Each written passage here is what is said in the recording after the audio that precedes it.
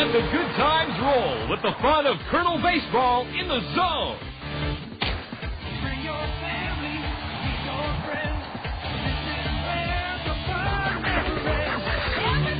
Everybody knows when you're at the game, the good times roll. Hey, Kernels, let the good times roll. Cedar and the Kernels, let the good times roll. With the South Slope Communications Triple Play Show, here's the voice of the Kernels, John Rogers.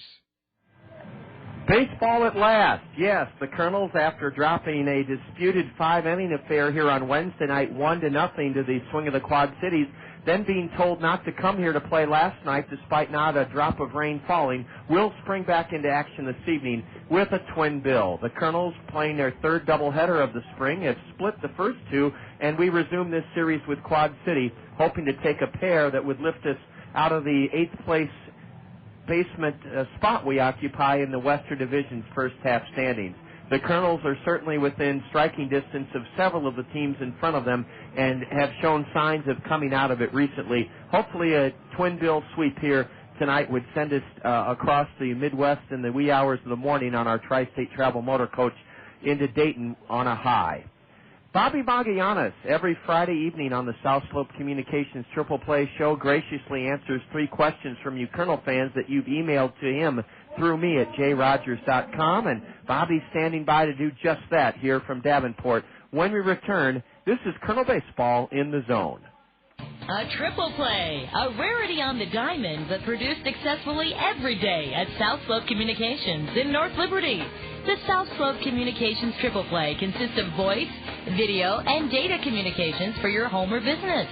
Achieve your communications triple play with South Slope Communications. South Slope is committed to providing the latest communications technology to their members while continuing to give service second to none. South Slope can provide your home or business with just about everything that connects you to information. Digital wireless phones, long-distance plans, data home and business wiring, video conferencing, dial-up and high-speed internet service, fiber optic installation and termination, and coming soon to all local servicing areas, digital video TV service. South Slope also rents out a beautiful community center event room in their magnificent new building in North Liberty. When you need anything in the communications field, select South Slope Communications. Visit them at southslope.com.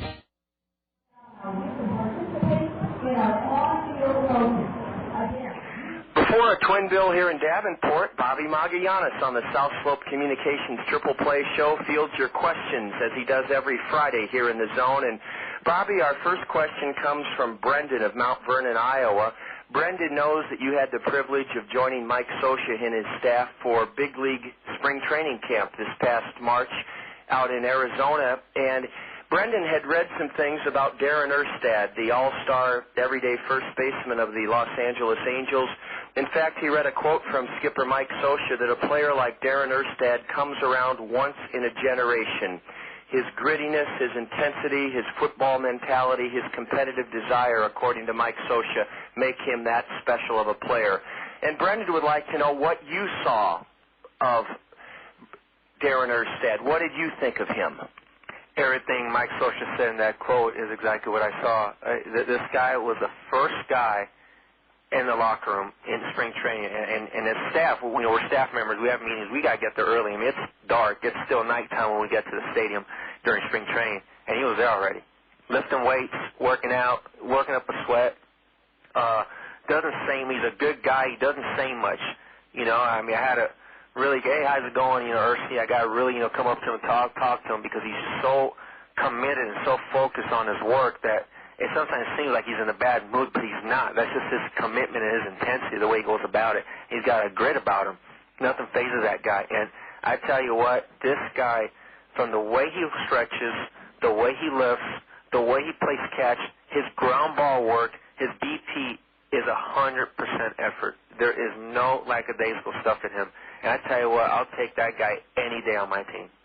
Well, Bobby, thank you. Nothing can replace an eyewitness account of you getting to see Darren Erstad, a guy, as Bobby said, Brendan, who doesn't seek the limelight, who goes about his business in an exceptionally hard work ethic and what a guy. He just doesn't get enough press, but that's not what Darren is seeking.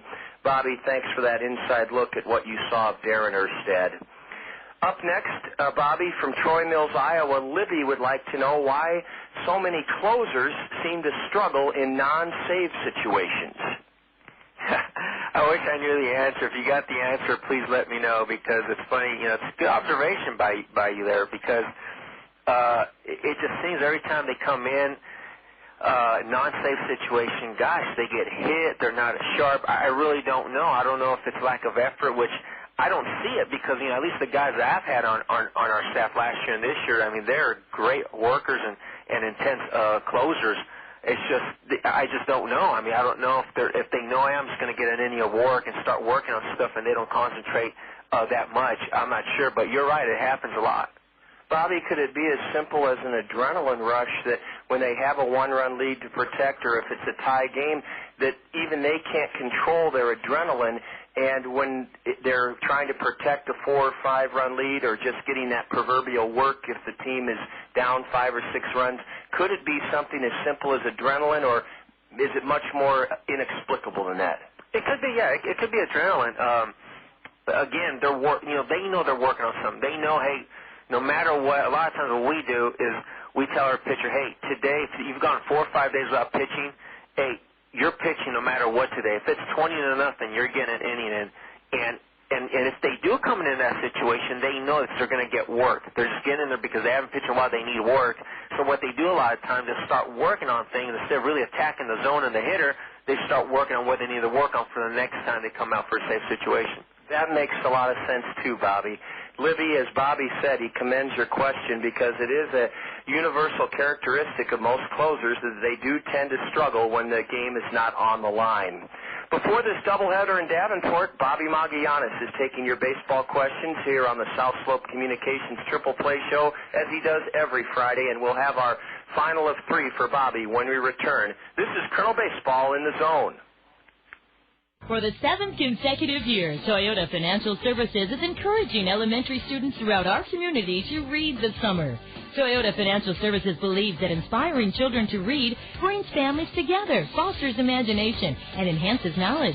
The Gazette shares Toyota Financial Services' belief in the value of reading. That's why they've teamed up to recognize and reward this summer's readers for their fabulous accomplishments. Toyota Financial Services and the Gazette, proud to stand with our community's children to enrich their lives. We've been telling you for some time that Greg's Lawn Service is a cut above the rest when it comes to caring for your lawn. However, Greg's experienced staff does so much more than lawn care. They offer complete landscape design and installation, concrete curb edging, grading, sodding, and hydro seeding. Yes, Greg's is a complete lawn care service, and they welcome the opportunity to show you why they are a cut above the rest. Give Greg's a call for more details about their wide range of services. Bobby, our final question for you this afternoon from John O'Donnell Stadium before we play a doubleheader with the Swing of the Quad Cities comes from Sherm of Cedar Rapids. And Sherm would like to know if you think the day will come when baseball will follow the lead of football and post a coach up in the press box behind home plate to gain a bird's eye view of the field. And then Sherm goes on to ask, do you think that coach in the press box, that spy in the sky, would then relay what he sees down to the dugout via headsets to the bench coach or manager? A few teams do that already. I know the Dodgers in the 70s and 80s. I don't know about the 90s. I end up, not following them anymore as I got into professional baseball. But I know growing up, they had the eye in the sky. They had a staff member that traveled with them, home. They go home and away, and they call them the eye in the sky. And he positioned the defense. He let I don't think he had a headset or walkie-talkie, but I know, they got their phones, so he'd have a phone in the press box, and he just phoned down, hey, move Garvey off the line a little bit. Hey, Ken Lander in center field, move him up to right center a little bit. Hey, Dusty Becker's playing too far down the line, get him left center a little bit. That's how they will position these guys, and there is in baseball, they do have them. Well, Sherm, I've just learned, Bobby, growing up in Southern California, I never knew that existed, Bobby. And I guess advanced scouts can come ahead of big league clubs, and they can sit up in the press box and then write reports. Have you ever watched a professional game from high up, and do you see the Angels ever wanting to employ this technique, or do you think with the coaches in the dugout and advanced scouting that it's an unnecessary step? Well, the thing is that there's so much advanced scouting now that, they're already hiring people to scout, advanced scout, which when you get to the first game of every series, you got the scouting report on every player. So, every player gets a copy. We try doing that here with the Cedar Rapids Kernels. We give a first game of every series to go over the opposing team, and we have already a report on them, what we're going to pitch them, where do they hit the ball, do they bunt, do they run. So the players already have an idea, so usually we don't need to move them because they know where they got to be. And also, that's what we're all, as coaches as well, we got to pay attention to, hey, let's move this guy over because we have it right there in the dugout, the spray chart on these guys. Thanks, Bobby. Sherm, another wonderful question. We had 3 of them again on this Friday. Bobby, we'll be back at home a week from today, and we look forward to having you answer more questions as you do every Friday. For now, though, please enjoy a certificate redeemable in any of our Zio Johnno's spaghetti houses. They've been locally owned and family operated for over 20 years, and the quality of food is tops at any of our Zio Johnno's. Colonel Manager Bobby Magianis, thanks again, as always, for taking these questions from our fans. It's my pleasure, John. Up next, Colonel Sports Information Director Todd Brummelkamp and I will set the starting lineups for the first of 2, the Kernels and Swing of the Quad Cities. That's just ahead here in the Zone. Papa John's pizza, it's so good. Better is best, that's understood. Better call Papa John's tonight. Better call Papa, he's got it right. Better ingredients, better pizza. Papa John's. Attention baseball fans, call your local Papa John's for our home run special. Get a large pizza with up to 3 toppings of your choice for only $9.99. Papa John's. Better call Papa. When it comes to fun in the new Veterans Memorial Stadium, nothing compares to the Westdale Mall Mix 96.5 FM Home Run Hot Tub. As you bask in the soothing comfort of the Westdale Mall Mix 96.5 FM Home Run Hot Tub, you'll be taking in the action from a breathtaking perch just above the left field wall. Register for your chance to be drawn as the winner of the Westdale Mall Mix 96.5 FM Home Run Hot Tub by visiting Westdale Mall.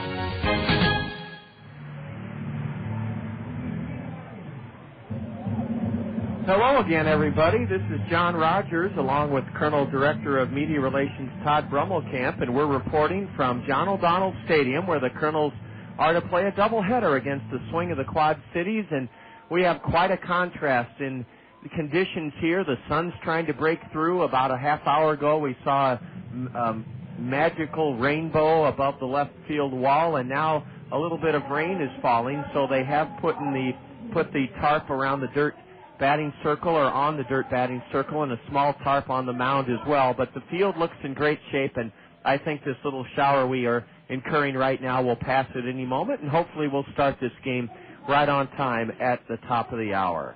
The Kernels hope to make some big strides on this road trip. The Kernels have played well on the road this season, 8-8, but still find themselves in the Western Division cellar with a record of 13-19, 8 lengths back of division-leading Clinton. The Lumber Kings enjoy the top slot in the West with a 22-12 record. They're 4 games ahead of the Wisconsin Timber Rattlers. We're going to go ahead and set the starting lineup for Game 1 because, as I say, I think the tarp that is over the dirt batting circle and the mound will be removed at any moment for baseball. In fact, the umpires are coming out of the tunnel as part of the Colonel dugout.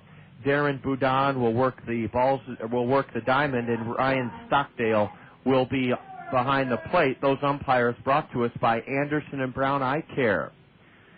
The Swing of the Quad Cities captured a disputed game that Colonel Manager Bobby Magianis protested, justifiably so, here on Wednesday evening. We left the ball game at the end of the 5th inning. It was called, and the field was playable. Not a drop of rain fell the next 4 to 5 hours here in Davenport, so a protest was justly lodged by the Colonel skipper to the Midwest League office.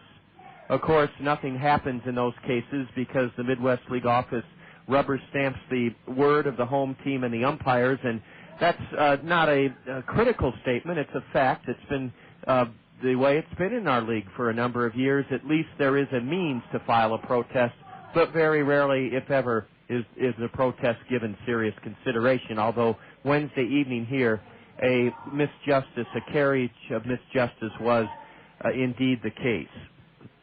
So Quad City with the win on Wednesday, 1-0, leads the season series with the Kernels. They've captured 3 out of the first 5 games played here in Davenport. Overall, the Swing record is 16-15. They're the Class A Midwest League affiliate of the St. Louis Cardinals. Leading off in left field for the Swing is Matt Lemancic. Batting second for Quad City, their switch-hitting shortstop, Matt Shepard. Joe Mather will be in right field, and he'll bat third in the first game. Jarrett Hoffbauer, with a .330 average, 6th highest in the Midwest League, is batting cleanup. Hoffbauer is at second base for the Swing. Deary Hammond drove in the game's only run in the 1-0 rain-shortened Swing win here Wednesday night. Hammond's the designated hitter, batting fifth. Hitting sixth, the left-handed hitting catcher Brady Toops for the Swing. Jake Mullinax is at the hot corner. He'll bat seventh for Quad City. Hitting eighth at first base, Mike Ferris. And batting ninth, Simon Williams, the center fielder. On the hill for the Swing in Game 1 is Mike Parisi, P-A-R-I-S-I. Mike is a 5'11 right-hander. He's from the Eastern Seaboard, lives in Lake Grove, New York, was born in Hagerstown, Maryland, and the Cardinals took him in the 9th round of the draft last year. 22-year-old Mike Parisi was a 6-4 loser to the Kernels on Sunday, May 1st here in this ballpark. The record for Mike Parisi in 6 starts this year, 1-3, no complete games, a 4.33 ERA. That's the Swing starting lineup as the grounds crew takes off the tarp over the dirt batting circle, and shortly on the mound, Allen Motor Company is proud to present the Allen Motor Company Kernel starting lineup. You can get a PT Cruiser, a 2005 PT Cruiser convertible, and make no payments until the end of the summer right now at Allen Motor Company.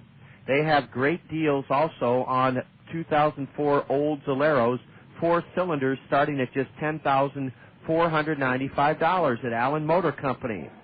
Allen's is open until 5 o'clock tomorrow, and they're open late Monday and Thursday nights. Their spectacular campus is located at I-380 and Boysted Road, exit 25 in Hiawatha. With the Allen Motor Company Kernel starting lineup for Game 1 of this twin bill, here's my friend and colleague Todd Brummelkamp, the Kernel Director of Media Relations.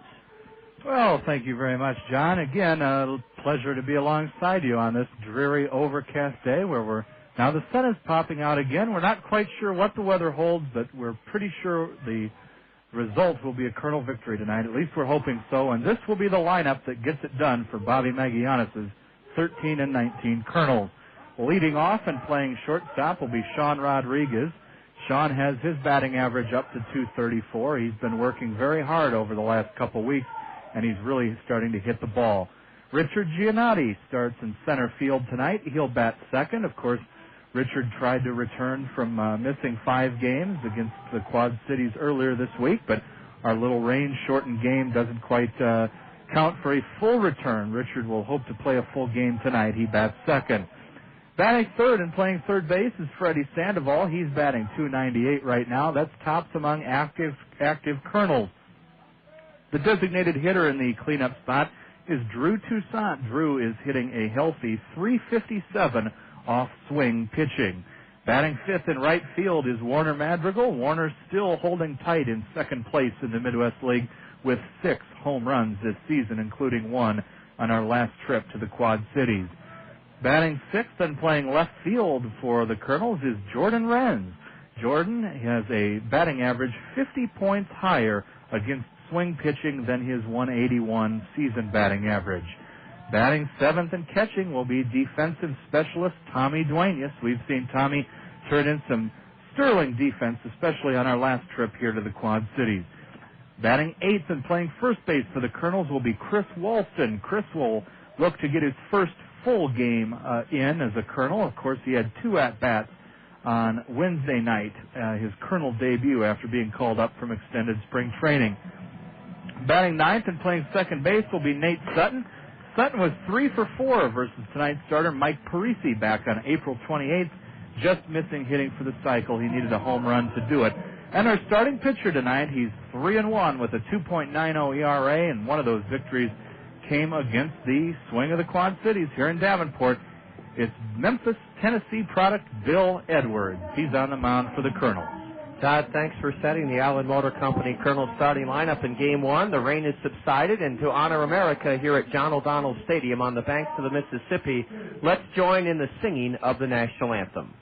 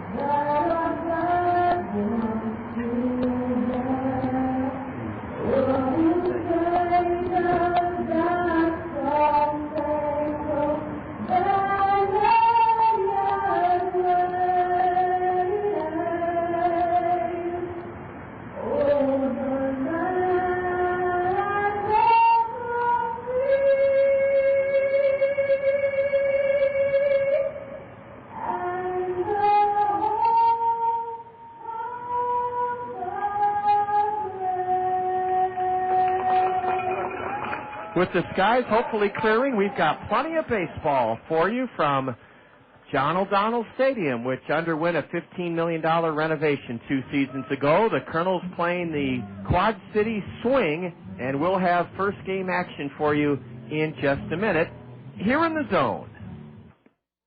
A triple play, a rarity on the diamond, but produced successfully every day at South Slope Communications in North Liberty.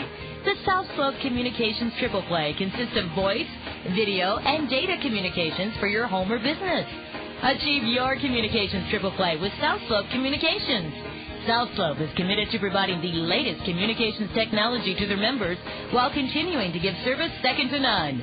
South Slope can provide your home or business with just about everything that connects you to information. Digital wireless phones, long-distance plans, data home and business wiring, video conferencing, dial-up and high-speed internet service, fiber optic installation and termination, and coming soon to all local servicing areas, digital video TV service. South Slope also rents out a beautiful community center event room in their magnificent new building in North Liberty. When you need anything in the communications field, select South Slope Communications. Visit them at southslope.com. Game 1 of a twin bill will start with Sean Rodriguez leading off against right-hander Mike Parisi. The Swing are in their unique white home uniforms with powder blue hats, powder blue sleeves, and powder blue socks. The Kernels are in their gray road uniforms with red batting helmets, red numbers trimmed in white. Sean Rodriguez is first up against Mike Parisi, and the third baseman Jake Mullinex plays in front of the bag and near the line. The first pitch this evening is low and in, ball one, according to the plate umpire, Brian Stockdale. Parisi works quickly. The next delivery is dribbled foul at the plate, and that's strike one to Sean. 1 homer, 3 RBIs for Rodriguez. It's 400 feet to dead center here at John O'Donnell Stadium. The lights are on, and the wall in center field's 12 feet high, and it's dark blue. The outfield plays Sean slightly to pull. The next pitch is in the dirt for ball 2. Parisi was very effective in his last start. That was in Clinton on Friday night. A no decision in a Quad City 4-3 win over the division-leading Lumber Kings. He pitched 6 innings and gave up just 2 runs, 1 earned. A high fly ball into deep center. Simon Williams drifts back, and On the warning track, about 395 feet away, he caught it. Well, Todd, you said in the open how well Sean's swinging the bat, and the only negative to that at bat is he hit it to the deepest part of the ballpark. That's right, John, but it did carry, and that's interesting to see in these rainy conditions that the ball would carry as well as it did off Rodriguez's bat. But he is hitting the ball extremely well, and call it a feeling, but I have a sense he might break out on this road trip. Richard Giannotti stands in and takes a strike called. The center fielder, Simon Williams, had to go back on the warning track 395 feet away to catch Rodriguez's drive. Now Parisi deals high and away, ball one to Richard Giannotti, 288 hitter, no homers, 2 RBIs, and guarding the line at third is Jake Mullinax. For the swing, Giannotti swings, and that's as far as we've seen Richard hit one in this season. He golfs it foul towards one of the bases of the Centennial Bridge down the right field line. That ball made a little bit of a splash. People driving by on the bridge might have think it was a fish jumping up out of the water, but Richard put one in the river. Unfortunately, it was well foul. Giannotti, a switch hitter batting left, and a terrific curveball has Richard heading back towards the Kernel first base dugout, strike 3 called. The Swings pitching staff is ranked 10th in the 14-team Midwest League, a team ERA of 4.15. However, against the Kernel batters this season in 5 games, a 2.85 ERA. Freddie Sandoval with 2 gone, drives one into deep center. Back goes Simon Williams, and he will not get it. It's up against the left center field wall, and Freddie Sandoval pulls into second with a 2-out stand-up double. Freddie with his team-high 9th double of the year. And, Todd, you said it on the drive into center moments ago that was caught by Simon Williams off the bat of Rodriguez, that the ball is carrying well, and you wouldn't expect that with kind of heavy air. Well, we have heavy air. The rain, just as Sandoval was coming up to bat, started to pick up and come down a little heavier. Now it's let up again, but if you look at the flagpole out in left field, there is no wind. So it's not the wind that's carrying the ball. The ball just seems to be carrying on its own tonight. Drew Toussaint has a 2-out RBI chance, and Mike Parisi spins a strike in to the right-handed hitting Kernel cleanup batter. The DH, Toussaint, hitting .267, no homers, 9 RBIs. Freddie Sandoval's at second, and the right-hander's curveball is down low, and it's ball 1. 1-1 to Drew Toussaint, who did not play in the series opener here. The rain-shortened swing protested victory on Wednesday night, 1-0. Sandoval, a short lead at second. Parisi with the set and delivery. It's just low for ball 2 to Drew Toussaint. Drew wears his gray road trousers down low at the tops of his black Nike spikes. Bobby Magallanes is leaning down with his hands on his knees, looking out at second base to try to bring in Freddie Sandoval. Here's a ground ball foul past third. It was only foul by a foot, and it evens the count at 2-2 here in the Kernel first inning. The Kernels hitting .239 as a ball club. That's second to last in the Midwest League. We're tied for 6th in home runs with 19 homers in 32 games. And the Kernels are 3rd in the league in stolen bases. Hey, Todd, above the Centennial Bridge, I think the sun's trying to peek through. It's trying to poke out there, and maybe that's a sign of a ray of hope for Drew Toussaint here. Breaking pitch, and Drew swings and misses, strike 3. So Mike Parisi pitches around a 2-out double, and the Kernels squander a scoring chance in game 1 of this doubleheader. No runs, a hit. There were no swing errors. The Kernels leave a runner after 1/2 inning. First game of a doubleheader, Kernels nothing. Quad City coming up. You're enjoying Kernel baseball in the zone. Cedar Rapids' oldest wholesale greenhouse is also Cedar Rapids' newest full-service landscaping center. Cedar Rapids Greenhouses has been serving eastern Iowa wholesalers for 50 years at the corner of Johnson Avenue and Edgewood Road behind Guppy's on the Go. Along with their garden center and brand new floral shop, Cedar Rapids Greenhouses offers a full selection of landscaping products and services. If you're searching for the right beautification project, let the trained landscape designers at Cedar Rapids Greenhouses help you create a unique plan for your home improvement efforts. They will work within your budget and taste, and they do free estimates. If you want to do it yourself, walk through their expansive 4-acre in-town location and choose from a wide variety of trees, shrubs, or blooming plants. Cedar Rapids Greenhouses has a full line of annuals, perennials, and a variety of magnolias, maples, and lilacs. For the highest quality and wholesale prices, see the difference at Cedar Rapids Greenhouses, Eastern Iowa's newest garden center, floral shop, and full-service landscapers. Corner of Johnson Avenue and Edgewood Roads Northwest. Ah, the sounds of the office. Like the sound of someone using a slow color printer they paid too much for. Well, those days are gone. Introducing the Xerox Workcenter C2424 multifunction. It copies and prints 24 pages per minute, making it the fastest networked color multifunction for under $3,000. In fact, the only thing you might have to worry about is... What you printing? 1,000-page market segmentation study. The new Workcenter C2424 multifunction. To learn more, visit Xerox.com/office. 6'4" lanky, trim, lean right-hander Bill Edwards has been dynamite on the mound this season for the Kernels with a 3-1 record, a 2.90 ERA. This for a Kernel ball club that has the highest ERA in the league, 4.52. Bill pitched magnificently in his last start a week ago at home against Burlington. Helped lead the Kernels to a 4-3 victory. Went 7 innings, gave up 3 runs, only 1 earned on 4 hits, struck out 6, walked 1, and as Bill pitches here in the bottom of the first inning, we'll tell you a little bit about his father-in-law and how Todd and I got to know that his father-in-law listens to all the Kernel games down in Memphis, Tennessee. Matt Lemancic looks at a strike call, a fastball from Bill. It's Freddie Sandoval at third, up the middle, Rodriguez at short, Nate Sutton at second, and big Chris Walston playing well off the line at first. Matt Lemancic bounces one to first. And the big guy, Chris Walston, gloves it and trots to the bag to his left to retire Matt Lemancic. Lemancic, a .217 hitter, squibbed that one off the end of the bat and grounds out to first, 1 away here in the swing. First inning, no score. Todd and I were enjoying the brunch on Mother's Day in the pregame picnic area that over 400 Kernel fans came out and savored last Sunday, and Bill Edwards' mom and dad were there, and they were a little bit sheepish and humble to ask if we could say hello as a strike is in to switch hitter Matt Shepard batting left. Say hello to Bill Edwards' father-in-law, and before we do that, we don't have a rabbit on the field.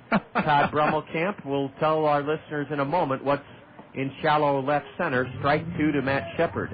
It's a zoo every time we come to the Quad Cities, John. We have 2 ducks. It looks like a hen and a male mallard now coming in behind shortstop, right behind Sean Rodriguez. The 0-2 to Shepard from Bill is a looper towards that duck, and it falls in center field. I'll be darned. Matt Shepard on an 0-2 pitch lifted a single into shallow center, very close to that duck that Todd Brummelkamp just described. A duck snort, if you will. They have the duck on the big screen now. Yes, they do. He's quite a healthy... There they go. The name of their hockey team here across the river, Todd, is what? Well, they are the Quad City Mallards, so maybe that was a clever marketing ploy by the hockey team, but they're gone now. They have flown over the left center field wall and back to the Mississippi. Speaking of being gone, so appears to be the threat of rain. The sun is now shining. Bill Edwards giving up that hit on an 0-2 count to the .272 batter Shepard. Matt has 3 steals and 7 tries, and Bill Edwards a 3/4 arm delivery high and away to right-handed batter Joe Mather. Todd Brummelkamp, who do we owe a Kernel welcome to down in Memphis? Well, I wrote his name down, and I believe it's Mike Hazelwood. I know Hazelwood is the last name, and I'm pretty sure that Mike is Bill's father-in-law's name. Here's a shot into left. Jordan Renz can't get it. It sails over his head. Matt Shepard will speed into third. It's a double by Joe Mather. I don't know if Jordan Renz didn't see that ball off the bat. Joe Mather, in Jordan's defense, hit it like a bullet. And the Swing have runners at second and third with 1 out here in the bottom of the first inning. Joe Mather hit that ball hard. He crushed it, Todd, and Jordan Renz saw it sail over his head. I don't know whether Jordan took a step in by mistake. We'll see on the Swing replay board here if we can get a shot of Jordan and what he did there. But just looked like he did not get the proper bead. But as you said, in his defense, Mather tagged that ball. Yeah, Joe hit it hard. Now the Kernel infield back. They'll give up a run for an out as the dangerous cleanup batter, Jarrett Hoffbauer, second baseman, a sixth in the league in hitting, takes a good-looking curveball. The plate umpire, Ryan Stockdale, called it ball one. Bill Edwards, his father-in-law, is Mike Hazelwood, and he listens down in Memphis, Tennessee. Todd will tell you about what he does for his career in a moment. There's a breaking pitch. In at the knees for a strike. It evens the count to Hoffbauer 1-1. Well, Bill's father-in-law is a commercial pilot for Federal Express, which, of course, have their offices based out of Memphis, Tennessee, and we are told that Bill's father-in-law listens in to the broadcast mainly when Bill is pitching and, of course, when he doesn't have anywhere to fly to. So we certainly hope that you're grounded in Memphis tonight and listening in as Bill will look to work out of a jam here. Jarrett Hoffbauer. A wild pitch. It slipped out of Bill's hands, and the throw home. The runner's out at the plate. Oh, Bill Edwards, after heaving one behind the batter, covered home plate, and Tommy Duenas threw to the plate, and out was Matt Shepard trying to score on that wild pitch. And, Todd, that play, that sequence would be a candidate for baseball follies. And now here comes the Colonel Brain Trust. Perhaps Bill Edwards uncorked that wild pitch because he slipped on the rubber of the mound. He's looking at his back spike. Here comes Eric Munson, the Colonel trainer, along with pitching coach Kernan Ronan, and something went haywire on that delivery, Todd. It was 10 feet behind Hoffbauer. Well, Edwards started out of his motion, had the ball cocked up by his head, and looked like he wanted to stop. And it's a good thing he didn't, John, because if he stops, it's a balk, and the runs from second and third advance, they would have scored a run on the play. Instead, Bill follows through. The ball very lazily, probably about 40, 50 miles an hour, goes behind Hoffbauer's head to the backstop. Bill Edwards alertly comes home. Duenas goes and gets the ball, fires home, and they catch the runner. Lightning in a bottle to not have anything go wrong on that. And including Bill Edwards' health, apparently. They checked him out. Apparently, he just slipped on the mound, did not like his footing, and let go of that ball. But, again, it's a good thing he did let go of it. Otherwise, the swing would for sure have a 1-0 lead. Well, the put-out went Duenas to Edwards, 2-1, sliding into the plate. Into the tag of Bill Edwards was Matt Shepard. He's gone, and there's 2 out, a runner at third on the wild pitch. Now a curveball looked awfully good from here, but Jarrett Hoffbauer took it for ball 4. Todd and I are right above home plate, and we have one of the best views of any broadcast perch in the Midwest League, and I don't know where these breaking pitches from Bill Edwards are missing, but according to Ryan Stockdale, though, they are balls. So it's first and third. 2 out for the swing. No score, bottom of the first. The man that drove in the only run of the Quad City victory here on Wednesday night, Derry Hammond at the plate. Derry looks a lot bigger than what they list him, 6'2", 200 pounds. And there's a strike into the 25-year-old Derry Hammond from 24-year-old right-hander Bill Edwards. Hoffbauer leading away at first. Joe Mather at third. And a fastball is downstairs, low and away. Derry Hammond drove in the game's only run in the 4th inning Wednesday night against Fernando Rodriguez. He's batting .261. 6 home runs, 21 RBIs for Derry Hammond. Edwards from the stretch, and the pitch is dribbled foul to the swing third base dugout. Quad City has burnt orange numbers on the back of their home jerseys, and they have their names imprinted above those burnt orange numbers.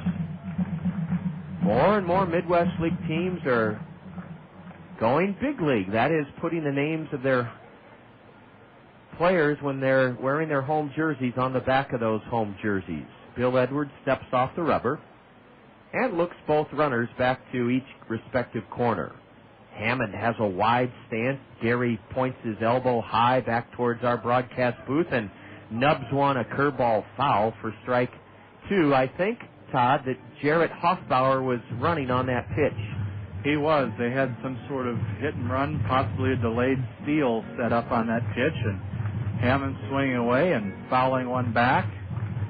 And we have more ducks, although they are now over in the right field fence just beyond the barrier in right field. The 1-2 to Hammond. Swing and a miss on a curveball. Bill Edwards pitches around trouble in the bottom of the first inning. Bill is one of the best competitors this Kernel staff has. No runs for the Swing despite a pair of hits and a walk, a wild pitch. There were no Kernel errors, and Quad City leaves a pair. Game 1 of a doubleheader. After 1 inning of Game 1, it's the Kernels nothing, the Swing nothing. You're tuned to Kernel Baseball here in the Zone. Hey, everybody, gonna get on down to Hometown Restyling. Hometown Restyling. For all your remodeling needs, satisfaction guaranteed. Hometown Restyling specializes in all of your home's interior, exterior needs. Visit our showrooms, one in Hiawatha, one in Coralville, and see the incredible possibilities. Windows, siding, sunrooms. Give us a call at 378-1221. Do you know what the newest get-rich-quick scheme in America is? It's filing lawsuits. Do you know that if you own a business or any substantial property, you have a 1 in 4 chance of being a target, even if you've done nothing wrong? Protect everything you've worked hard for with a Nevada corporation. Personal asset protection is one of the many benefits of incorporating in Nevada. Nevada also has no state tax and is unparalleled in corporate and personal privacy. Hi, I'm Greg Zapper, president of Nevada State Corporate Network. Through the years, we've helped thousands of people just like you protect what they worked hard for. With just a single phone call, you'll learn all the benefits of a Nevada corporation, like asset protection, tax savings, privacy, and much more. All for just $489. We do all the paperwork for you, and we can get you incorporated by phone in about 10 minutes. It doesn't matter where you live, only where your corporation lives, and that should be tax-free Nevada. Get the protection you need in today's litigious culture. Incorporate today. Call 800-330-9010. 800-330-9010. That's 800-330-9010. Ask for offer 33. He fires in a strike call to number 5 hitter Warner Madrigal. Now Warner swings at a changeup and taps it foul at his feet. 0-2, no score.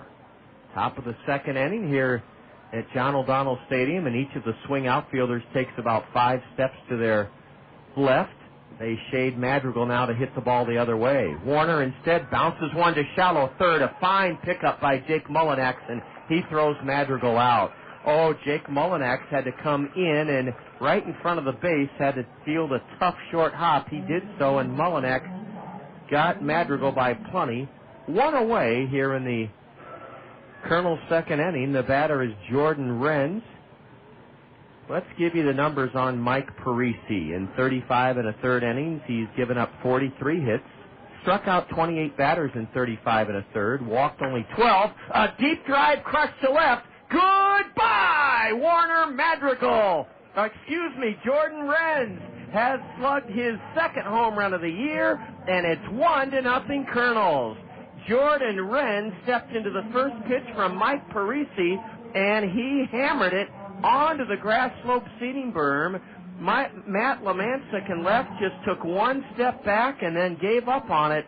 Number 2 for Jordan Renz, and boy, Todd Brummelkamp, is that ever great to see the Kernel dugout along the first base line greeting Jordan Renz with those high fives. Well, you would think it was the president or the Pope stepping off the airplane. They are crowded around those steps wanting to be the first person to salute him. As we said, Jordan hitting 50 points higher against the Swing than he is on the season as a whole, and he's just added to that. Here's a swing and a miss by Tommy Duenas. It's 1-0 Kernels here in the top of the second inning. Renz, with his second home run of the year, blistered it onto the grass slope seating berm above the 8-foot-high wall and left.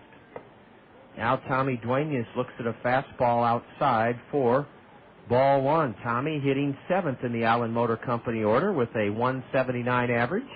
A changeup drifts inside to Tommy Duenas for ball 2. Tommy steps out to tighten up his batting gloves. Duenas is playing without sleeves this evening.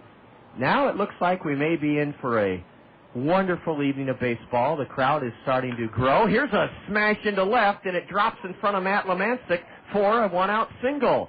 Tommy Duenas hit the ball hard, wrapping it into left field, and even with great speed, Lamancic, Todd, did not want to risk trying to make a shoestring catch on that one. Well, very wisely showing his maturity there, laying up and letting that drop in front of him. he tries to make a shoestring catch. That ball trickles all the way to the wall, and Duenas has at least a double. You're right, Todd. That outfield grass is still very, very moist and soggy. Lamancek's playing very deep in left for big Chris Walston. A newcomer to the Kernels, and a curveball is just below the knees, ball one, to Chris Walston, 20 years old. This kid is 6'6", 245. Looks a little bit like a young Dave Kingman. And a fastball rides up and into Chris. Walston was 0 for 2 in his Kernel debut. 1-0 Kernels, top of the second here in Davenport. Chris has a slightly, and I mean slightly, open stance. Basically, he's a straightaway hitter. And he whistles one foul straight back. Todd, where the crowd is growing is in the bleacher section, aluminum bleachers that parallel the left field line. Well, that's right. Quad Cities tries to get $9 for all their seating in the blue section of the stadium. So when people come out to the ballpark to save a little money, they'll sit down that left field line in those bleachers. And apparently a lot of people are trying to save money tonight because that's where the majority of the folks have indeed gathered, down by the two ducks. I now know why the Ducks are positioned down the left field line.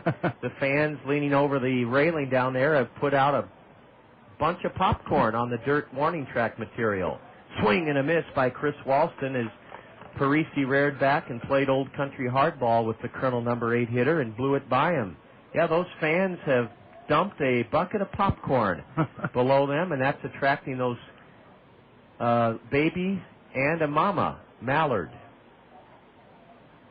Now the right-hander flinches and steps off the rubber, kicks his spikes behind the rubber. That's Mike Parisi.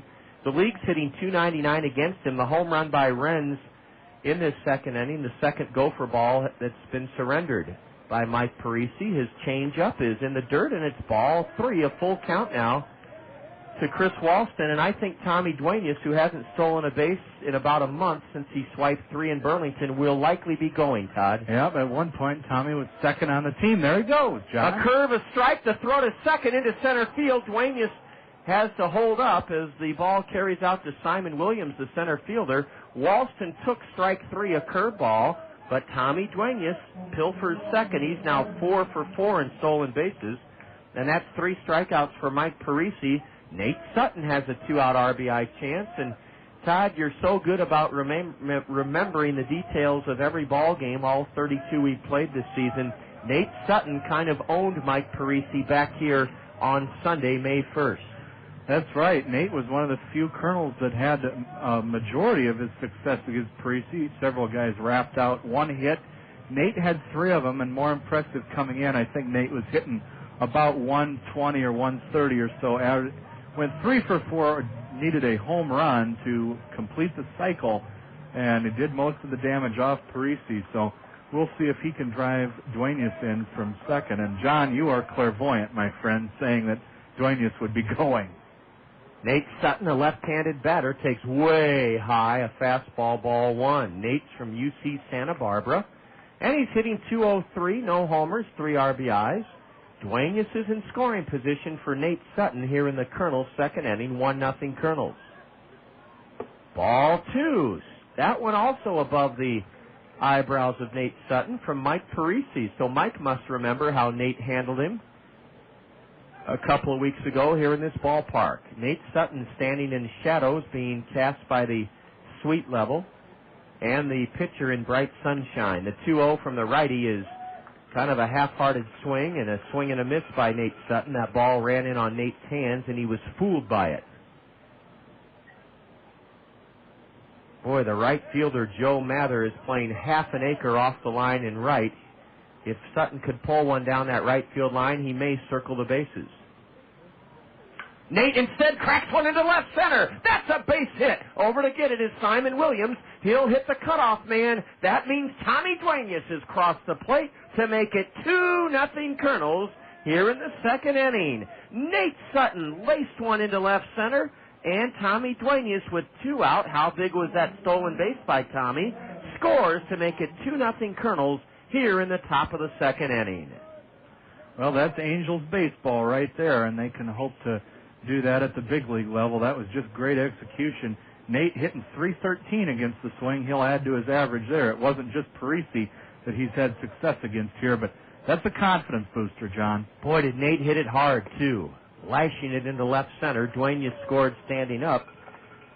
Sean Rodriguez, the leadoff batter, takes a curve for a strike. Sean flew out to the warning track in deep center in the first inning. 2-0 Kernels, game one of a doubleheader here in Davenport. There's another breaking pitch. This one's low and into Sean, who steps out. Rodriguez, using a black lacquer bat, takes a look at Bobby Magallanes, his skipper, coaching beyond the third base bag. Sutton's being held at first by Mike Parisi, a throw over there, and Nate's back standing up. 318 down the right field line here in Davenport, 343 down the left field line, and 400 feet to dead center. Another toss to first, and Ferris's tag, not in time. Sutton back safely. There's no grandstand roof here at John O'Donnell Stadium. It's an open-air structure.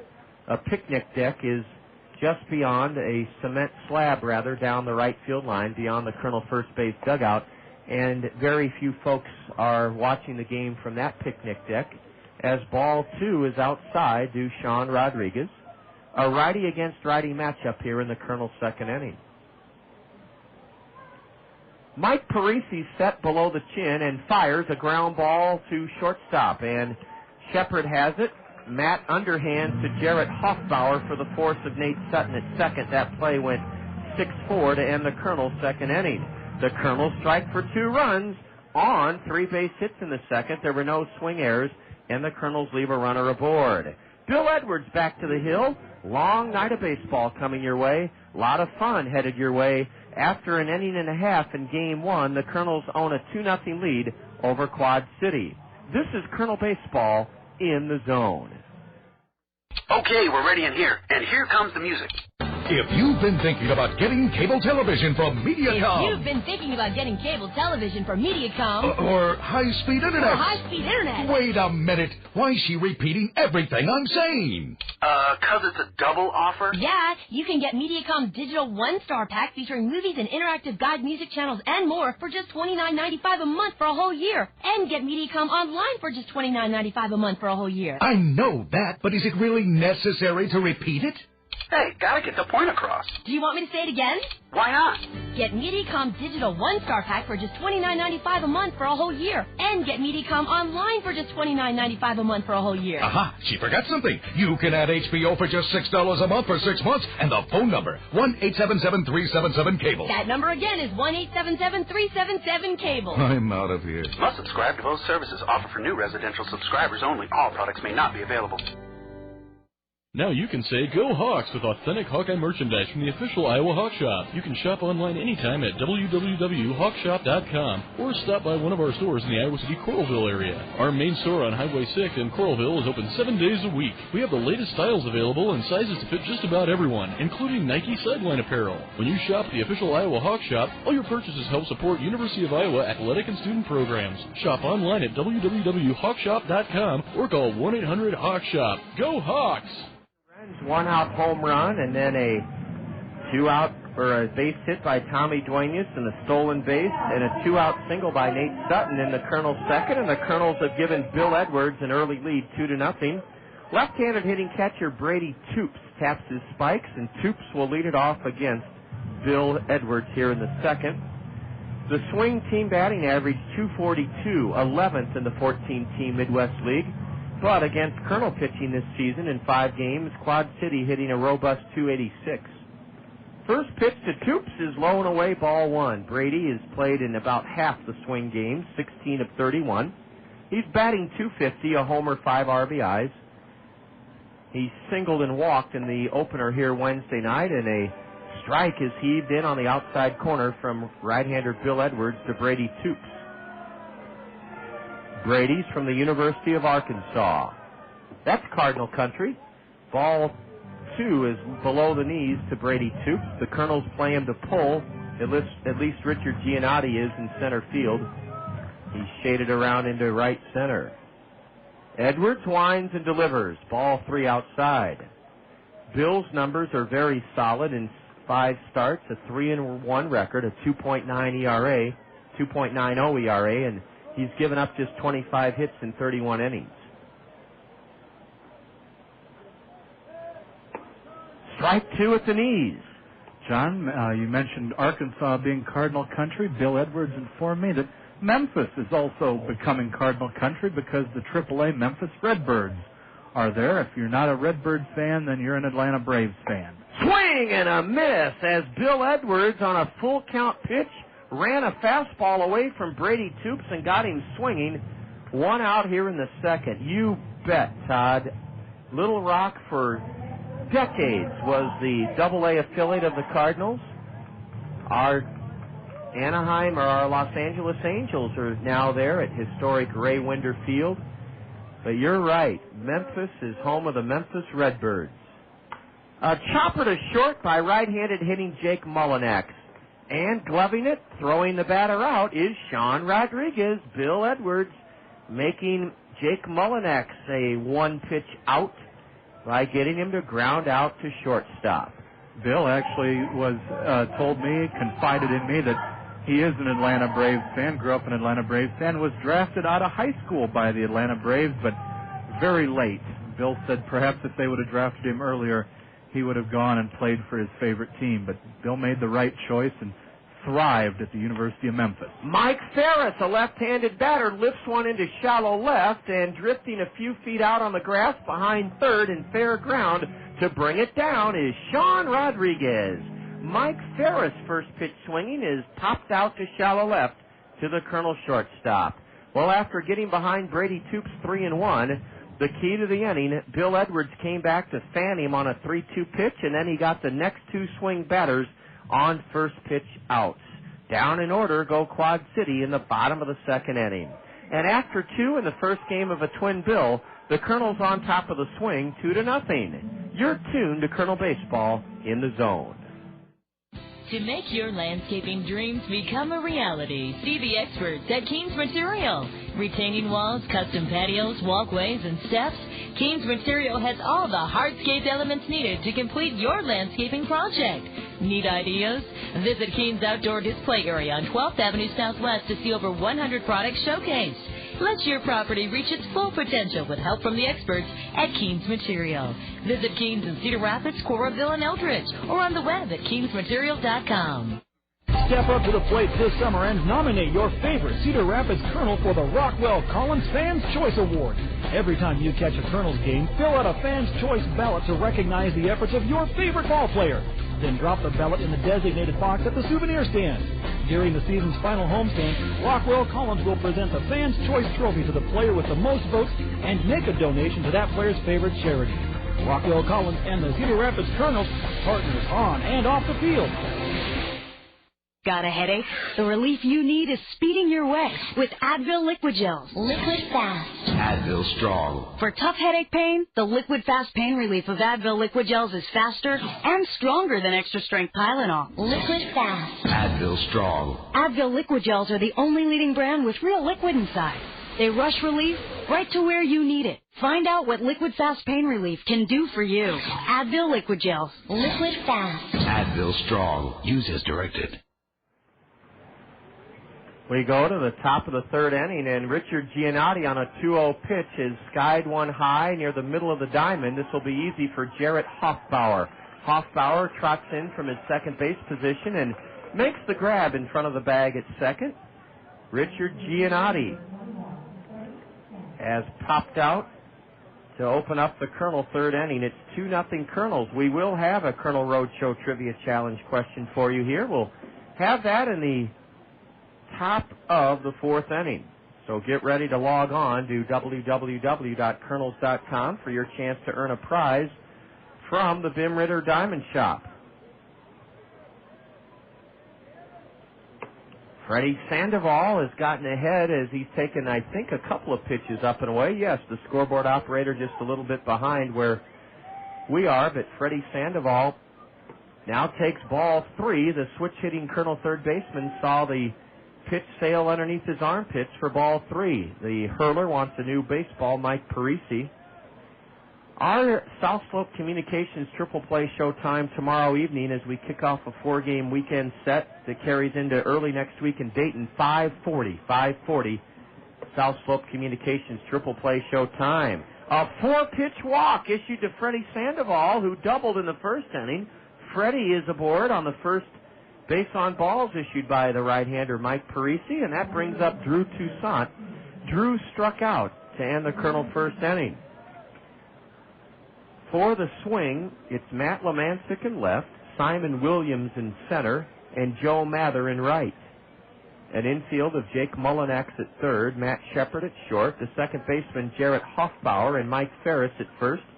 Ferris just took a toss over from his pitcher Mike Parisi, but Freddie Sandoval with a big lead got back safely. Drew Toussaint waits, another throw to first, and Sandoval dives back in safely again. Drew's a right-handed batter with a straightaway stance. He wears a pair of white and red batting gloves. The Kernels are in their gray road uniforms this evening and wearing dark blue caps, but red batting helmets. There's a letter-high fastball to Toussaint for a strike. Mike Parisi pitched 5 1/3 against Bill Edwards here back on Sunday, May 1st.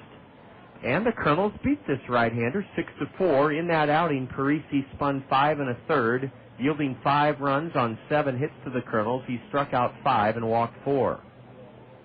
Sandoval may be running. He takes a couple of steps towards second, then slams the brakes on as Drew Toussaint looks at one high and away for a ball. The Mississippi River is the majestic backdrop to John O'Donnell Stadium, which is built back in 1931. An overhand curve. Parisi wanted the call, didn't get it from plate umpire Ryan Stockdale, and taking it for ball 2, Drew Toussaint. Todd, this is your prototypical hit-and-run count. Yeah, on a 2-1 count, you may want to challenge this swing here, and Toops getting up out of his squat, positioning himself for a high drive, way back and left at the wall. It may go! It is a 2-run homer for Drew Toussaint, his first home run of the season. And with Sandoval aboard ahead of him, Drew Toussaint's 2-run homer lifts the Kernels into a 4-0 lead here in the top of the third inning. Drew Toussaint waited on a curveball and lofted it high to left. Nat Lemancic went back to the track to the wall. He looked above the 8-foot-high blue-padded wall, and it plopped onto the grass slope seating berm, and Drew Toussaint joins Jordan Renz in the long ball column for the Kernels. It's a Kernel 4-0 lead here in the top of the third inning. Well, you knew it was only a matter of time before Drew Toussaint broke out and showed off his power. He hit 13 home runs last year at Provo. He was leading the Provo Angels in home runs last year, and Drew has tremendous bat speed, and he showed it there as he really whipped that bat through the zone and got that ball just over the top of the wall, as John said. Now Warner Madrigal's ahead on the count. 2 balls, 1 strike. Toussaint with his first. Drew hit 12 to help lead Provo to the Pioneer League title last year. A fastball, and Warner Madrigal didn't mean to, but he broke his wrists on that batting helmet high fastball, and the count even to Warner now 2-2. Warner bounced out to third, leading off the second. Look out! He slices one foul onto that tarmac, that gray concrete picnic deck beyond the Kernel first base dugout. Nobody was hurt by it. A lot of kids out on that grass slope seating berm in left. Nobody on the grass slope seating berm in right as a breaking pitch drops in low and in for ball 3 to Warner Madrigal. Warner has his red Kernel batting helmet caked in pine tar, a la Vladimir Guerrero. Warner protecting the plate, taps one foul at his feet. Isn't he one of those guys that has all sorts of batting or pine tar caked on his helmet, Todd? Vlad Guerrero. Craig Biggio comes to mind as well, but that's a good sign to see Warner follow that pitch off because he's been swinging and missing those earlier in the season. Ooh, a curveball, and Madrigal just got a piece of it, and Brady Toops, the backstop of the swing, couldn't hold on to it, so Warner gets another life. 4-0 Kernels, top of the third inning, game 1 of a doubleheader here in Davenport. 5:40 South Slope Communications triple play showtime tomorrow in Dayton. Ooh, a big Uncle Charlie, and that was a big league curveball that drops into Madrigal for strike 3 called, and that's 4 strikeouts now for right-hander Mike Parisi. John, I never have understood that pine tar look on the helmet. I always think you want to look like a professional, and you'd have a clean new uniform and brand new batting gloves almost every game. You might as well have a sparkling helmet. The only thing I can figure, Todd, and maybe we can ask Warner about it later this season, is that it might be superstition. No comprende. Jordan Renz, who got the Kernels off to a flying start in his first game with a home run, lifts one to the right side of the swing infield, and it's caught by Jarrett Hoffbauer. Hoffbauer had to scoot to his left, and on the edge of the grass of shallow right, Hoffbauer gathers it in. Jordan Renz, who homered with one out in the second, has popped the second to end the Kernel third inning. A 2-run homer by Drew Toussaint. 2 runs for the Kernels in the third on one big hit. There were no swing errors, and the Kernels leave the bases empty. We go to the home half of the third in Davenport with the Kernels up on the swing, 4-0. This is Kernel Baseball in the Zone. It's spring planting time, and garden treasures await you at Peck's Flower Shop and Garden Center. For the best plant selection in the area, plus all the free advice you'll need, visit Peck's Flower Shop and Garden Center. Peck's greenhouses are filled with blooming treasures for garden, patio, and hanging baskets. Peck's has hundreds of varieties of perennial plants, rose bushes, and vegetable plants, all ready to plant. Peck's has acres of trees and shrubs for creating beautiful landscapes. Peck's will help you with your landscape projects with expert advice and estimates. Bring us your ideas. We'll help bring them to life. Visit Peck's Flower Shop and Garden Center, where the knowledgeable staff is ready to answer your plant and gardening questions. Peck's is located at the corner of Blair Ferry and Edgewood Road Northeast. Peck's, growing garden treasures since 1956.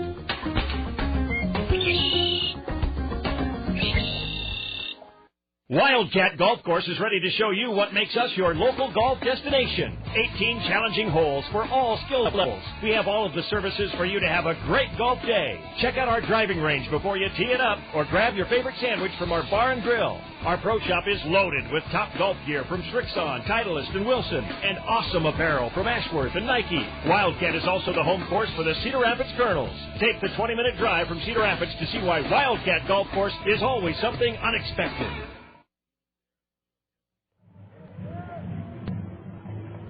We go to the bottom of the third inning, and Bill Edwards, who worked out of a jam in the first inning by covering home plate on a awkward pitch that's now I don't know how they can't rule the pitch that went behind the batter. We had the official scorer come in and very, like he'd thought about it for 3 innings, that wasn't a wild pitch. How could that not have been a wild pitch? What do they think of here?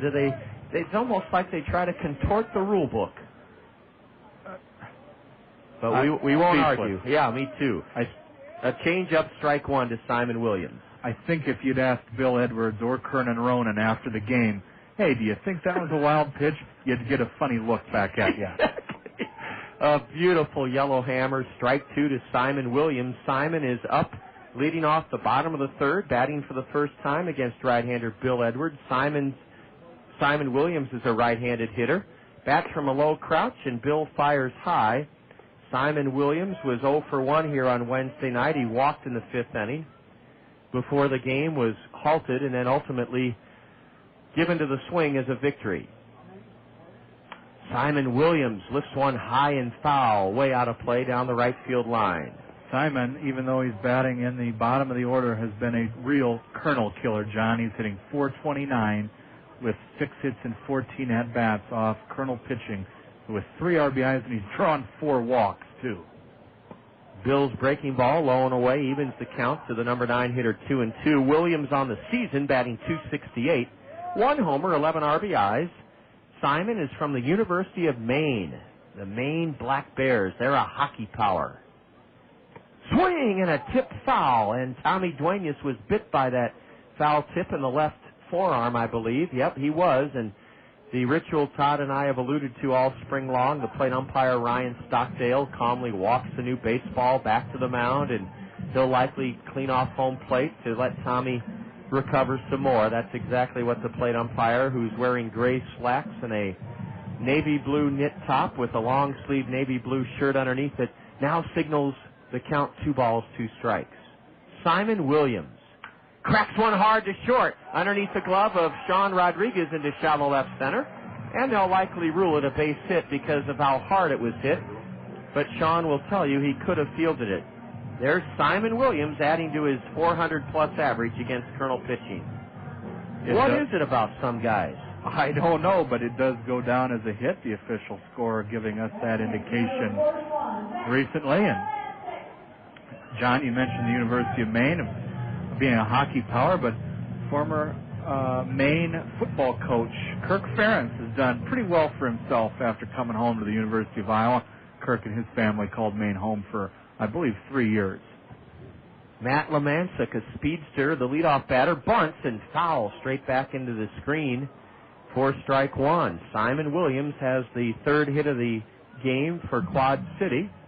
It's 4-0 Kernels in the top of the 3rd. The Kernel outfield, Renz in left, Giannotti in center, Madrigal in right. They play Matt Lemancic straight away. Lemancic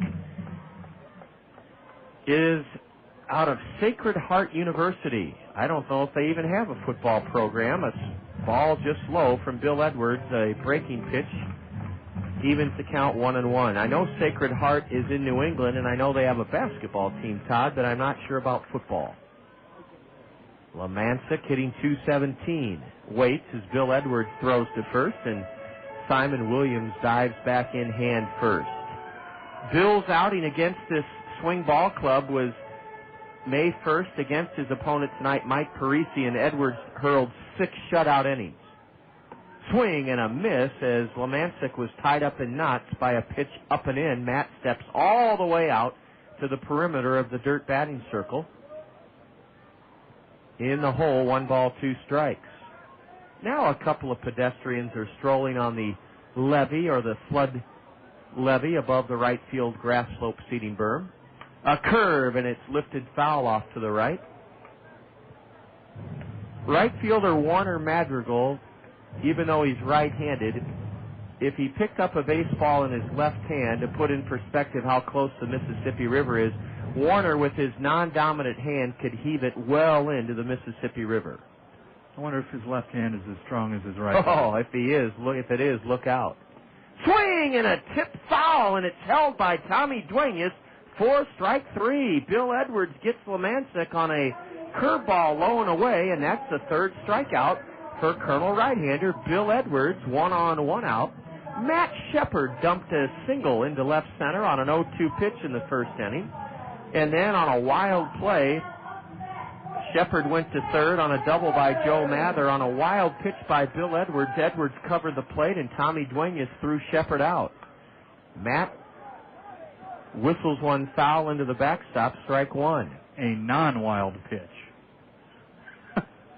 I don't know.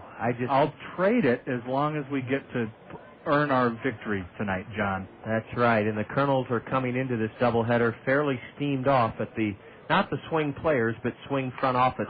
Ooh, a shot off Bill Edwards' calf. He recovers, underhands to the first baseman for the out, and let's see how fast Eric Munson and pitching coach Kernan Ronan are out to the back side of the mound. Bill Edwards is limping, not noticeably, but slightly. I think that line drive off the bat of Matt Shepard struck him in the left upper calf. But, Todd, I'm going to leave it to you to use the binoculars and take a good look at Bill Edwards as they're checking him out behind the mound. Actually, John, I think it was his right calf, and that's what they're looking at right now. He finished his motion, and that right calf still on the pitching mound was exposed as the ball ricocheted. But, John, earlier in the broadcast, you mentioned what a competitor Bill Edwards is.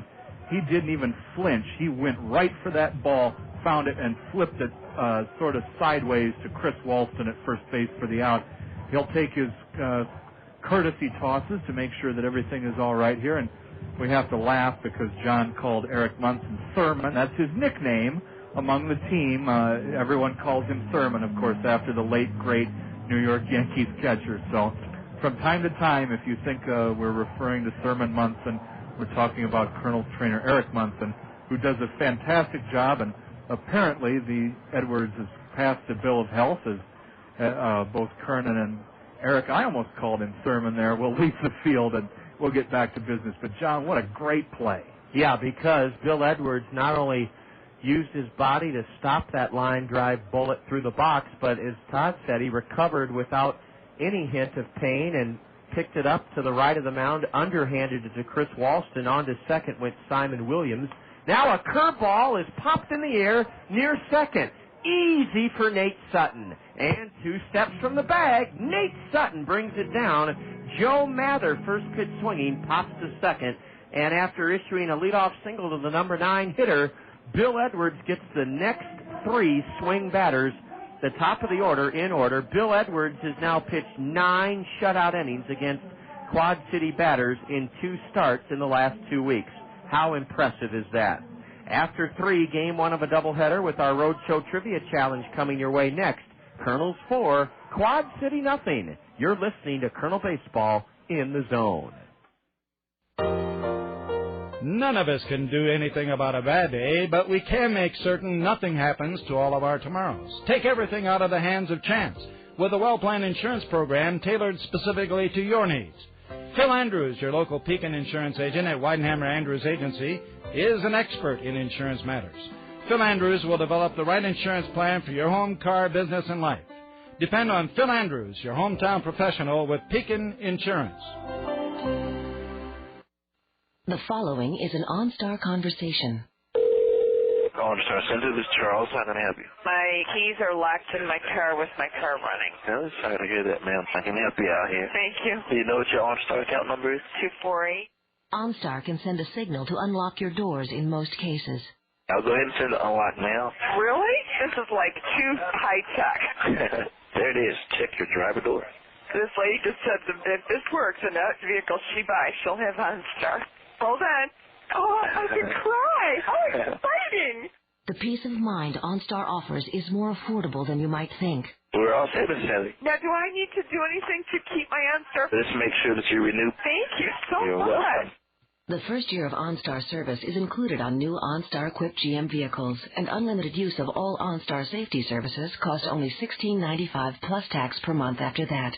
OnStar by GM. To learn more, visit OnStar.com. First pitch swinging to open up the Kernel 4th is Tommy Duenas. Tommy's singled, stole second, and scored on a 2-out base hit back in the Kernel 2-run second. It's 4-0 Kernels, and a curveball spins in low and away to Duenas. The Swing have a right-hander up in their left field bullpen as the Kernel catcher takes strike 2, a curveball at the knees. Your chance now in game 1 of this doubleheader to earn a prize from the Bim Ritter Diamond Shop. Log on to our website at www.kernels.com and then click on the link that says Roadshow Trivia Challenge. Tommy Duenas tomahawks one foul into the Swing bullpen. On a hanging curveball, Tommy went out fishing for it and pulled it foul to stay in the hole 1 and 2. If you've been one of our 16 previous Kernel Roadshow Trivia Challenge question winners, or if you've earned a Springhouse Family Restaurant gift certificate during one of our home games, play along wherever you're tuned in, but don't email us with your answer here in Davenport. That'll give the legions of other Kernel fans a fair shot at that prize from the Bim Ritter Diamond Shop. Todd Brummelkamp is standing by, and as Tommy Duenas takes ball 2 to even the count at 2-2, Todd will give you the Roadshow Trivia Challenge question here in a moment. Ball 3 is low to Tommy Duenas. That's right. That's right. Go to www.kernels.com. Over on the right-hand side, it's under the Bob Dylan, Willie Nelson, and also the DTI wireless internet release, about the 3rd spot down on the right-hand side of the page.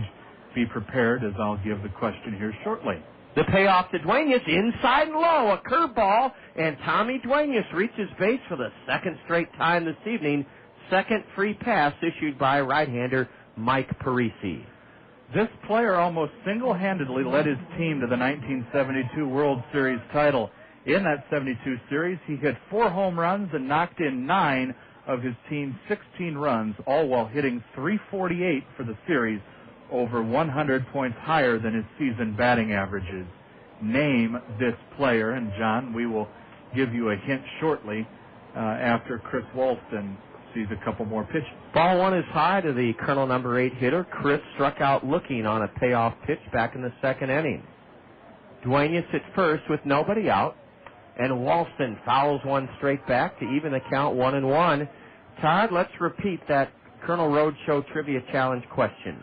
This player almost single-handedly led his team to the 1972 World Series title, hitting 4 home runs and knocking in 9 of his team's 16 runs scored while hitting .348. That was over 100 points higher than his season batting average in 1972. Name that player, the MVP of the 1972 World Series. He was an Oakland A, and he had a mustache, and he was a catcher. And I'm sure Todd will give you more hints if needed. A strike in at the knees, a curveball from Parisi. And now the 1-2 to Chris is fought off and dumped foul into the first base seats.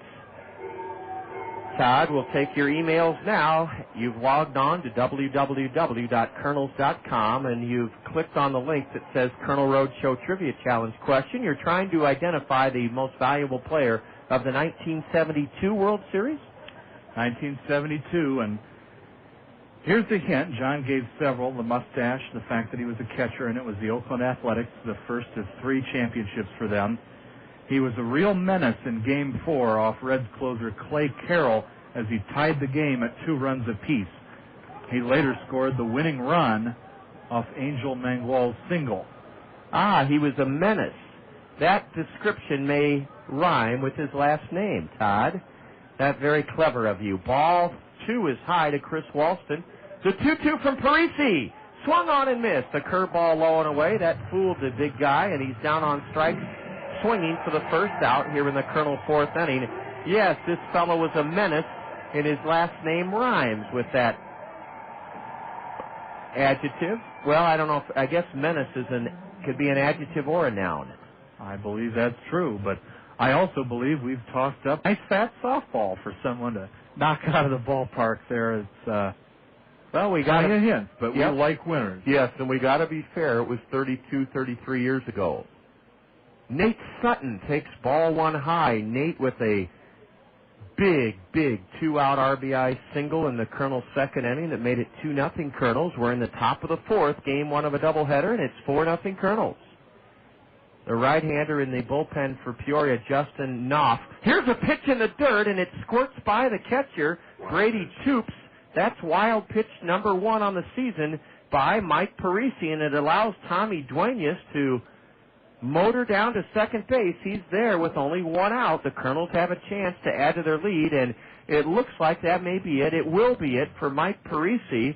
A right-hander is coming on, Justin Knopf, Knoff, and as he comes in, Todd will repeat one more time, game 1 of a doubleheader, Colonel Roadshow Trivia Challenge question.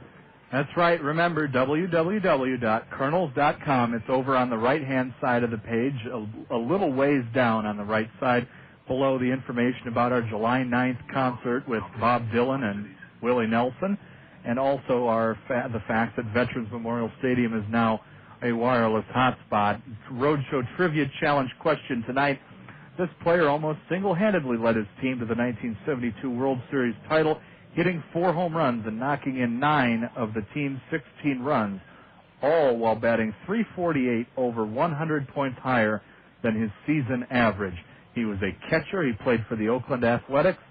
He wore a mustache, as most of the Athletics did back then, and he was a real menace at the plate. Those are your clues tonight. As John said, we love to have winners on the Roadshow Trivia Challenge. All you need to do is go to www.kernels.com, find the Roadshow Trivia Challenge link on the right-hand side of the home page, and send us an email. It's that simple. Thanks, Todd. A Rule 5 draft pick by the St. Louis Cardinals from the Cincinnati Reds, Justin Knopf, Knoff, a 23-year-old right-hander, has come on in relief for the Swing. Knopf, this season on for the 13th time out of Quad City's bullpen, the first time we've faced him. Justin has a 1-0 record, the right-hander with a 3.31 ERA.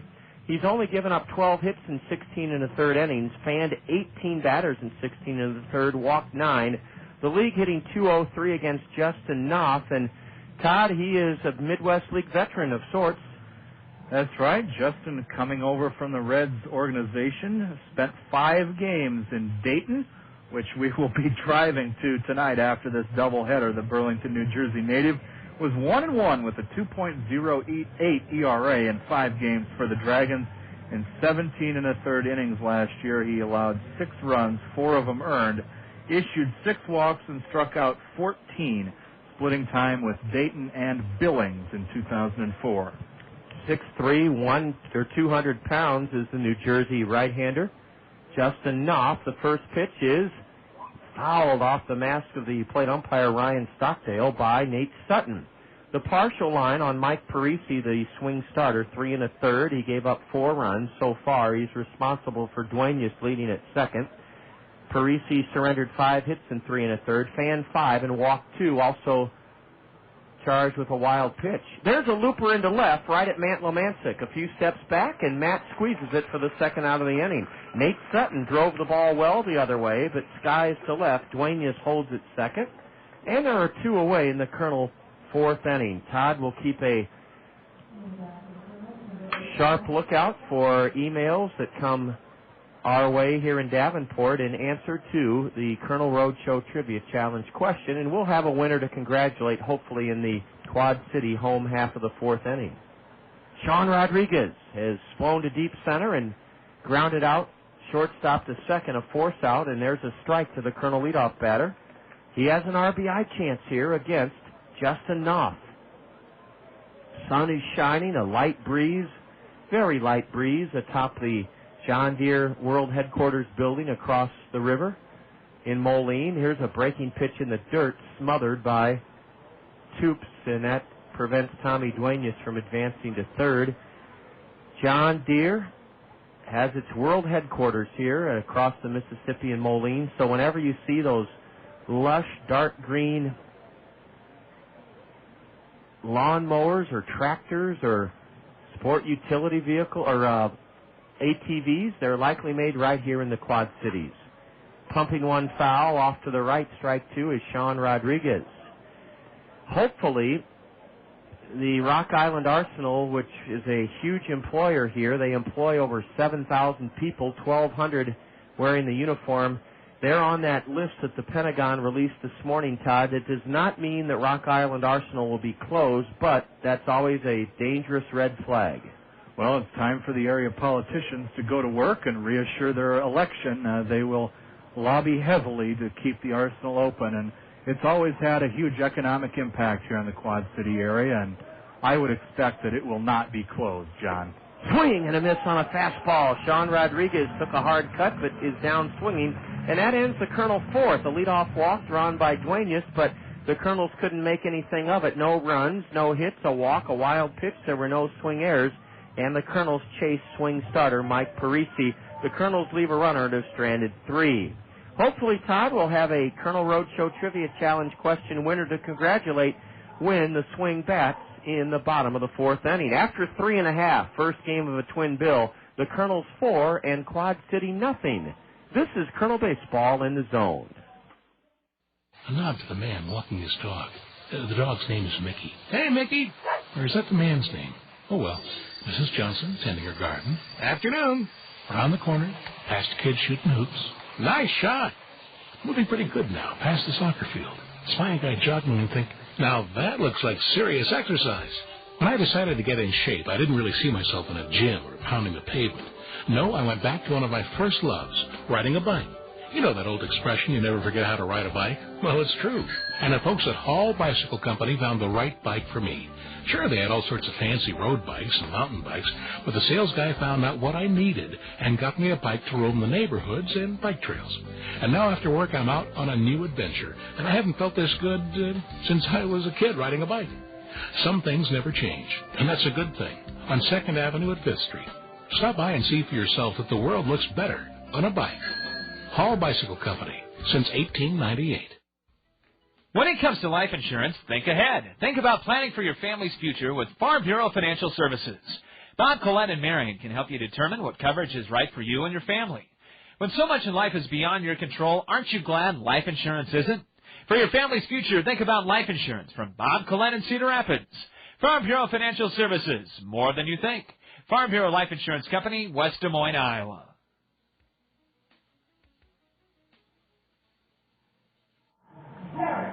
We'll keep giving hints to our Roadshow Trivia Challenge question, which surprisingly no one has answered correctly here. Todd will take you through the easy steps you need to follow to earn a prize from the Bim-Ritter Diamond Shop. Jarrett Hoffbauer walked in the first inning against Bill Edwards, and he pops one high in the air foul. This will be a very tough play for Colonel catcher Tommy Duenas, and thankfully Tommy did not have to make the tough play. Freddie Sandoval came sprinting in from third, and on the warning track material in front of the swing third base dugout, Freddie Sandoval took charge, Todd, and he caught the foul pop. 1 out on 1 pitch. By my count, Todd, that's 6 batters Bill Edwards has retired on first pitch swings tonight. Bill is cruising along. You don't have to worry about pitch counts tonight, Larry Edwards. I know hopefully you're listening in. Your son is doing a fantastic job. Great for Freddie Sandoval coming in. He had the better angle on that, coming straight forward at it. And Tommy Duenas, like the veteran he is, backed off and let his third baseman and not his ego get in the way. Freddie made the catch. Great teamwork. A couple of curveballs, and Derry Hammond, the leading RBI man for the swing, fouls them both straight back. 0-2 to Derry, who ended the swing first by striking out swinging. It's 4-0 Kernels, and we're in the bottom of the 4th inning. Bill Edwards' 0-2 delivery is up and in for ball 1. I'll take you through the steps on how to answer the Roadshow Trivia Challenge question. You log on to our website, www.kernels.com, and then click on the link that says Roadshow Trivia Challenge. We need your name, address, phone number. Swing and a miss by Derry Hammond, and Bill Edwards just flung a fastball right by him for his 4th strikeout of the evening. We need your name, address, and phone number. Then the answer to this question that Todd will pose to you. We'll give you even more hints than we have already. This player almost single-handedly led his team to the 1972 World Series title, being named Series MVP. He had 4 home runs and knocked in 9. Speaking of a home run, a deep drive to right, way back at the wall, and it's gone by Brady Toops. Brady Toops, first pitch swinging, launches his 2nd home run of the year, and it puts the swing on the board with 2 out here in the bottom of the 4th. 4-1 Kernels. That home run surrendered by Bill Edwards, just his 3rd surrendered in this, his 6th start, and no harm done. It was a 2-out home run blasted over the right field wall on a first pitch from Edwards to Brady Toops. And Todd will continue with the Roadshow Trivia Challenge question. In 9 2/3 innings, the first run the swing have scored off Bill Edwards. This player was MVP of the 1972 World Series, almost single-handedly leading his team to the title. He hit 4 home runs, knocked in 9 of his team's 16 runs, and hit .348, over 100 points higher than his season average. A ground ball to short. Jake Mullinak's first pitch swinging rolls out to short, and we may have a winner, Todd. Well, we have another hint coming. Oh, okay. He is a former member of the Iowa Oaks. He did not play in the Midwest League at all, but he did play in Des Moines as a member of the Iowa Oaks, a farm club of the Oakland Athletics at that point in time. His last name rhymes with the sport that Anna Kournikova plays. His last name rhymes with the sport that Anna Kournikova plays. Who is he? Email us your answer, www.kernels.com. Click on the link for the Roadshow Trivia Challenge question. Who was the MVP of the 1972 World Series? In Oakland A, a catcher, played as an Iowa Oak, and the sport, his name rhymes with the sport that Anna Kournikova plays. Jake Mullinak's grounds to short, and 1 run for the swing in the 4th on 1 hit. There were no Kernel errors, and nobody left by Quad City. Game 1 of a doubleheader rolls into the top of the 5th. Kernels 4, Quad City 1. This is Kernel Baseball in the Zone. I'm Dave Shea. For 35 years, I was a news anchor for Channel 2. You may also have seen me driving around Cedar Rapids in my Honda Accord. Well, I retired from broadcasting, but I haven't given up my Honda. For years, I've told friends they should consider owning a Honda, specifically from Randy Keel Honda. Randy is a local dealer with 13 years of experience in matching drivers to the right vehicle. He has a fine selection of new Hondas, as well as quality pre-owned vehicles. And more than just a reliable service department, Randy Keel Honda offers Honfidence, a 7-year, 100,000-mile warranty on every new vehicle sold. You can take my word for it, but you may also want to talk with other Honda owners. They're people you know, your friends, your neighbors, maybe even your relatives. And you can do more homework by logging on to Randy's website at www.randykeel.com. I'm a satisfied Honda owner, and I'm sure you will be too. See Randy Keel Honda today on Center Point Road Northeast. People say that I can't decide things. They are so wrong, but I could be wrong about that. A U.S. Bank check card with checking that pays gives you a choice of rewards, like cash, points for merchandise and gift certificates, World Perks miles, or even sweepstakes entries. Easy decision. I'll take the cash. No, it's a sweep. Sign up at your local U.S. Bank or call 1-800-720-BANK. I've made up my mind to put off my decision. That is final. U.S. Bank. No, wait. See banker for complete details. Member FDIC.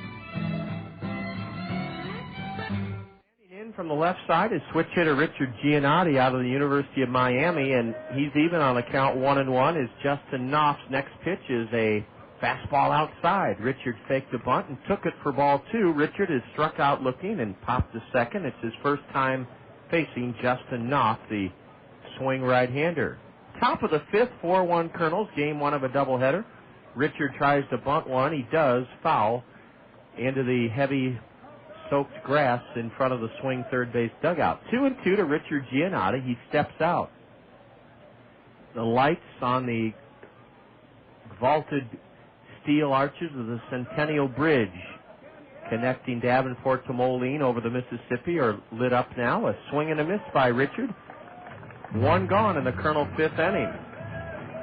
Physicians Clinic of Iowa is proud to present our injury report. Physicians Clinic of Iowa, quality health care close to home, 50 board-certified physicians who provide quality care in over 11 specialties. And we'll give you the Physicians Clinic of Iowa injury update as Freddie Sandoval tries to reach base for the 3rd time in a row.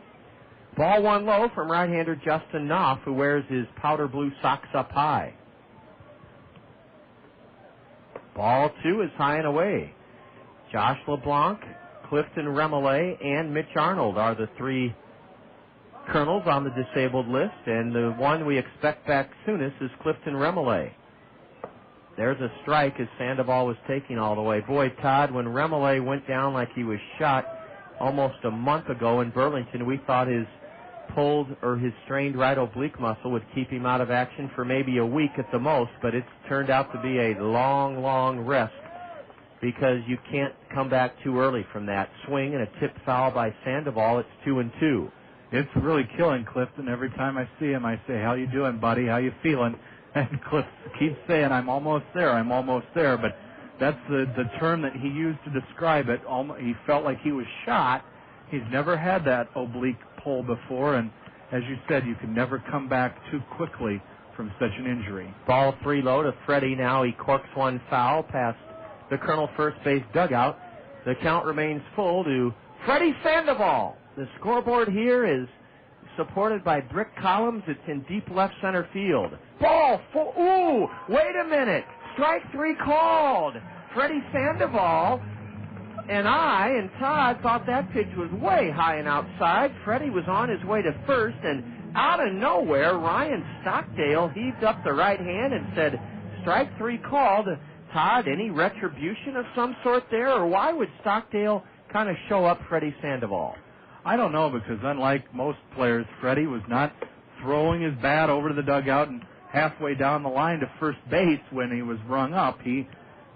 That pitch appeared to be a ball. Freddie had a few words with the umpire and then gracefully headed back to the dugout as we would expect our players to do. And Drew Toussaint takes inside, and now the DH and cleanup batter looks at one outside. It's 2-0. Toussaint belted his first home run of the season with Freddie Sandoval aboard in the 3rd inning to give the Kernels a 4-0 lead. It's 4-1 now in the top of the 5th, and a high fastball cut on and missed by Drew Toussaint. We may have a winner in our Roadshow Trivia Challenge question. Hold everything. The 2-1 to Toussaint. High, ball 3. Well, I thought maybe our email system was having problems, but between the last break and now, we've had 7 correct answers. Oh, Todd, that's great. Come pouring in. I think our hints were a little too easy tonight. That's all right. Ball 4, high to Drew Toussaint, and Drew has drawn the 3rd walk issued by swing pitching in this first game of the doubleheader. Well, Who is our winner, Todd, of that prize from the Bim Ritter Diamond Shop? Our winner tonight is Carl Binhammer of the 52405 area code in Cedar Rapids. Carl Binhammer has the correct answer. The man who was 1972 World Series MVP, Oakland Athletics catcher Gene Tennis. But wait, there'll be more in a second. Ball one high to Madrigal. Carl Binhammer. That's a good German name like Todd Brummelkamp.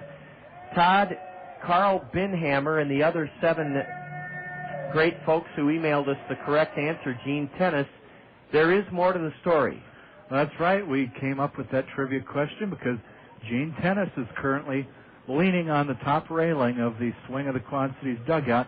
He's now employed by the St. Louis Cardinals as their roving minor league hitting instructor, and Gene is in town to watch the swing during this series. So the 1-0 is swung on and missed. Warner Madrigal couldn't lay off the high heat from Justin Knopf. 1-1. Madrigal is 0-for-2 so far in game 1 of this doubleheader. The Kernels are up by 3, 4-1. Gene, of course, a former Cardinal and Padre, but had the majority of his success and the majority of his career with the Oakland Athletics. Also managed the Toronto Blue Jays for a short spell in 1991. I never knew that Gene Tennis managed Toronto. I will double-check that, but... Well, I'm sure you're right, Todd. Swinging a foul by Madrigal off the mask of the catcher, Brady Toops. With 2 out and a runner at first, Warner, a right-handed batter, waits for the 1-2. Instead, a throw to first, and Toussaint dives back safely. One thing I know about Gene Tennis, he came up in the Oakland system with Tony La Russa, and that's one of the reasons Tony brought him on as the minor league hitting instructor. He knows what a good teacher Gene Tennis is. From Ruffleton, Pennsylvania. People forget that La Russa was a light-hitting infielder for the Oakland Athletics, really the Kansas City Athletics. Tony La Russa, I think, was originally signed by Charlie Finley in the Kansas City Athletics. 1-2 to Warner Madrigal. Toussaint not running, and a changeup misses low and away. The count even now to Warner. He's batting .232, a club high 6 homers, and he's driven in 15. Tennis managed 33 games with the Toronto Blue Jays back in 1991. Obviously, part of an interim situation. Madrigal skies one near first base, and it'll be easy for Mike Ferris. Mike Ferris tucks it in about 12 feet to the left of the first base bag. Warner Madrigal is popped to first to end the Colonel 5th inning. A 2-out walk, but no runs for the Colonels in the 5th. No hits. There were no swing errors. The Colonels strand a base runner. We've left 4 men in 5 at-bats. Game 1 of a twin bill goes to the bottom of the 5th inning in Davenport, where the Colonels lead Quad City 4-1. You're enjoying Colonel Baseball in the Zone. And it is done. We attack at lunch. No, they will expect that. We attack at dinner too. Excellent. They will never expect a second wave of warriors. We must prepare. They will be waiting. With fresh meat and vegetables on a large table. And we will be swift in our actions. Choosing only the finest of their offerings. Piling them high in a bowl. Then cooking them fast on a sizzling grill. And then we eat. Gaze upon your fresh meats and vegetables for the final time. The attack will be successful, and we will be satisfied. The plan is done. What are you guys doing? Oh, hey, Valerie. Yeah, we're just getting ready for lunch at Genghis Grill. You want to go? Yes, to Genghis Grill. Probably no to you two. Okay. She is a spy. And not nearly as hot as she thinks she is. Fresh food attack. Genghis Grill, where Edgewood Road meets Williams Boulevard in Cedar Rapids, next to Gander Mountain. And the pot is up to $500,000. The Poker Grand Championship. You're gambling with the best, but you're twitching from the itching, squirming from the burning, and it's doing nothing for your poker face. Oh, I should have used Preparation H. Oh. Now, wherever you go, cleanse, cool, and soothe with new Preparation H portable wipes. 4 times bigger than Tux pads and individually wrapped to take anywhere discreetly. I'll raise $5,000. New Preparation H portable wipes. Big relief. To go. Use as directed.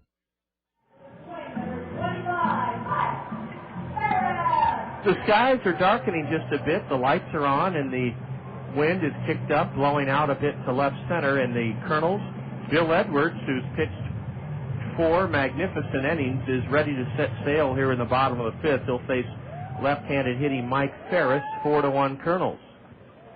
Bill delivers a strike at the knees to the big left-handed batter, Parisi, F-E-R-R-I-S. First pitch swinging, he popped to shortstop Sean Rodriguez to end the swing second inning. He nubs one off the end of the bat foul, and Bill Edwards is ahead of him.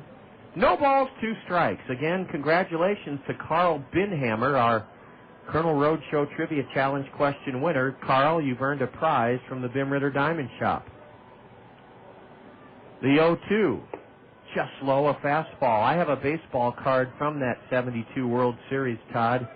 That was just near the end of the time that my peak baseball card collecting was as a kid, and the title of the card was Tennis the Menace. Ball 2 is low and away to Mike Parisi, a changeup. Gene made a career out of that World Series almost, but he was a terrific catcher and a very valuable member. Also played on the 1982 Cardinals World Series championship team. A hard smash up the middle. Sean Rodriguez diving to his left, got a glove on it, but it was too hot to handle. A leadoff single for Mike Parisi to start the swing. 5th inning. That ball skipped off the left side of the slope and then had so much steam on it there was no chance for Rodriguez to lasso it in. It's a leadoff single for the number 8 hitter, and Todd, you're right. Whitey Herzog made Gene Tennis an integral part of his 1982 small ball, Whitey ball World Championship team. That Cardinal team, I think, only hit 62 home runs the entire season. A curve is a strike to Simon Williams. What do we got to do, Todd, to get this guy out? He's worn us out in 6 games. I have no idea. Hopefully we'll get a nice 6-4-3 double play here. The skies have really darkened. This game is not official. Here's a bouncer to short. Rodriguez steps on the bag, throws to first. Double play! I meant 6-3. Todd, a ground ball up the middle, and Sean Rodriguez had Simon Williams played perfectly. He was shading him to hit up the middle. It was a 3-hopper. Sean gloved it, stepped on second to force Parisi, and then winged his throw to big Chris Walston to complete the 6-3 double play. Now the batter for the swing is Matt Lemancic. They play him, the Kernels do, straight away. It's 4-1 Kernels, and this game is to within an out of being official. And the only reason I say that, Todd, and I don't think we're going to get any rain, but the skies have darkened considerably as Lemancic swats one foul off to the right, strike 1. Well, let's see if we do get rain and the Kernels leading 4-1, if we'll handle things the same way we did Wednesday night. That is, the grounds crew will take their time putting on the tarp, and a bogus satellite radar will come up on the screen of the front office here in Davenport, and we don't mean to be crying over a loss, but there was a real grave injustice given to the Kernels here Wednesday night. A curve is strike 2 to Matt Lemancic. The 1-2 from Edwards just missed low and away. You can hear the alluring sound of a train whistle in the background. That sound will always mean Midwest League baseball to me, John. It seems like every park in this league, at least in the older towns, is located near a railroad track. Including Veterans Memorial Stadium on near Rockford Road. Ball 3 low to Lemancic. Bill Edwards has run the count full. Those Krandic lines that back up traffic on Wilson as you're trying to turn onto Rockford Road or turn off of Rockford and escape the ballpark on our way home from the office.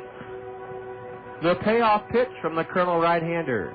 Low and away. Bill aimed that pitch a little bit, and he issues his second walk, his first since the first inning. Bill Edwards walks Matt Lemancic. Nothing doing in the Colonel right field bullpen. There is a right-hander warming up for Quad City in their left field bullpen, and he may be, well, I'm going to guess it's probably Dennis Medina. It seems like he pitches every single game against us. It looks like Medina, but it's actually Jamie Torres. Medina was warming up earlier, Todd. Switch hitter Matt Shepard's been a handful tonight. He singled on an 0-2 pitch in the first, then drilled a Ball off the lower leg of Bill Edwards, and Bill recovered to the right of the mound, his left to throw Shepard out. Ball one low to Matt Shepard. Lemancic, a speedster, has 7 steals in 9 tries. He draws a throw, and he got back standing up, but that was a lot closer than I thought it should be. Keith Mitchell, the brother of former National League MVP Kevin Mitchell, coaching at first. Or is he the cousin? Cousin, I do believe. Understand he has a different temperament than Kevin. Boy, there's ball 2 high and away, and Bill Edwards has run into a bit of a rut here in the 5th inning, and that's why Tommy Duenas, using his 3 years of Midwest League experience, Tommy dashes out to the mound and gives Bill a reassuring tap on the hind side. Tommy's wearing a pair of red shin guards, a red chest protector, and a traditional catcher's mask. Matt Shepard is ahead 2-0. Shepard's a .272 batter, a switch hitter who is ahead 2-0, a wide stance, and pumping a fastball right down the pipe for strike 1 is Bill Edwards. John, we talked about Clifton Remolay earlier, and even though he's not active tonight, Cliff's down in the dugout right now, sort of swinging a bat, and it's good to see he has that mobility back. It should be very soon that he is activated. There goes Lemancic. A pitch, a strike, the throw to second, and the runner safe by a whisker. The Kernels thought they had him, and so did I. Sean Rodriguez put the tag. A one-hop peg by Tommy Duenas appeared to be in time, but Lemancic stole it, and Matt Shepard took strike 2. Todd, it's on the board, and I suppose the base umpire, Darren Boudin, did get the call right. His foot appeared to be just in under the tag. The ball sort of hopped up, and Sean had to take the glove up, and now a throw to second, out! Oh, Bill Edwards picks off Matt Lemancic to end the 5th inning. Bill Edwards heaved a strike in behind the runner, Lemancic. Todd, who took the peg? It was Sean Rodriguez that slid over behind him, and Joe Cunningham just stayed over in the third base coach's box. He had a hard time believing that's how you end an inning, but you stray a little too big from the base, and Bill Edwards just wheeling and firing an absolute strike to Sean Rodriguez. No runs for the swing, despite 2 base runners in the 5th inning. The Kernels turned to double play. No errors. Lemancic picked off 1-6 to end the inning. After 5, game 1 of a doubleheader, our Colonel Did You Know question coming your way in the 6th inning. It's 4-1 Kernels. This is Colonel Baseball in the zone. Have you heard the great news? Mediacom has stepped to the plate to give girls and boys the chance to do cool stuff with the Kernels and at the stadium. As a member of the Mediacom Little Sluggers, you'll get to have an autograph session with the Kernels, take a tour of the stadium, watch a movie from the outfield grass, take batting practice with the Kernels, and participate in a story time with the players. Join the fun of the Mediacom Little Sluggers by registering online at Kernels.com. That's Kernels.com. There's never been a better time to get XM, because now when you buy an XM satellite radio, you'll get a second radio free. Simply purchase an XM radio by July 2nd. Use a credit card for service and activation fee, and you'll receive a Rode 2 XM radio for free. Then you and someone you know can listen to sports, news, talk, and 100% commercial-free music. Check it out at stores like Best Buy or Circuit City, or visit xmradio.com. XM Satellite Radio. Free Rode 2 with purchase offer requires mail-in redemption and prepaid 3-month service commitment. Restrictions apply. Uh-oh, it's Medina.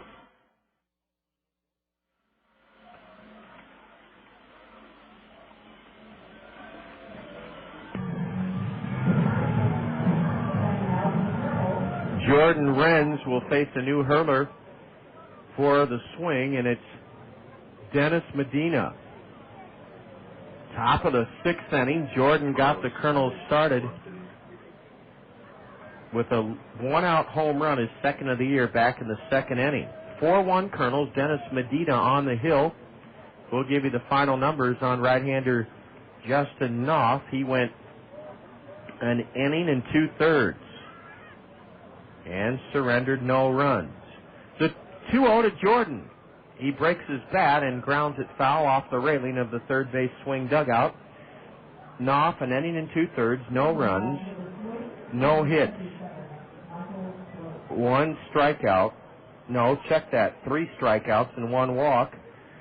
Between the bottom of the 5th and the top of this Kernels 6th, the Superstars made their first appearance during this doubleheader. And, Todd, that lets us remind the fans our next homestand starts a week from last night, Thursday, May 19th. Thursday, May 19th, we welcome former Chicago Cub and Angels catcher Matt Walbeck and his West Michigan Whitecap Ball Club, the 2004 Midwest League champion in West Michigan Whitecaps, coming to town on the 19th through the 22nd.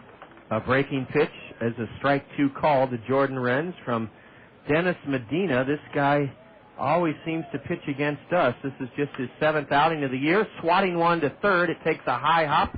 Jake Mullinex reaches high to stab it and on to first to get Jordan Renz. Jordan Renz has bounced out to third, 1 away here in the Kernels 6th inning, 4-1 Kernels.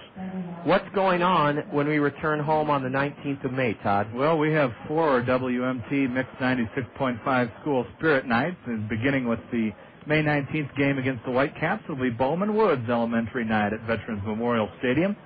May 20th, we've got a noon game and dollar hot dogs. It'll also be Central Lutheran Schools Day at the ballpark. And then on the 21st, it's Nixon Elementary Night. And on the 22nd, Wright Elementary and College Community Schools Night at Veterans Memorial Stadium. All those games against the West Michigan Whitecaps. Our next 4-game homestand coming up on the 19th. A chopper to third. Tommy Duenas is thrown out by the third baseman. Mullinex, 2 away. And I'm going to take what Todd said and add a little bit about the starting times for that homestand. 6:30 on Thursday the 19th. Then one of the favorite starting times for a lot of folks in eastern Iowa. We play on a week from today, the 20th of May, at noon against West Michigan. 5 o'clock Saturday the 21st and 2 o'clock on the 22nd. Then it's off to Beloit for 4. Chris Walston with 2 out and nobody on. Takes strike 1 called from Medina. And then, Todd, 2 weeks from today, the 27th, we open a 4-game, check that, an 8-game homestand over Memorial Day weekend. We're home from the 27th of May through the 3rd of June, and we'll have you spotlight some of the fun attractions that everybody will have to look forward to as Walston takes low for a ball from Dennis Medina. Now Chris cues 1 foul off the end of the stick for strike 2. Well, that series, which features 4 games against the South Bend Silverhawks and 4 games against the Wisconsin Timber Rattlers, has plenty going on. On May 28th, it'll be Saturday Night Fireworks. I believe that's our first fireworks show of the year. Every Saturday night this season, fireworks after all home Kernel games on Saturday nights. That's May 28th. On the 29th, it'll be Pat McGrath hat giveaway.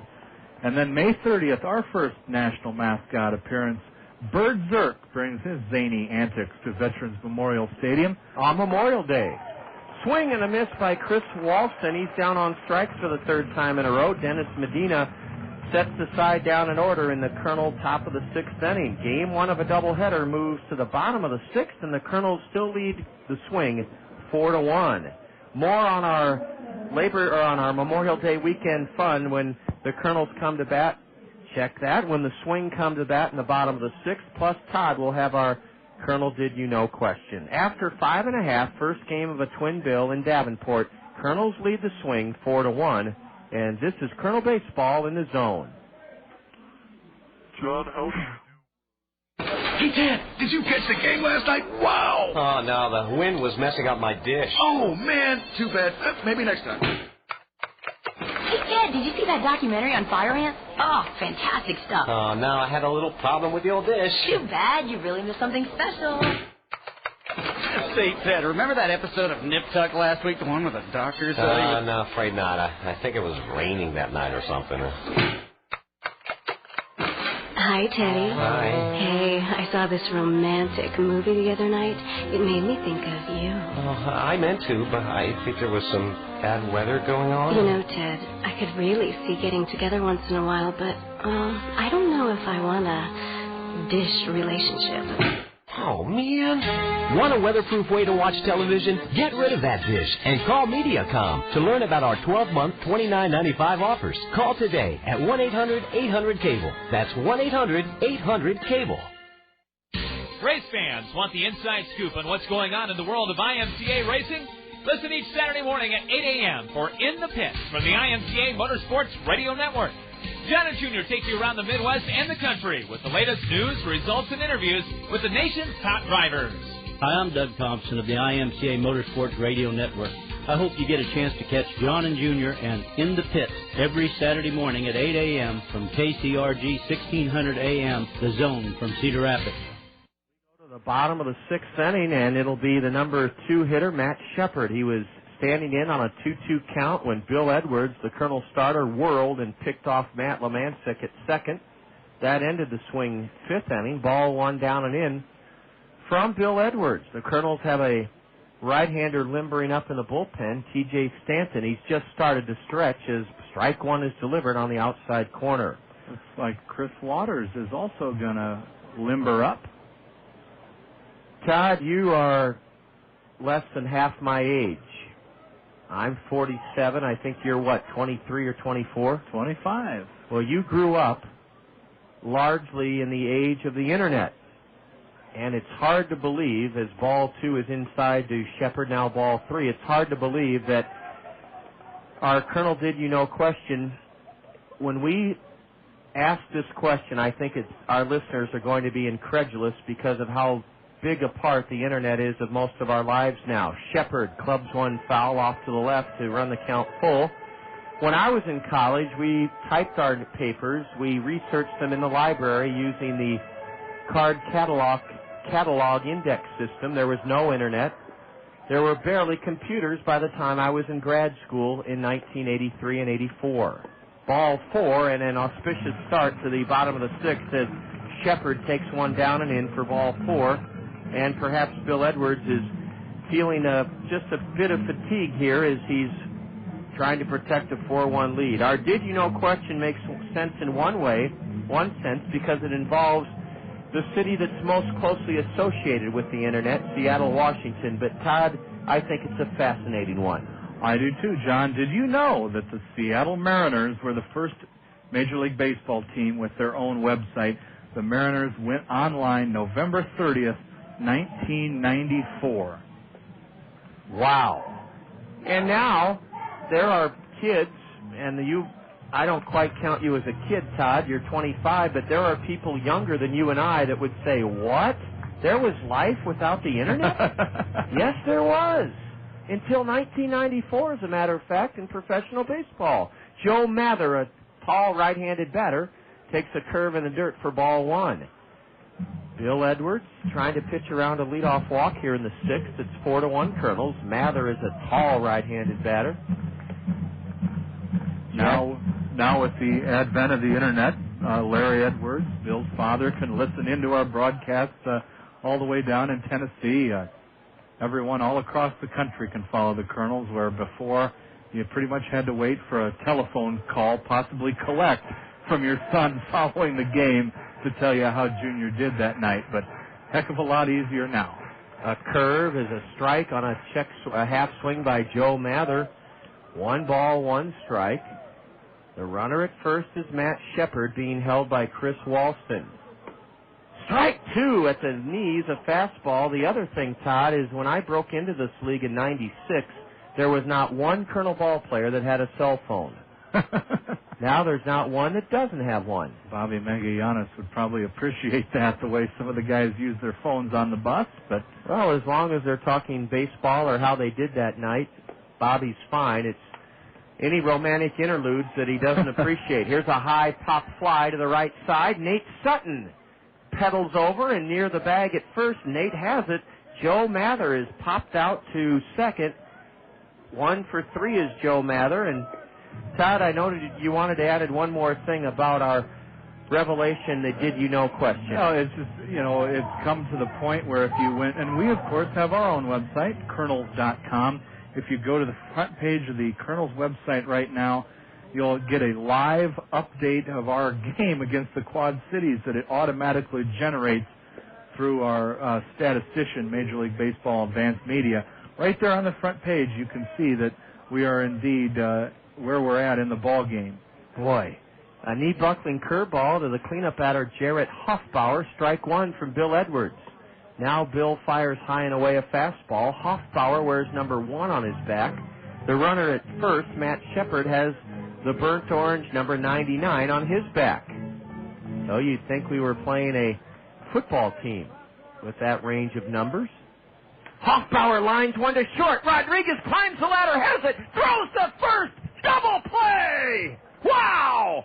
A line drive by Jarrett Hoffbauer. Sean Rodriguez, a leaping stab. And then as soon as Sean's spikes hit the dirt, he thrusted his throw to first, and a double play, the second in as many innings, turned by the Kernels.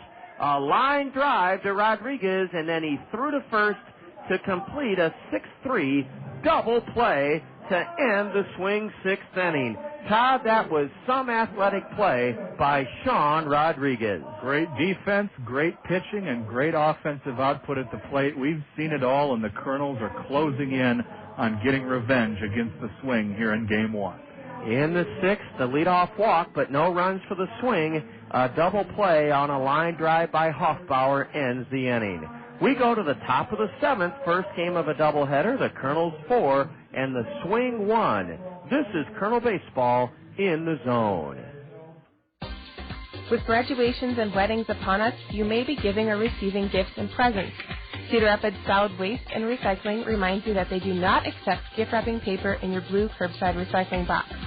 Instead, try to recycle by reusing old gift paper. Since wrapping paper should not be put in your blue curbside recycling box, you can throw it away in your garbage if you don't reuse it. Enjoy gift giving this season, but remember that gift wrapping paper is not recyclable. Hey, Mark. Hey, Jen. What's up? Your hair looks great. Did you get it cut? Sure did. I went to Cost Cutters. Wait, are those highlights? Yeah, I've always wanted to try. Interesting. It looks really good. Don't you just love how you can stop into Cost Cutters anytime and get a great cut or color? Yeah, you don't have to plan out the next month of your life to fit in a haircut. Right. With Cost Cutters, you can go after work. Yeah, on weekends. Hey, on your lunch break, it's great when you forget you have like an afternoon meeting. You are such a procrastinator. No, I am not. Okay, maybe I am. Yeah. Now, Mark, are those chestnut or caramel highlights? I don't know what color they are. All I know is that it looks good. Cost Cutters is the only salon for me. You should be like the official spokesmodel for Cost Cutters. Spokesmodel. No, exactly. Hey, Don't he's you think? working on it. Oh, guys, come on. You work a little. Stop into your neighborhood Cost Cutters anytime. Convenience is Cost Cutters' trademark. Cost Cutters, just your style. Cost Cutters is proud to support Eastern Iowa's most wholesome, affordable family entertainment. Cedar Rapids Kernels Baseball. Nate Sutton opens up the Kernel 7th inning and grounds one to second. Jarrett Hoffbauer has to move 2 steps to his left to vacuum it in, and he tosses to first, and Nate Sutton is gone. Nate 1 for 3 with an RBI tonight. Has been retired by Dennis Medina. Now a strike on a curveball to Sean Rodriguez. Frederick Deloiza-Gacarni is up in the Kernel right field bullpen. Sean takes outside for ball 1. Bill Edwards, 6 innings, and he's given up 1 run on 5 hits. Sean swings and tips one foul into the glove of the catcher. Brady Toop, strike 2. Bill Edwards struck out 4, and he walked 3. It looks like Deloiza-Gacarni may work the bottom of the 7th. A tap back to the mound. Medina won't have an easier play all season, and he throws out Sean Rodriguez. Sean nothing for 4 in game 1, but he's fielded brilliantly, starting 2 Kernel double plays. 2 away, nobody on in the Kernel 7th. It's 4-1 Kernels. Frederick Deloiza-Gacarni, Todd, looks like he may take over in this game. Would it be a save situation? Yes, it would be as of right now, unless the Kernels tack on another run here. They're up 3 runs, 4-1. Ball 1 drifts outside to Richard Giannotti. John, we have a great special coming up on Memorial Day for fans at Veterans Memorial Stadium. We'll open the Miller Mezzanine to the general public. That's normally an area that's reserved for group outings before and during the game. But on Memorial Day at 2 o'clock, we host the South Bend Silverhawks $23.50 will buy you a ticket to the game, admission to the mezzanine, and an all-you-can-eat smorgasbord of food and drinks, including hot dogs, bratwurst, hamburgers, potato salad, baked beans, potato chips, soda, and beer until the 7th inning. $23.50 ball game, food until the 7th inning, and a game with the Kernels and the Silverhawks. That's Memorial Day, Monday, May 30th at 2 o'clock start. Yeah. Miller Mezzanine, open to the public, the most spectacular view of the Cedar Rapids skyline, the scoreboard, and the field below. The 2-2 to Richard Giannotti. Swing and a miss, strike 3. Richard Giannotti goes down swinging, and Dennis Medina turns the Kernels aside in order in the top of the 7th inning. The Kernels lead by 3, trying to capture the first game of this twin bill in Davenport, and Frederick DeLoiza-Gacarni will come in to try to save it for Bill Edwards. After 6.5, Kernels 4, Quad City 1. You're enjoying Kernel baseball in the zone. How would you like your next home buying or selling experience and lending process to be handled beautifully under one roof? If that's the way you want your real estate and mortgage needs to be met, select Todd Financial Services. Securing your loan and helping you find or sell your home is what Todd Financial Services does better than traditional banks and real estate firms. You'll be fully informed, supported, and taken care of so that buying, selling, or financing your home will be a pleasurable experience. Todd Financial Services, eager to meet all of your mortgage and real estate needs under one roof. There's a reason Dick Ramsey is the #1 home seller for the #1 real estate company, Skogman Realty. It's because Dick Ramsey works harder for you than anyone to make selling your home easy for you. Take Dick's one-of-a-kind home trade program. Buy one of Dick Ramsey's homes and Dick will buy yours. Dick Ramsey provides 2 other unparalleled services: a free 1-hour telephone loan approval and a free 1-hour telephone appraisal on your property. Dick Ramsey of Skogman Realty, the #1 home seller for the #1 real estate company. Saturday morning, it's over easy as Scott Unash dishes up the Hy-Vee Coaches Corner here on the Zone. It's a hearty helping of local sports coverage from the Metro and beyond.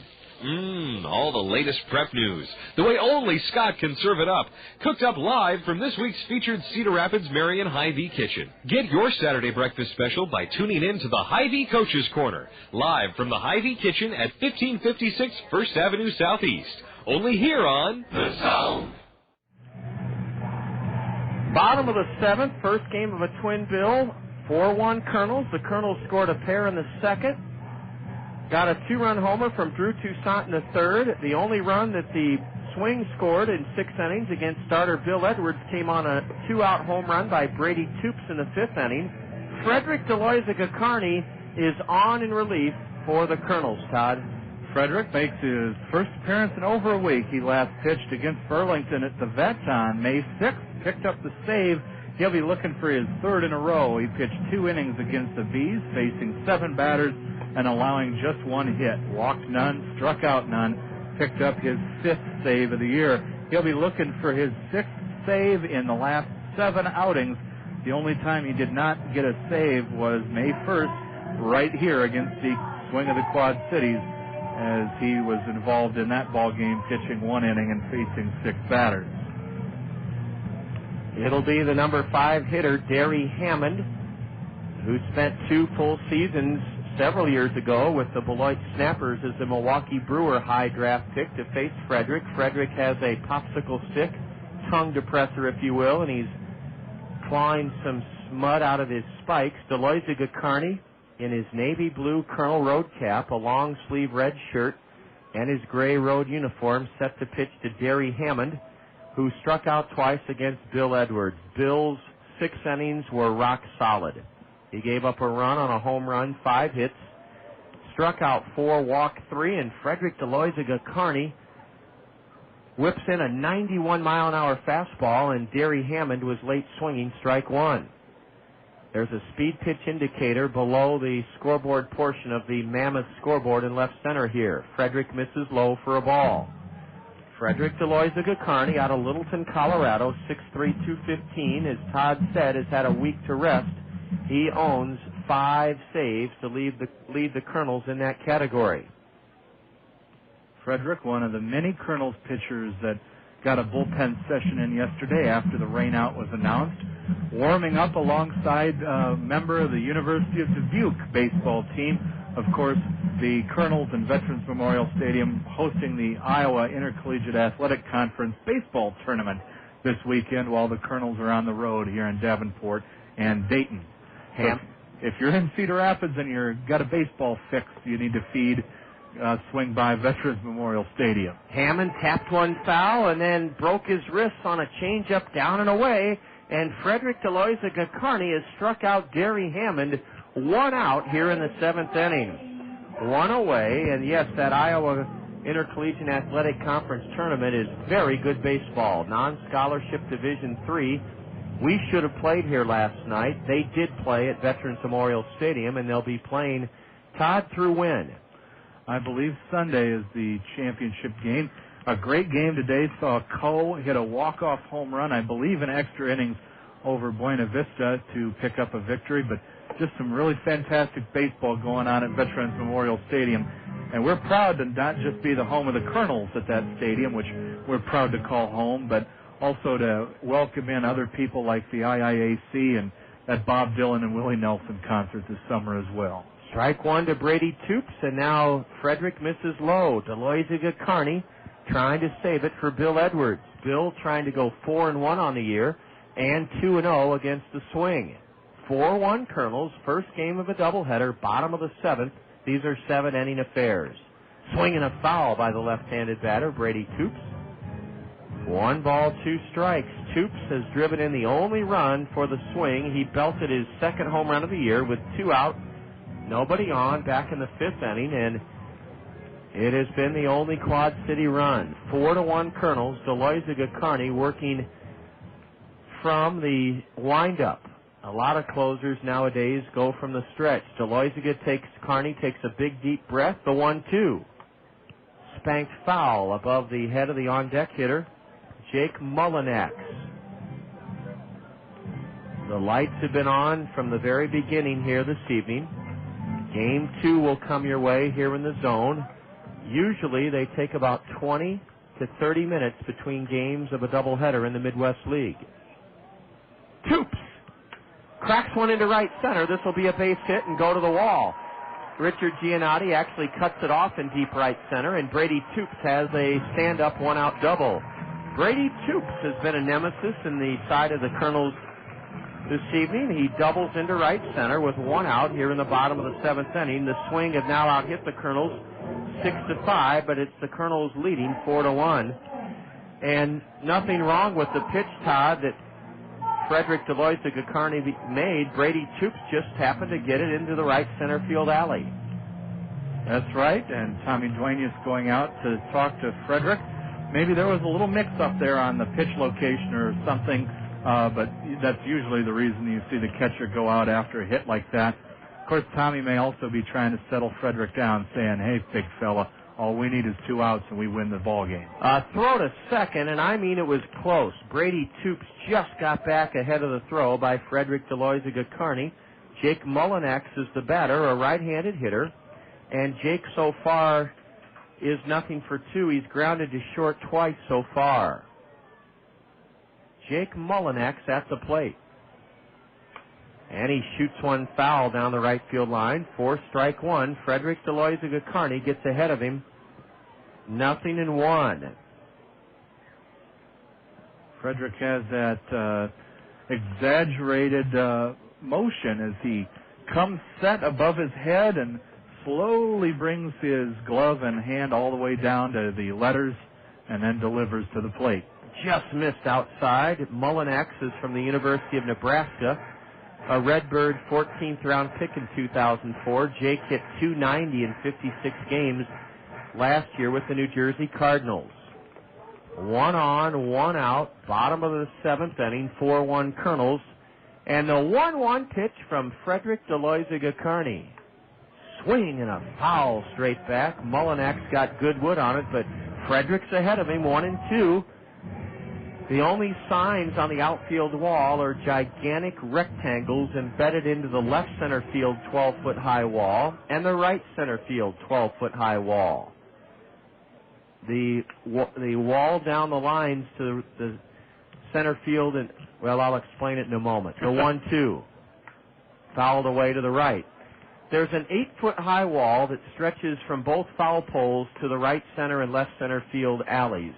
That wall is half blue padded. The other half has a mesh screen so that the people on the grass slope seating berms above them can see right through them. Did I say it right, Todd? I think so, and most of those people out there are children hoping to collect a home run ball. They're not going to get one, hopefully. Mullinex takes Hyatt in for ball 2. 2 balls, 2 strikes. Frederick Deloiziga Carney wearing a long-sleeve red shirt underneath his gray road top. Frederick a little used to this cold weather, being from Littleton, Colorado, and earlier in the season said it's better for skiing than playing baseball, but he wasn't going to complain. He's happy to be here. Mullinex is a right-handed batter with an open stance. A pitch drilled into deep left center. Nobody's going to get this one. And the tying run will come to the plate here in the 7th inning. Scoring easily from second is Brady Toops on a booming double to the right of Richard Giannotti to make it 4-2 Kernels. Jake Mullinex lit into a 2-2 pitch, and I mean he hammered it way into deep left center. It one-hopped the wall, and the Swing now have back-to-back doubles. They've out-hit the Kernels 7-5, and they bring the tying run to the plate here in the bottom of the 7th inning. Mike Ferris, a left-handed batter, with 3 homers and 13 RBIs, will now face Deloiziga Carney. And Frederick still very much has things in his, he can determine his own fate, but he will have to face the tying run at the plate now here in this bottom of the 7th inning. Ferris 1 for 2 in this game. Ball 1, high and away. Let's see if Kernan Ronan will pay a visit to the mound. Hopefully, Ferris will take the day off here in the bottom of the 7th. There's a movie called Ferris Bueller's Day Off. He came in hitting .059 against Kernel pitching. Strike called, a snap throw to second by Tommy Duenas. Out! Out! I can't believe it! Whoa. Out at second. Joe Cunningham is going to be all over Darren Boudon, the base umpire, and Boudon is going to tell Joe Cunningham Jr. that the runner, Mullinex, never got the tips of his finger back to the base, and Tommy Duenas has turned this game and inning around by whipping a throw down to second to Sean Rodriguez. It goes 2-6, and suddenly there are 2 out in the 7th inning. The tying run is not at the plate, and Joe Cunningham barking at the shortstop position at Darren Boudon. The crowd is booing, but Todd, it was a delayed call by Darren Boudon, but he thrust his fist in the air, and Jake Mullinex was called out at second base. John, I'm going to be honest with you. I looked away because I thought he was in safely, and they're not showing the replay on the big screen here. That's probably a wise decision, but boy, that looked like he was back in there safe. I looked away, and all of a sudden there was an eruption from the crowd. Joe Cunningham wanting to stick around and skipper the rest of this game, exchanges words and heads back to the third base coach's box. 1 ball, 2 strikes to Mike Ferris. The Kernels are now within an out and a strike of a Game 1 victory. Out at second was Mullinex on a peg from Duenas. Now ball 2 just below the knees, a fastball to Mike Ferris. 4-2 Kernels. Base is empty, 2 out. Bottom of the 7th inning. The Swing have left just 2 runners on. Can Deloiziga Carney save it for Bill Edwards? Yes, a high pop-up near the third base dugout, and squeezing it on the grass to end the game is Freddie Sandoval. Freddie Sandoval comes down with the high pop foul, and the Kernels have won it 4-2. Mike Ferris fouls out to third to end the Quad City 7th inning. 1 run for the Swing on a pair of doubles, 2 hits. There were no Kernel errors. Nobody left by Quad City. Game 1 has been won by the Kernels in impressive style, 4-2. Todd and I will have an abbreviated Kernel curtain call when we return to Davenport. This is Kernel Baseball in the Zone. The Zone, ESPN Radio, 1600 AM. The Guide, your entertainment starting point. and your Coca-Cola Bottling Company invite you to choose the best lunch spot in CR. And the challengers are Brick's Bar and Grill, Cabo Sports Bar and Grill, the Cedar Brewing Company, Chappie's Safari Lounge, the Chrome Horse Slop House and Saloon, Chuck and Dale's Bar and Grill, CJ's Sports Bar and Grill, Cocktails and Company, Moose McDuffie's, Third on First Sports Bar and Grill, Tornado's Grub and Pub, and the 33rd Avenue Sports Bar and Grill in Zaza's Clarion Hotel. Eat, then vote for your favorite establishment, and you could win a trip to Vegas on Allegiant Air. Your official entry form is in the guide. Look for details in your mail or the Wednesday Gazette. Complete rules online at thezone1600.com. Join the Zone and the Guide on our 2005 Bar and Grill Tour, presented by your Coca-Cola Bottling Company. Because a man's gotta eat, don't he? Want the latest Hawkeye news? Get in the Zone. Want the facts on recruiting? Want coaches' comments? Want to hear what the national media says about the Hawks? Get in the Zone. All sports, all Hawkeyes. Fresh new focus on men's and women's athletics in Iowa City. It's the Zone's Hawkeye Update. Thursdays at 3:30 on the 19th hole with Scott Unash. It's presented by Welters and the University of Iowa Hawk Shop. The Hawkeye Update, only here on The Zone, ESPN Radio. You're in the Zone.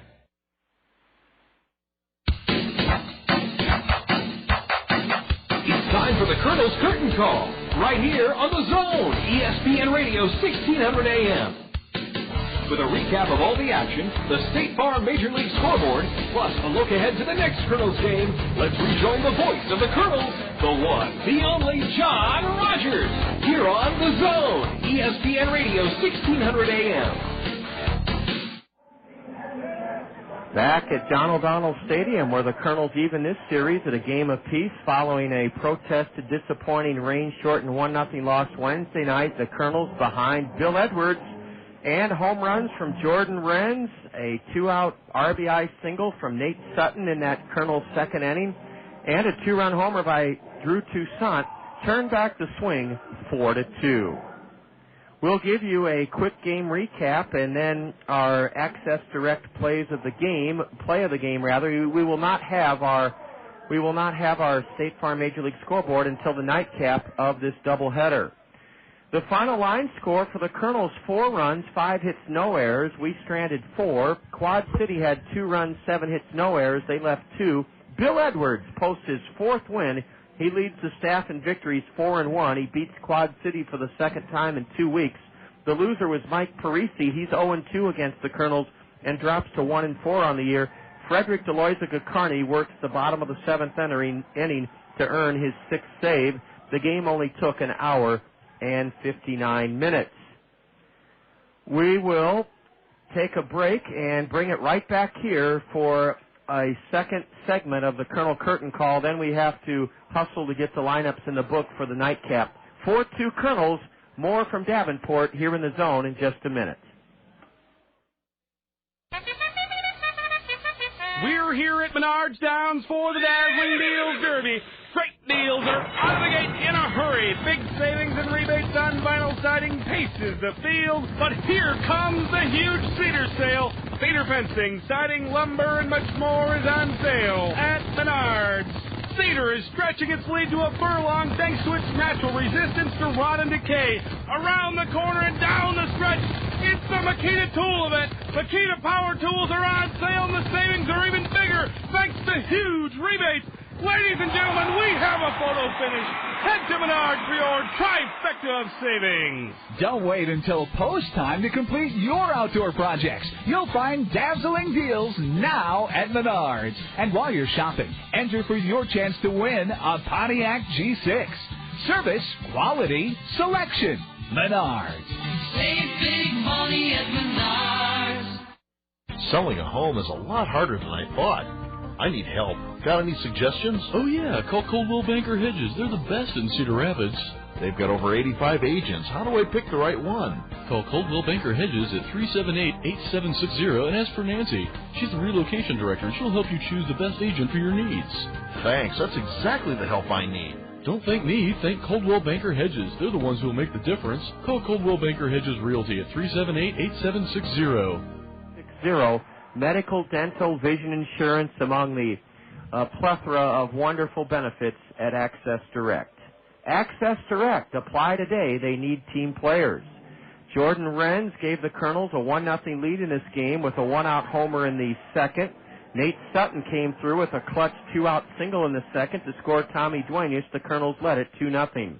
In the third inning, Freddie Sandoval walked with one out, and that brought Drew Toussaint to the plate. Here's our Access Direct play of the game. 2-1 count. He may want to challenge this swing here, and Toops getting up out of his squat, positioning himself for a high drive way back and left at the wall. It may go. It is a two-run homer for Drew Toussaint, his first home run of the season. And with Sandoval aboard ahead of him, Drew Toussaint's two-run homer lifts the Kernels into a 4-0 lead here in the top of the third inning. That's what it did, and that's why we chose it as our Access Direct play of the game. The Kernels turned two double plays late in the game and held off a rally by the swing in the bottom of the seventh to win it 4-2. We're going to take a break here from Davenport, send it back to Sean Patty, our in-studio engineer. Remember, coming up in the second game, we'll have a State Farm Major League scoreboard with Todd Brummelkamp, as well as another Roadshow Trivia Challenge question and a Did You Know question. 4-2 Kernels, Sean Patty standing by to bring you ESPN programming. I imagine we'll rejoin the action here for Game 2 around the bottom of the hour, 8:30 or so. For Todd Brummelkamp, Colonel Director of Media Relations, I'm John Rogers. 4-2 Kernels, Game 1 of a doubleheader. We'll have the nightcap in about 20 minutes. This is Colonel Baseball in the Zone. For the 7th consecutive year, Toyota Financial Services is encouraging elementary students throughout our community to read this summer. Toyota Financial Services believes that inspiring children to read brings families together, fosters imagination, and enhances knowledge. The Gazette shares Toyota Financial Services' belief in the value of reading. That's why they've teamed up to recognize and reward this summer's readers for their fabulous accomplishments. Toyota Financial Services and the Gazette, proud to stand with our community's children to enrich their lives. It's Greeny and Golick. My kids' favorite song in the world is the song YMCA. So I go to Barnes & Noble when I come across the Village People's Greatest Hits. Okay. So I walk up to pay. And so I'm standing there online. Yeah. And some guy comes up to me and says, "Hey, you're Greeny." Uh-huh. And he said, "Hey, what's up with Golick?" Whatever, chat's making a little nice conversation. He says to me, "What are you buying?" Oh, no. And all of a sudden, I realize what I'm buying. What you have in your hands that you now have to show this guy. So I pulled it up. It's the best of the Village People. The look on this guy's face was classic. Yeah. He's like, "Oh, my God, everything they say about you is absolutely right." Gang, we've been trying to tell you, this ain't an act. It's Mike and Mike in the morning on ESPN Radio. Not then, we would have to go out with the same approach that we had last night and try to get another victory. Miami Heat guard Damon Jones joining us here on Game Night on ESPN Radio. His Heat up 3-0 in their series with the Wizards. Give me your case for Shaq as MVP. I know you can't take it away from Steve Nash. He had a great season, but Shaquille O'Neal turned things upside down in Miami. Did he deserve an MVP award? I think so. The way that he came into this organization and kind of turned it, 360 degrees. Yeah, they were a good team last season. They made it to the second round and took Indiana to the sixth game, and it was very competitive. He's been able to come in and elevate all the players on this basketball team to a winning level, and our focus is trying to win the NBA championship, and if we are capable of doing that, it's going to be because of his leadership. How much does he open up things beyond the arc in terms of three-point shooting for you guys? Oh, man, it's like night and day playing with the big fella. He causes so many. Really? He causes so many mismatches as far as teams having a double and triple team him. And myself, Eddie Jones, Rasul Butler, and the other perimeter shooters that we have on our basketball team have, really been able to sit out there and get a lot of wide open looks. So Damon, pretty much, if he needs icy hot, if he needs massages, you're making sure that gets done for the big Aristotle, huh? Oh my God, I'm trying to get him out there as much as possible. But if he's not able to go, I understand. I know he wants to play, and without him being out there, we have to approach the game in a different way offensively. And last night we were able to do that to get another victory. I tell you what, you can't live without outside shooting. Damon Jones is making sure that teams are paying when they leave him wide open. The Miami Heat guard joining us here via the OnStar Hotline. Damon, good luck in Game 4 tomorrow and the rest of the playoffs. Keep shooting them nice and deep, and we'll talk to you soon. All right, thanks a bunch. Because ESPN Radio is here to serve you, and you, and you, and you, we will allow you to hear Damon Jones and his teammates when they go up against the Washington Wizards in Game 4, going for the sweep exclusively on ESPN Radio. Tomorrow night, 7:40 start time Eastern, Jim Durham and Dr. Jack Ramsey. And then coming up on Sunday, we'll stay around in the Eastern Conference, Detroit at Indiana, 3 o'clock tip Eastern time with Mr. Durham and Will Purdue. He's tall, he loves Diet Coke, video games, and he also happens to hold Sports Center, and he loves golf. Scott Van Pelt, he's next. You're listening to Game Night on ESPN Radio.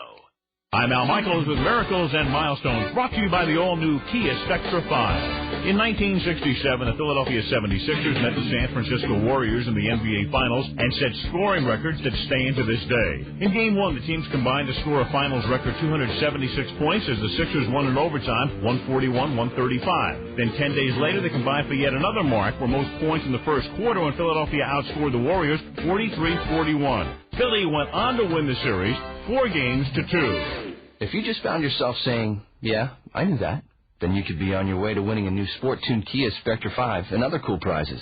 Just log on to ESPN.com, search Kia, and play the Kia Shoot-Around Challenge online trivia game. A lifetime of sitting on your butt watching basketball may finally pay off. No purchase necessary. Open only to U.S. legal residents who are 21 or older as of the date of entry. Entries must be received by June 6, 2005. Must have valid U.S. driver's license to win grand prize. Void where prohibited. For official rules, go to ESPN.com, search Kia.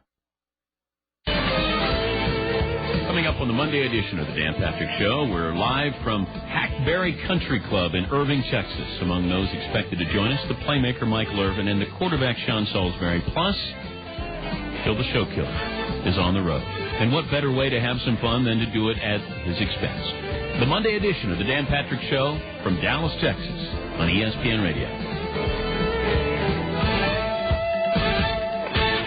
Hey, man, check this out. We got a lot to play for, man. We got something to play for. They got something to play for. It's got to mean everything to you right now. We got to be one. We got to get these wins, man. So let's go. Like it's our last. 1, 2, 3, 7. Yo, together on 3. Let's keep rolling, y'all. 1, 2, 3. Together. 1, 2, 3. Signs on 3. 1, 2, 3. Signs. Amen. Do it. Do it. Amen. Do it. Do it. 1, 2, 3. It's on. The NBA playoffs now playing on ESPN.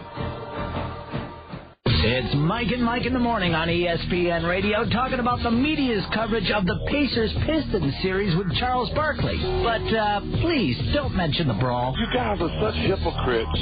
I said, you want to get past it, but you're going to show it before every game. I said, that's why fans get a mixed message. You guys say you don't like controversy, but every time something controversial happens, you guys follow the...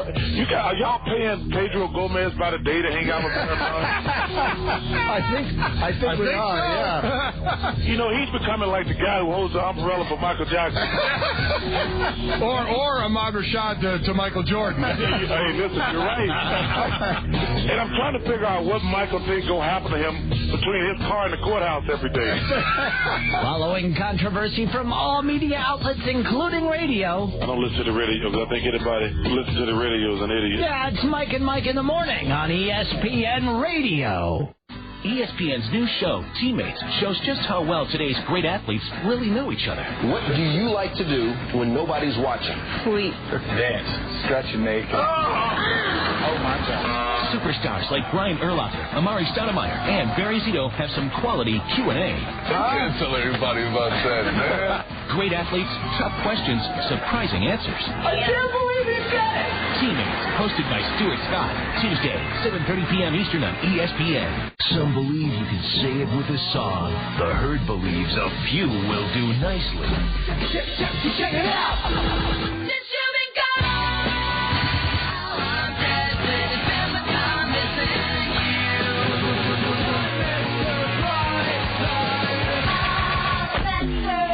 To spell it out? Holla back. The Herd on ESPN Radio. Watch your team's out-of-market games live from anywhere. Log on to ESPN.com for MLB.tv. Live Major League Baseball right to your desktop. Subscribe and catch your favorite team live from any computer. Get the most baseball available anywhere, live online. Log on to ESPN.com, sign up for MLB.tv, and never miss a game again. MLB.tv now on ESPN.com.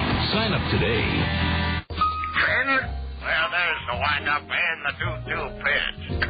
There's a comebacker right to the mound. The throw to first for the out to retire the side. Now. And the pitcher breaks the ball, hit left field, and deep. Going back, it's gone. 3-run home run. First and third, 2 down. The pitch. Swung on and missed. He got him, and the inning is over. Evolution continues. ESPN Radio. Get your radio on.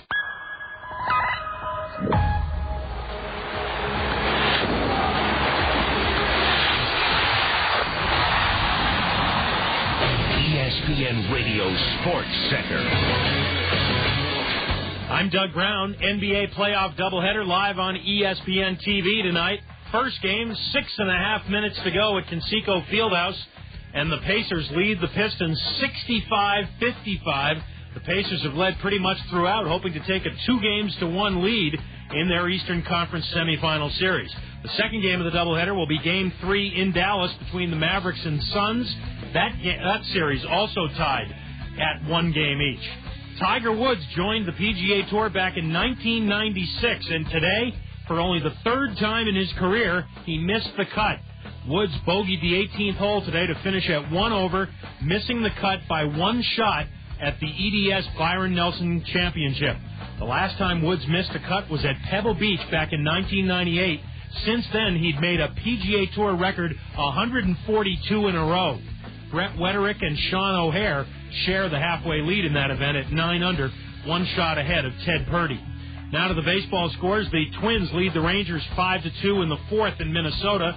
Michael Young has a 2-run homer for Texas. Joe Mauer is driven in 2 for the Twins. The Orioles lead the White Sox 3-0 in the 5th. The Devil Rays have a 2-1 lead on the Royals in the 5th. The Blue Jays and Indians are waiting out a rain delay in Cleveland, with the Indians leading 5-2 in the 4th inning. The Angels and Tigers, after all, a more than 2-hour wait, have been rained out at Comerica Park. No word yet on the makeup. National League, the Mets lead the Cardinals 2-0 in the 9th. Cliff Floyd accounting for both runs with solo homers. The Cubs get a run in the 8th to move ahead of the Nationals 3-2 in Washington. Brewers and Pirates tied at 3 in the 8th. Phillies lead the Reds 8-2 in the 7th. The Giants have a 2-1 lead on the Astros in the 5th in Houston, and the Rockies have a 1-0 lead on the Diamondbacks in the 3rd. Paul Dana crashed during Indy 500 practice today. He was carried off on a stretcher and taken to the hospital with a fractured spine. No word yet on whether he'll need surgery. Also involved in that crash was 2-time Indy Racing League champion Sam Hornish, who was able to walk away with a bruised right knee. Saturday is pole qualifying day at the Brickyard. SEC Player of the Year Brandon Bass of LSU will enter the NBA draft. He cannot go back to school now because this is the second time he has declared. I'm Doug Brown. Hi, everybody. Dick Vitale here, reminding you all day, July 13th, don't ever give up. B Foundation Auction, right here on ESPN Radio. I've missed 2 of them so far in my career, and neither of them feel very good, especially when you bogey the last 2 holes. I mean, last hole in both of them. So it's disappointing any time you miss a cut because you're here for 4 rounds to compete to win a golf tournament, and now I don't get that opportunity to win a golf tournament. That was Tiger Woods missing the cut for the first time in 7 years. 142 straight cuts made. Out the window, he didn't do it to Byron Nelson. Joining us here in Game on ESPN Radio, our golf guru as well as host of Sports Center, Scott Van Pelt. And Scott, Tiger didn't look happy coming off the course. And everyone said, well, you know what? You made 142 cuts. That's a record that may never be broken, as Amy said earlier, and I completely agree with her. Mm-hmm. So being the kind of competitor Tiger is, how upset do you think he is?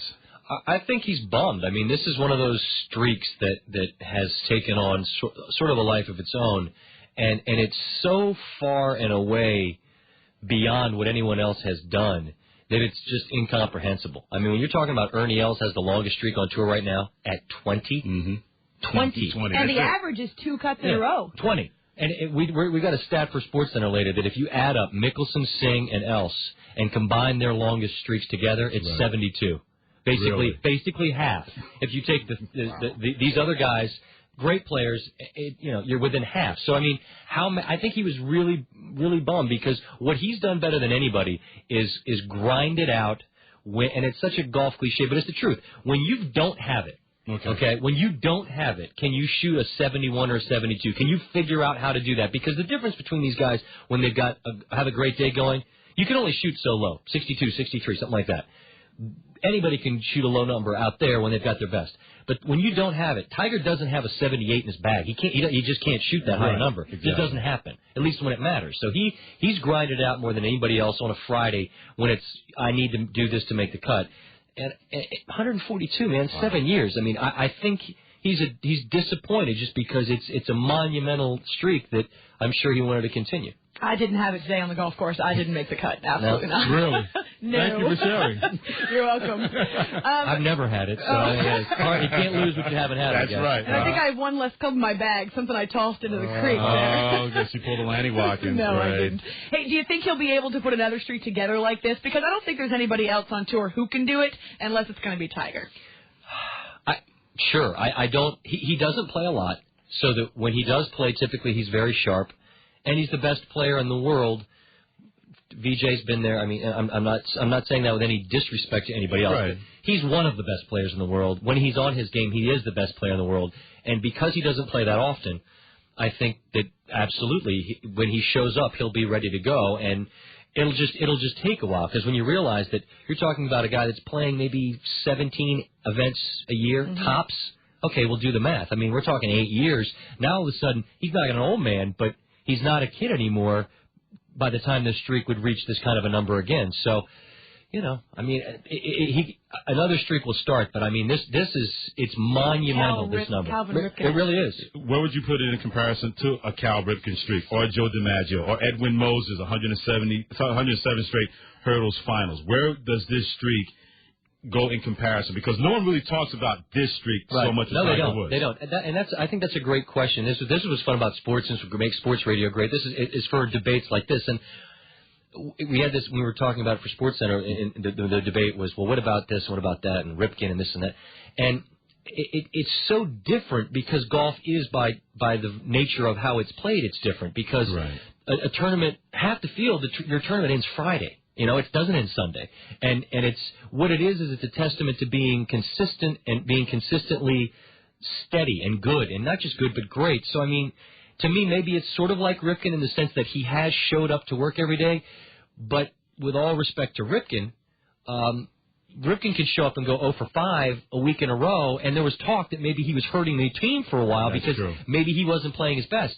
If Tiger doesn't play his best, he goes home Friday like he did this week. So it's different than that. And yet in DiMaggio's case, he had to get a hit every single day for 56 days. So in Tiger's case, he could have the odd round where he wasn't great. So maybe it wasn't the equivalent of having a hit. So it's different from DiMaggio. So it's remarkable, and I don't think it has gotten as much run, partly because we just assume the guy's so good that, he's going to make the cut. But then when you realize, man, Ernie's got the closest at 20. That's when it really, I think, resonates with people that, man, there are no numbers that are even close. So it's in that ballpark, I think, but it's just so completely different based on the way the sports are played.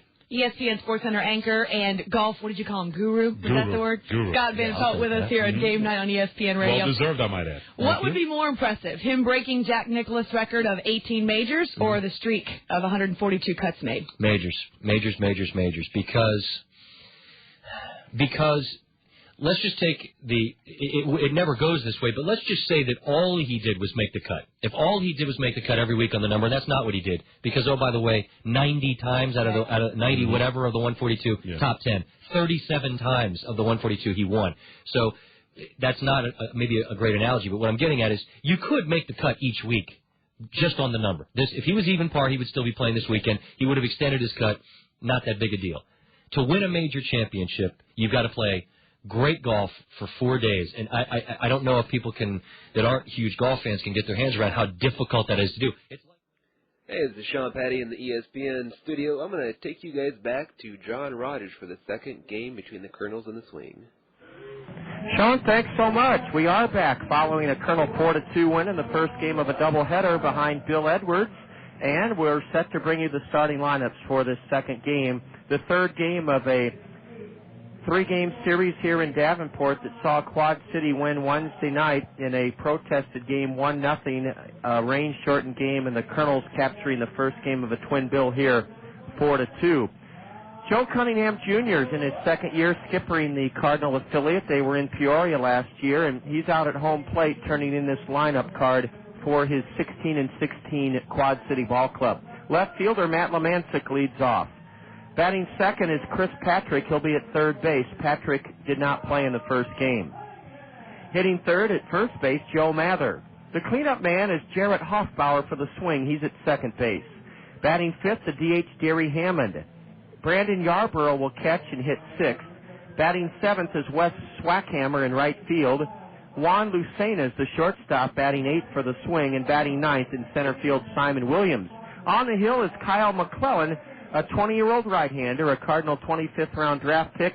The Swing take the field, and as they do, with our Allen Motor Company Kernel starting lineup, here's Todd Brummelkamp. Thank you, John. Leading off in Game 2, as he did in Game 1, will be Sean Rodriguez playing shortstop. Sean's stellar defense in Game 1. We'll see if he can do it at the plate in Game 2. Batting second and playing center field is Richard Giannotti. Richard back in the lineup and doing things well for the Kernels. Batting third and playing third base, Freddie Sandoval. Freddie caught that ball in foul territory for the final out of Game 1. He bats third. Drew Toussaint, who hit his first Kernel homer in Game 1, is the cleanup hitter.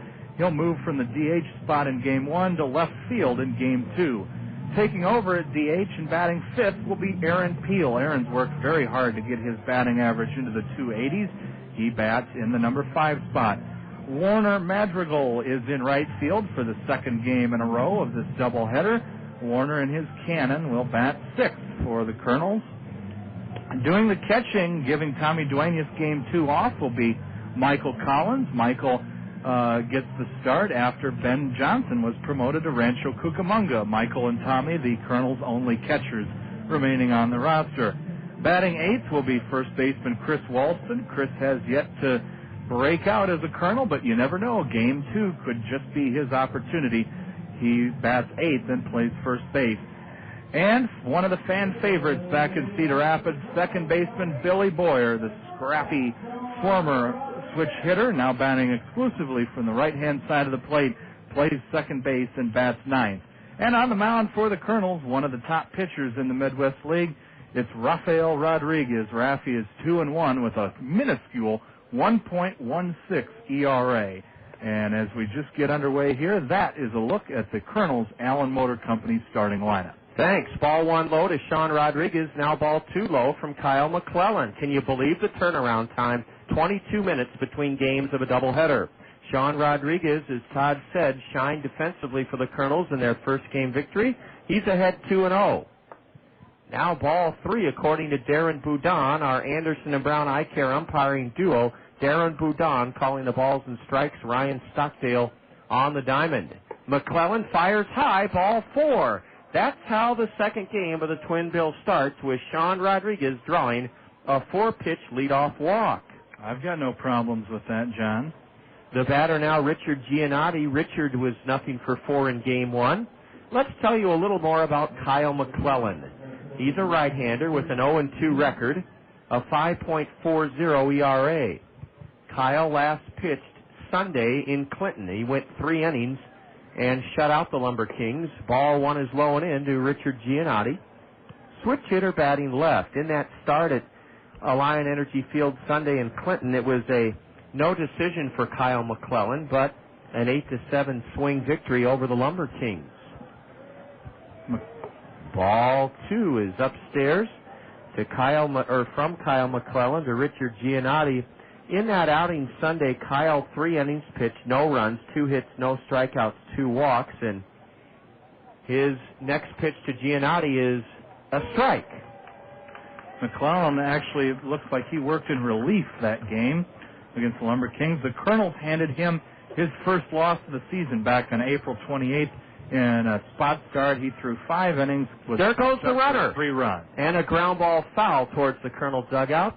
Off and running was Sean Rodriguez. And, yeah, April 28th, Todd, it was a 4-1 Kernel win here against Kyle McClellan. And I'm glad you noted that his last outing was not a start in Clinton on Sunday. It was 3 scoreless innings out of the swing bullpen. Giannotti tapped 1 foul into the Kernel first base dugout, and the count 2-2 to Richard. Ball 3 low, and now on this full count, Sean Rodriguez with 6 steals and 10 tries will likely be running. The swing in their same uniforms, their home whites with baby blue hats, sleeves, and socks. The Kernels in their same gray road uniforms. There goes Rodriguez, and a tapped foul behind the plate keeps Richard Giannotti full on the count. The Kernel win in Game 1 upped our road record to 9-8. McClellan actually getting a spot start tonight. The Kernels were originally scheduled to face left-handed pitcher Eric Haberer. He's 3-2 with a 3.06 ERA. Instead, Haberer will start tomorrow when the Swing open a series against Kyle Waldrop and the Beloit Snappers, the former tenants here at John O'Donnell Stadium. The Minnesota Twins return to town, and we saw Kyle Waldrop earlier in the season. He's a pretty good pitcher. There goes the runner, and a ground ball smashed sharply through the right side, and that's first to third baseball. Done brilliantly by Sean Rodriguez and Richard Giannotti. Richard cracked it hard, pulled it on the ground for his first hit of the evening, and the Kernels, with their best run producer at the plate, Freddie Sandoval, have a great chance to jump out on top here in the second game of this doubleheader. Wow. On a 3-2 pitch, Rodriguez was running, and Richard Giannotti pulled it hard through the hole of the right side of the swing infield. First and third, nobody out. And the batter for the Kernels is Freddie Sandoval. Freddie doubled his team-high 9th double of the season in the first inning of Game 1. He could put the Kernels ahead here in the top of the first inning in the nightcap. Sandoval batting left-handed. Lays off a pitch high for ball 1. Rodriguez drew a leadoff walk on 4 pitches, and then on a 3-2 count with Sean running, Rodriguez sped to third on the base hit into right by Richard Giannotti. There's a strike on a changeup to Freddie Sandoval. Freddie may be a first-year pro, John, but he's already acting like a seasoned veteran. As we were boarding the Tri-State Motor Coach at Veterans Memorial Stadium, he had his pillow tucked under his arm for that long road trip to Dayton tonight. A let-up from the right-hander McClellan is high. Kyle's only 20 years old. He's from Hazelwood West High School. That's north of St. Louis, a suburb. And he was a Cardinal 25th round pick 3 seasons ago in 2002. Skying one down the line and left is Sandoval. A long run for Lemansek, and Matt has it on a warning track. Tagging and coming in to score is Sean Rodriguez, and alertly advancing up to second is Richard Giannotti.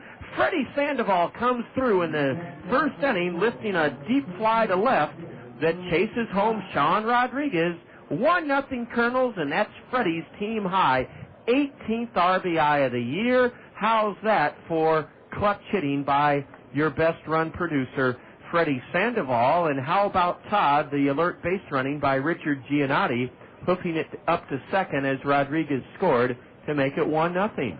Well, Giannotti had over 20 stolen bases last year at Provo. He's got great foot speed. And batting in the second spot tonight as he works his way back in the lineup, Richard making things happen on the base paths, but you can't forget Sean Rodriguez tagging at third base as well. Yeah, he scored to make it 1-0. Ball 1 to Drew Toussaint. Now a pitch in the dirt, leaks away from Brandon Yarborough. That'll be a wild pitch, and Richard Giannotti, a big advancement. He goes to third on a wild pitch by McClellan, and that may force the swing infield to come in for the play at the plate, Todd. Well, you never know. The pitch, by the way, was ruled a ball. Toussaint did check his swing there, and base umpire says he did not go around, and The swing infield is on the grass, on the fringe. Ball 3 downstairs to Drew Toussaint. Drew belted his first home run as a Colonel in the third inning of Game 1, and it was a 2-run homer that put the Colonels up 4-0. The Colonels won it 4-2. Will Toussaint be turned loose? Yes, and he pulls one foul beyond the third base swing dugout. It's 3-1, or the scoreboard says 2-1 to Drew Toussaint. 1,594. 1,594. A good crowd here this evening. Todd will tell you about it in a moment. Good crowd considering the threatening conditions earlier this afternoon. Ball 4, over but low, and Drew Toussaint has reached base on a walk. The second of the inning issued by Kyle McClellan. I'm telling you, Todd, and our listeners, that Darren Boudin has a very narrow strike zone. Well, we'll see how Rafael Rodriguez adjusts to that when he takes the mound in the bottom of the inning. But, John, 1,594 Chile fans were greeted with a Colonel victory in Game 1, and the Colonels hope to send 1,594 people home disappointed with a victory in Game 2. The batter is Aaron Peel. And a strike is into Aaron. First and third, 1 out. And the Colonels have taken an early lead here in the second game of the doubleheader. The 0-1 to Aaron. Instead, Kyle McClellan steps off and looks the runners back to the corners. Well, John, this inning is keeping with McClellan's M.O. He's been hit hard in the first inning. He's giving up a 348 batting average to opponents through the first inning of his game so far this year. A breaking pitch is a strike call to Aaron Peel. First and third, 1-0 Colonels, top of the first. But Aaron Peel, who didn't play in Game 1, is in the hole, 0-2. Breaking pitch, bounce to third, a run will score, the throw to second out, the throw to first not in time, and the Colonels lead it 2-0. That ball, Todd, was not hit hard enough for Chris Patrick to turn a double play. Giannotti scored easily from third. Toussaint was forced out 5-4, but the throw by the second baseman, Jarrett Hoffbauer, had nothing on it, and Aaron Peel makes it 2-0 Colonels here in the top of the first inning. He reaches on a fielder's choice grounder to third, on which Toussaint was forced at second. Pretty close play there at second base. There would seem to be some confusion from the swing as to whether or not Toussaint was actually out or not, so they tagged him again just to make sure, but base umpire signaling yes, he was out on the force, but that little fielder's choice will give another run to the Colonels, and John, I like the way we're starting. 2-0 Colonels. Warner Madrigal steps in and takes a vicious cut and misses strike one. Warner, 0 for 3 in Game 1. He's batting .232. He's the sixth Colonel batter against right-hander Kyle McClellan. Swing and another foul, strike 2. John, they're actually going to, I was right when I said there was some confusion. They will rule that a 3-6 fielder's choice. Toussaint was actually safe at second because the relay throw from the third baseman, which was Patrick, pulled the second baseman off the bag, so Toussaint was safe. He thought he was out, strayed from the bag to go back to the dugout. Mather threw back to second base, or the shortstop, I should say, and tagged Toussaint out. There goes the runner, and a swing and a miss by Warner Madrigal. That ends the Colonel first inning. But the Colonels get on the board quickly against Kyle McClellan. 2 runs on 1 hit. 2 walks, no swing errors, and the Colonels leave a runner. The Colonels won the first one 4-2, and after 1/2 inning, the Colonels leads the swing 2-0. You're listening to Colonel Baseball in the Zone. Hi, this is Dave Town with Five Seasons Transportation and Parking. Do you ever wonder if it's safe to send your child on the bus? It is, and here's a few reasons why. All the buses in Cedar Rapids are equipped with security cameras, so the drivers always know what's happening behind them. The buses also have global positioning systems, or GPS, which means they can be tracked at any time by satellite. Does that surprise you? It shouldn't. Five Seasons Transportation takes safety very seriously, and we've taken many steps to make sure your child will have a safe, easy ride every time they take the bus. Even when your child isn't on the bus, Five Seasons Transportation is helping keep them safe by using pollution-free biodiesel and alcohol fuels, Iowa products that help keep the air clean. And if your child is ever in trouble, they can always flag down a bus for help. I'm Dave Town, and I like to think of the bus as a traveling safety cocoon, motoring along Cedar Rapids streets. And keep in mind, if the bus is that safe and easy for your child, maybe you should think about riding the bus to work. Affordable, convenient, and safe. That's the bus. Ride it.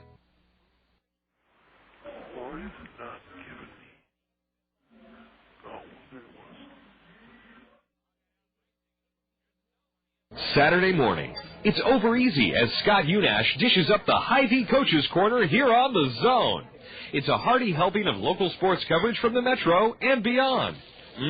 All the latest prep news, the way only Scott can serve it up, cooked up live from this week's featured Cedar Rapids Marion Hy-Vee Kitchen. Get your Saturday breakfast special by tuning in to the Hy-Vee Coaches Corner, live from the Hy-Vee Kitchen at 1556 First Avenue Southeast. Only here on The Zone. The 22nd at 2 o'clock. And, Todd, how can Kernel fans get tickets to that upcoming homestand? Well, plenty of ways, John. The easiest way is to pick up the telephone and dial the ticket office at 896-7560. But they can also do so by coming by the Kernels ticket, the Cost Cutters Kernels ticket shop, ticket office during business hours. That's open from 10 to 5 Monday through Saturday and 10 to 2 on Sundays. You can order tickets online at www.kernels.com through the Bim Ritter Diamond Shop as well. So 3 pretty easy ways to pick up tickets to that upcoming homestand or any of your Kernels games this year. As a matter of fact, if you want tickets to that May 28th fireworks night, order them now. Right-handed batting Matt Lemansek. Fifth one foul to the left or to the right of his manager, Joe Cunningham Jr. Strike one from Rafael Rodriguez. There's Scott Unash, who's going to bring you Hawkeye Downs Racing, I believe, after this doubleheader. Todd Brummelkamp will tell you plenty more about Rafi as he wings a fastball through Lemansek, strike 2 swinging. Rafi's making his 7th start of the year. He has the second lowest ERA in the league at 1.16. Todd will give you his season line as he pitches here in the bottom of the first inning, second game of a doubleheader, 2-0 Kernels. The Kernels won the first one 4-2. And, John, who has the lowest ERA in the league? Matt Lemansek takes high and in for ball one. That I don't know. It's our friend Sean Gallagher of the Peoria Chiefs, who finally gave up an earned run last night. His season ERA, .21. That's not 2.21, .21. First earned run of the year given up last night. Look out! Lemansek fouls one near the Kernel dugout. And the reason we said look out is somebody was almost picked off by that one. In fact, the Kernel dugout is giving a chuckle as the Kernel equipment manager was almost picked off. Hey, he gives the thumbs up to the booth. He's fine. Strike 3 called. Rafael Rodriguez on a devastating slider gets Matt Lemansek for the first out of the inning. Rafael's last start was Saturday at home against Burlington. He was an 8-0 loser. He went 3 2/3. Gave up a run on 3 hits, struck out 2, walked 3. He got bushwhacked in that start, Todd. He had to make 37 pitches, although he didn't allow a run in the top of the first inning. Remember that? Yeah, he was a victim of a pitch count as he had to work very hard to get through that first inning. Chris Patrick slaps a fastball, letter high, straight back into the screen. Patrick's from a baseball power, Fresno State. He's only played in 9 games, but he's hitting .400. Ball one, a fastball low and away. Rafael is holding opposing hitters to a .224 batting average this year. He's faced 131 batters. They have 116 at-bats and only 26 safeties against him. He's allowed 4 earned runs in 31 innings pitched this year. Wow. Slapping one foul to the screen, Chris Patrick. 31 innings pitched. Rafi's only surrendered 26 hits. He's fanned 37 batters in 31 innings and walked only 13. Chris Patrick, a diminutive right-handed batter from Fresno State, swings and misses at a breaking pitch. That's strike 3, and there are 2 away here in the first inning, both on strikes. Todd, last season was one that Rafael Rodriguez, we wouldn't wish it on anyone. He was hurt the entire year with a sore elbow. In 7 starts with the Kernels, he was 1-5. The year before, as an 18-year-old Kernel starter, Rafael was 10-11 in 26 starts. He is making a statement to Tony Regans, the Los Angeles Angel farm director, that perhaps by the All-Star break he might want to take a look at Rafael as earning a promotion. I believe in 2003, Rafi one-hit Quad City, I think in the season opener, if I remember right. Here's a ball smashed foul on the ground, past third by Joe Mather, strike 1. But, John, you are correct. We've had some conversations with Angels personnel that indicate, even though this is the third year Rafi's been here and he's ready, they would like to see him challenged more. He's been very dominant this year with his fastball and his slider. The one thing they would like to get Rafi is to learn is to work from his fastball through the rest of his pitches. He has a tendency to start guys off with his slider because he worries about his fastball being hit. Colonel pitching coach Kernan Ronan says, you have to start with your strength, which is the fastball, and don't worry about it because they haven't hit it yet. And very few people in the league, as we look at that 224 average, have hit Rodriguez this year. Joe Mather fouls an 0-1 pitch straight back. It's 0-2. Now a breaking pitch up and in. Joe Mather, a 274 hitter for the Swing. First baseman here in Game 2. Joe's a tall 6'4", 195. He was drafted out of high school by the Cardinals. This, believe it or not, is his 5th season of pro baseball. He has a slightly open stance, and he does not wear batting gloves. And he cuts on a slider. Swing and a miss, strike 3. Rafael Rodriguez fans the side in the Swing first inning.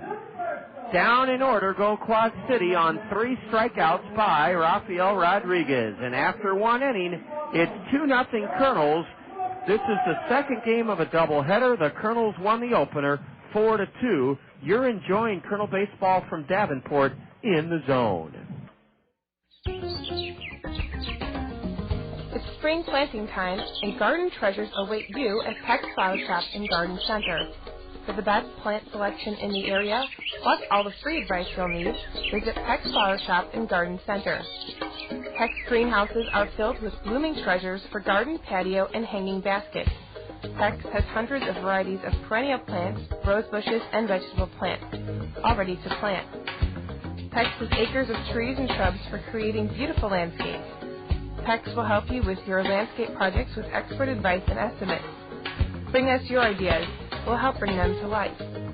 Visit Peck's Flower Shop and Garden Center, where the knowledgeable staff is ready to answer your plant and gardening questions. Peck's is located at the corner of Blair's Ferry and Edgewood Road Northeast. Peck's, growing garden treasures since 1956.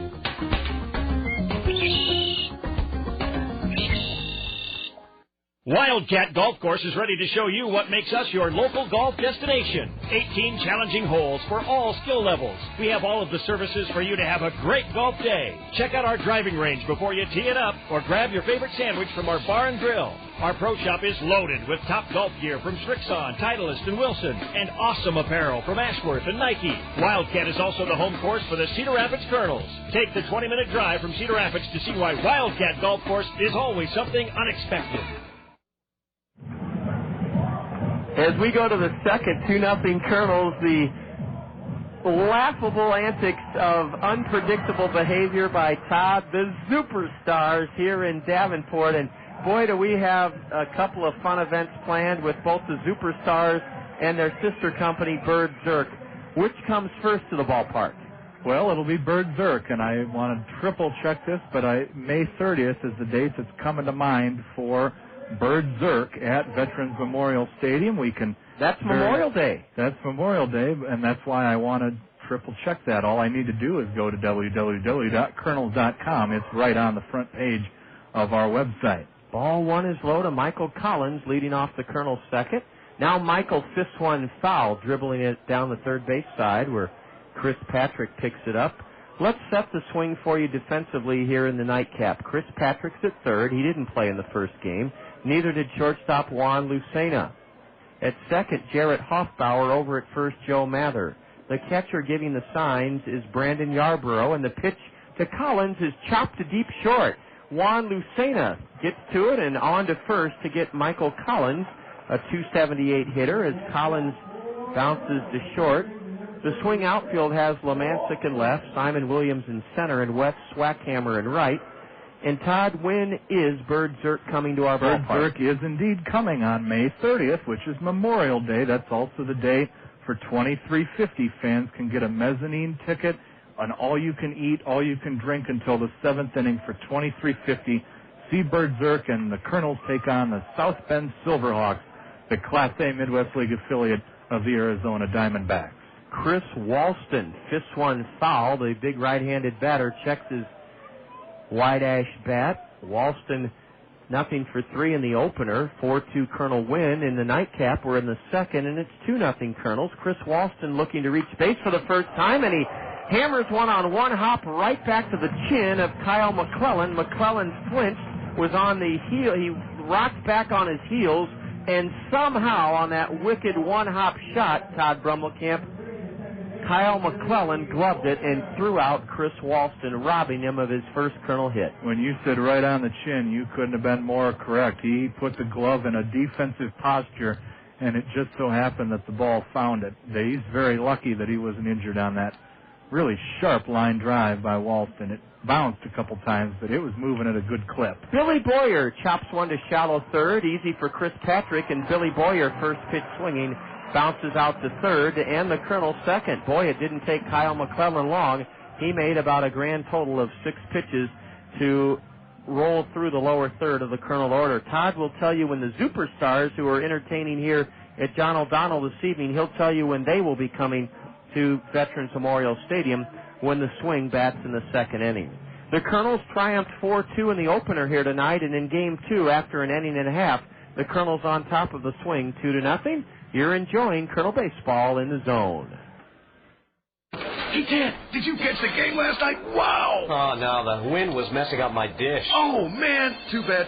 Maybe next time. Hey, Ted, did you see that documentary on fire ants? Oh, fantastic stuff. Oh, no, I had a little problem with the old dish. Too bad. You really missed something special. Say, Ted, remember that episode of Nip Tuck last week, the one with the doctor? No, afraid not. I think it was raining that night or something. Hi, Teddy. Hi. Hey, I saw this romantic movie the other night. It made me think of you. Oh, I meant to, but I think there was some bad weather going on. You know, Ted, I could really see getting together once in a while, but, I don't know if I want a dish relationship. Oh, man. Want a weatherproof way to watch television? Get rid of that dish and call Mediacom to learn about our 12-month $29.95 offers. Call today at 1-800-800-CABLE. That's 1-800-800-CABLE. Nice shot! Time out! Basketball's fun, but I need a cold drink. My mom's making rich chocolate Ovaltine. Ovaltine? Let's go! I guess the kids will be home soon. Let's make rich chocolate Ovaltine. Come on! Sarah's mom's making rich chocolate Ovaltine. All right! My kids love Ovaltine's rich chocolate taste. And I love all those vitamins and minerals that you won't find in Nesquik powder. Mom, we're back! Who wants Ovaltine? We do! You better make more. More Ovaltine, please! Friday night doubleheader from Davenport, Iowa. The Kernels have played 6 games here at John O'Donnell Stadium in the first month plus of the season, have won 3 and lost 3. Took the opener behind Bill Edwards tonight, 4-2, and Rafael Rodriguez fanned the swing side in the bottom of the first inning. He'll have to take on one of the best hitters in the league, Jarrett Hoffbauer, who launches one foul over the suite level here at John O'Donnell. There is no grandstand roof here. The dugout tops are gray concrete, no advertising on top of the dugouts.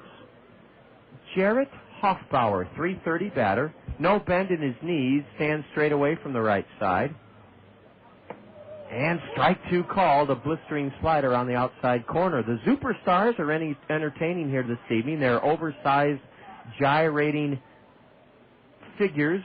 Ken Giraffe Jr., LeBaron James. LeBronco. What am I thinking, LeBaron? We've got the list right here. Clammy Sosa, Shark McGuire.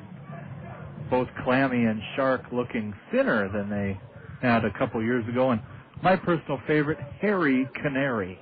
Ball 2 just missed to Jarrett Hoffbauer. And when can our fans expect the Superstars to visit Veterans Memorial Stadium, Todd? Well, John, Bird Zerk on May 30th, and right before the 4th of July. July 3rd is when the Superstars are scheduled to entertain at Veterans Memorial Stadium. And, of course, we're home on the 4th as well. But July 3rd is when the Superstars, and they have a number of different characters, not necessarily the ones that we named tonight will be in Cedar Rapids, but they tend to send the baseball-themed characters to the baseball parks. There's also Ichi Roach Suzuki. Swinging a foul by Hoffbauer. The count still 2-2 to Jarrett. Derek Cheetah. There's ball 3 low, and they do a great job. They have all sorts of little skits or vignettes that they perform, and they are equally funny in the eyes of adults and children. My personal favorite, Pee-wee Geese. I hope he's in Cedar Rapids on July 3rd. Nomar Garcia Parrott. A 3-2 pitch is pulled on the ground. It's a worm burner to short, and Sean Rodriguez comes over the top to showcase his rifle arm, and he fires to get Jarrett Hoffbauer. Rafael Rodriguez ran the count full to the .330 batter, but got him on a full count delivery to ground out to short, and that'll bring up Gary Hammond. John, do you know that Nomar Garcia Parrott has a superstar wife? Probably Mia Hamm. Mia Hamster. Okay. I was going to say Mia Hamm because of a pig, but you wouldn't want to portray a great woman soccer player as a pig, so thus a hamster much more appropriate. Strike 1 to Derry Hammond. Derry was 0-for-3 in the opener, struck out all 3 times. Swing and a miss on a 90-mile-an-hour fastball, and Rafael Rodriguez, right now at least, has the swing eating out of the palm of his hand. The outfield is straight away for the big DH, Derry Hammond. Rodriguez fires outside for a ball. The Kernels defensively here in Game 2 of the doubleheader in Davenport have Freddie Sandoval at third, Sean Rodriguez at short, Billy Boyer at second, and big Chris Walston at first. The outfield, left to right, Toussaint, Giannotti, Madrigal, and they're straight away and deep for Hammond, who breaks his bat and lifts one to the right side. Billy Boyer 4 steps back into shallow right, one hands it. Derry Hammond is popped to second. 2 gone in the swing second, and 5 straight set down by Rafael Rodriguez. He'll now face Brandon Yarborough. Yarborough didn't play in Game 1. Brandon's hitting .177 in 18 games. Couple of homers, 9 RBIs. Yarborough, like the catcher in Game 1, Brady Toops, is a left-handed batter. Freddie Sandoval is playing well off the line at third. Ball 1 inside. Todd will have our first look in the Kernel third inning at the State Farm Major League scoreboard. We may even have a few finals from the East Coast. Who knows? A 1-0 is lifted into left center by Yarborough. Closing on it to his right and putting it away to end the inning is Richard Giannotti, the center fielder. A couple of broken bat pop-ups and flyouts for the swing in their second inning, and Rafael Rodriguez has breezed through the first 2.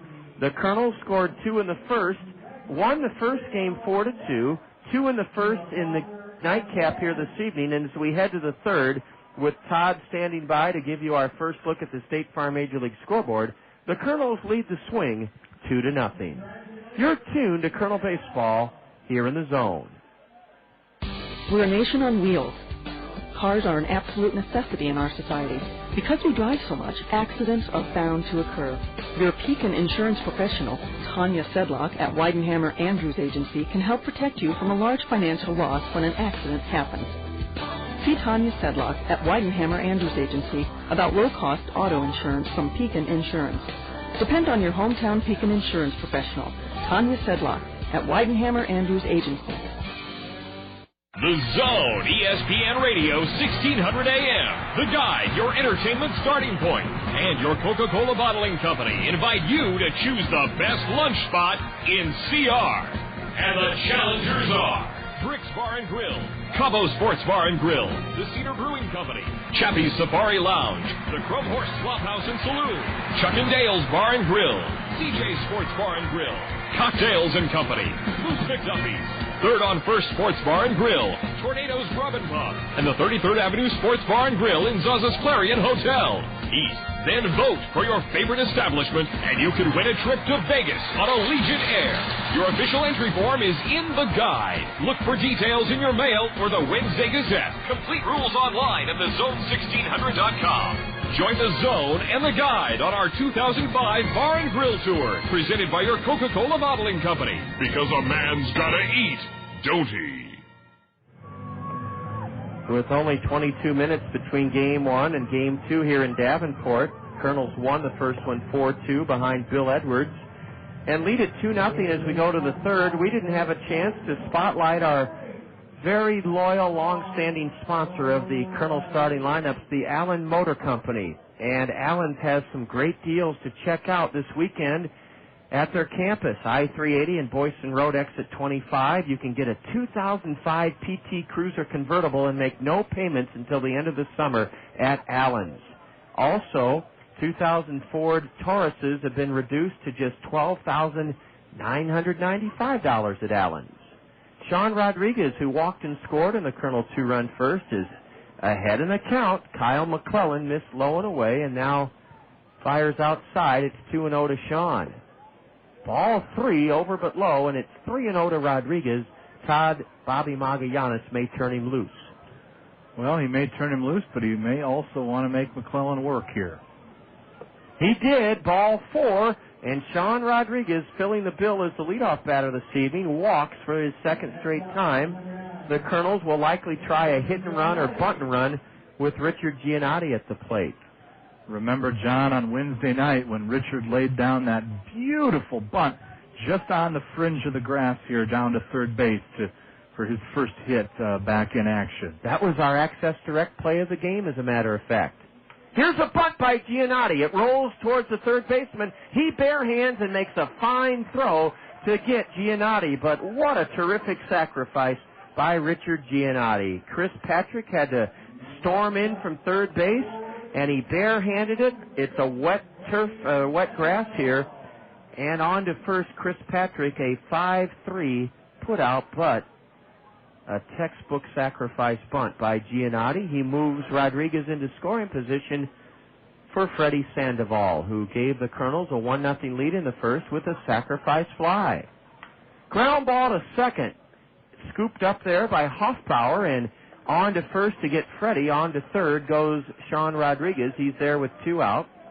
For Drew Toussaint, State Farm Insurance agents Al Shetler, Gary Schubat, Dale Thompson, and Lanny Peterson bring us our first look at the State Farm Major League scoreboard. And Todd, has anything gone final yet? We have just 2 finals at the moment. The New York Mets defeated the St. Louis Cardinals 2-0 today on a ground ball foul past third. Toussaint really lit into it, and it started fair, but skipped to the left of the bag foul. Todd, I'm sorry. I thought Drew might have had something. That game that the Cardinals lost was at Shea Stadium tonight. At Shea Stadium, a pair of solo home runs, number 9 and 2 for Cliff Floyd, the only offense on either side. Also, Philadelphia drubbing Cincinnati today, 12-2. Those are the 2 finals that are in at the moment. A changeup is low to Toussaint, 1-1. Todd will give you the rest of the State Farm Major League scoreboard as the Kernels bat here in the third inning, trying to add to a 2-0 lead. Toussaint jackhammers one hard into center, but it's caught out there by Simon Williams. Oh, Drew Toussaint got good wood on that 1-1 pitch and drilled it into center, a line out to end the Kernel third inning. Rodriguez walked to start it, was bunted to second, but was stranded at third on the drive into center by Drew Toussaint. Todd will have a look at all the action in progress on the State Farm Major League scoreboard when the Swing bat in the bottom of the third against Kernel starter Rafael Rodriguez. Here in Davenport, the Kernels turned back the Swing in the first game of a twin bill 4-2, and after 2.5, lead the Swing in the nightcap 2-0. This is Kernel Baseball in the Zone. When you need group transportation, there is only one name you need to remember. That name is Tri-State Travel. transportation provider for the Cedar Rapids Kernels and hundreds of other schools, organizations, and associations in the Cedar Rapids, Iowa City, and Waterloo area. Check our unblemished safety record, compare our pricing, and then climb aboard one of Tri-State Travel's modern deluxe motor coaches and experience our award-winning service. Tri-State Travel, the leader in motor coach group transportation. Coffee works when it's important to you. Coffee works, let your work shine through. When you think of copies, think of CopyWorks. High-speed copying, color copies, oversized copies, manuals, booklets, graphic design, posters, banners, and presentations. CopyWorks does it better. When it's important to you, CopyWorks lets your work shine through. When you think of copies, think of CopyWorks. Guys, baseball season is here, and Siegel's is celebrating the diamond season just in time for your lucky gal. Watch your eyes light up with a 1-carat past, present, and future 3-diamond ring as low as $599. Anniversary bands with half-carat diamonds starting at $59. Loose diamonds from 1/4 carat to 5 carats at prices too low to advertise. Diamond right-hand rings starting at $99. Siegel's with 2 locations, 105 3rd Avenue Southeast downtown and 4620 1st Avenue Northeast next to Best Buy. There's always something special at Siegel's. As Clammy Sosa of the Superstars engulfs one of the swing bat boys and spits out his helmet, shoes, and eventually the little guy himself, State Farm insurance agents Lanny Peterson, Al Shetler, Dale Thompson, and Gary Schubat bring us our look at the State Farm Major League scoreboard. John, on the State Farm Major League scoreboard, we gave you 2 finals already. New York over St. Louis, 2-0, and Philadelphia over Cincinnati, 12-2. In progress in the bottom of the 9th inning, the Washington Nationals trying to make a comeback against the Chicago Cubs. They've scored 1 in the bottom of the 9th, still trail 6-3. Milwaukee in progress in the bottom of the 9th is leading Pittsburgh 4-3. That game is in Pittsburgh. The Pirates trying to come back in their final 3 outs, trailing 4-3. It's San Francisco over Houston right now at the in Houston. That game is 2-1, San Francisco in the bottom of the 7th. The Baby Rocks are on top of Arizona at Coors Field in Denver. That game is in the top of the 5th. The Rockies lead at 5-1.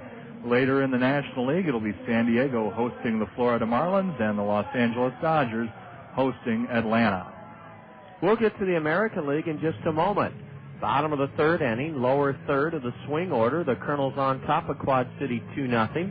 The Kernels won the opener 4-2. Here's Wes Swackhammer. He didn't play in Game 1. He's out of Tulane University down in New Orleans, and he's a left-handed batter. Swackhammer hitting .256. His 1 home run came against us here a couple of weeks ago, and he takes ball 1 low from Rafael Rodriguez. It's turned out to be a wonderful, cool Friday evening. Here's a hit pitch hit a mile high. It'll be a tough play in right for Warner Madrigal. He waits and has it. And to tell you how high that ball was hit, Swackhammer was halfway to second base when Warner Madrigal in right secured it 1 away here in the swing 3rd inning. John, our Los Angeles Angels parent club was set to play Detroit at Comerica Park today. That game postponed due to rain. The Cleveland Indians lead Toronto 6-4 in Cleveland at Jacobs Field. That game is in the top of the 6th. The White Sox continue to stay hot. They actually trail Baltimore 3-2 right now in the bottom of the 7th. That game at Sox Park on the south side of Chicago. Tampa Bay leads Kansas City at Kauffman. That game is in the bottom of the 8th. The Devil Rays up 2-1 over the Royals. Texas is trailing Minnesota at the Hubert H. Humphrey Metrodome. That game is 6-5 Minnesota right now, though Texas is scoring 3 runs in the top of the 7th. Juan Lucena gets good wood on an 0-1 pitch from Rodriguez and lines it hard into right for Warner Madrigal. 2 up and 2 down here in the 3rd inning. Rafael Rodriguez is trying to complete 3 perfect innings of work against the swing. Lucena, a right-handed batter with an .091 average. Juan swatted one hard into right, but right at Madrigal. With the bases empty and 2 gone in the swing 3rd.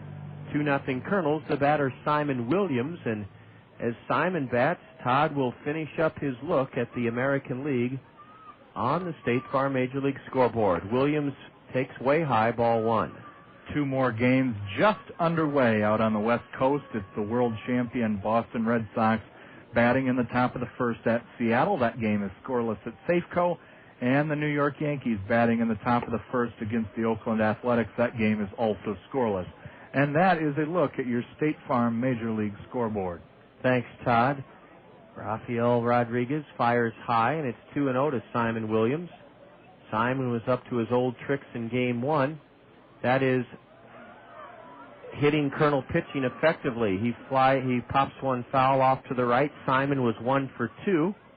We were out hit in the opener 7-5, but thanks to 6 brilliant innings from Bill Edwards and a 6th save of the year from Frederick Deloitte-Gacarni, the Kernels beat the Swing 4-2. Swing and a miss. That was an 88-mile-an-hour hummer, according to the speed pitch indicator below the scoreboard in left center. And Rafael Rodriguez has come back to even the count to the right-handed batter, Simon Williams, 2-2. Rafi trying to make it 3 perfect innings. Winds and delivers. Strike! 3 call. The slider on the outside corner, and that indeed is 3 spotless innings for the 20-year-old Dominican right-hander, Rafael Rodriguez. The Kernels won the first game 4-2 tonight, and in this doubleheader carry a 2-0 lead over the Swing into the top of the 4th inning. You're listening to Kernel Baseball from John O'Donnell Stadium in Davenport in the Zone. Race fans want the inside scoop on what's going on in the world of IMCA racing? Listen each Saturday morning at 8 a.m. for In the Pit from the IMCA Motorsports Radio Network. John and Junior take you around the Midwest and the country with the latest news, results, and interviews with the nation's top drivers. Hi, I'm Doug Thompson of the IMCA Motorsports Radio Network. I hope you get a chance to catch John and Junior and In the Pit every Saturday morning at 8 a.m. from KCRG 1600 AM, The Zone from Cedar Rapids.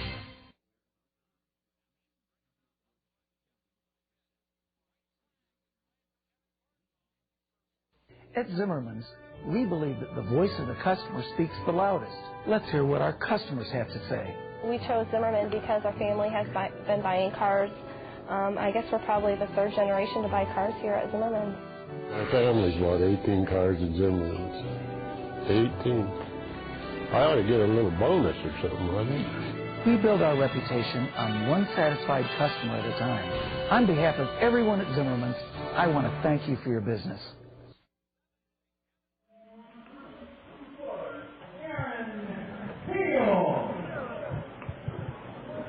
2-0 Kernels as we go to the 4th inning, and we're going to use this top of the 4th inning to forego for the moment our Kernel Roadshow Trivia Challenge question. We'll have that for you in the 5th. Smacking the first pitch of the 4th inning through the box up the middle into center, Aaron Peel. Aaron drove in his 11th run of the year with a fielder's choice force out in the 1st, and he's aboard with the leadoff single. We want to express our condolences and love for the recent passing of longtime Kernel Board of Director Thurman Harris.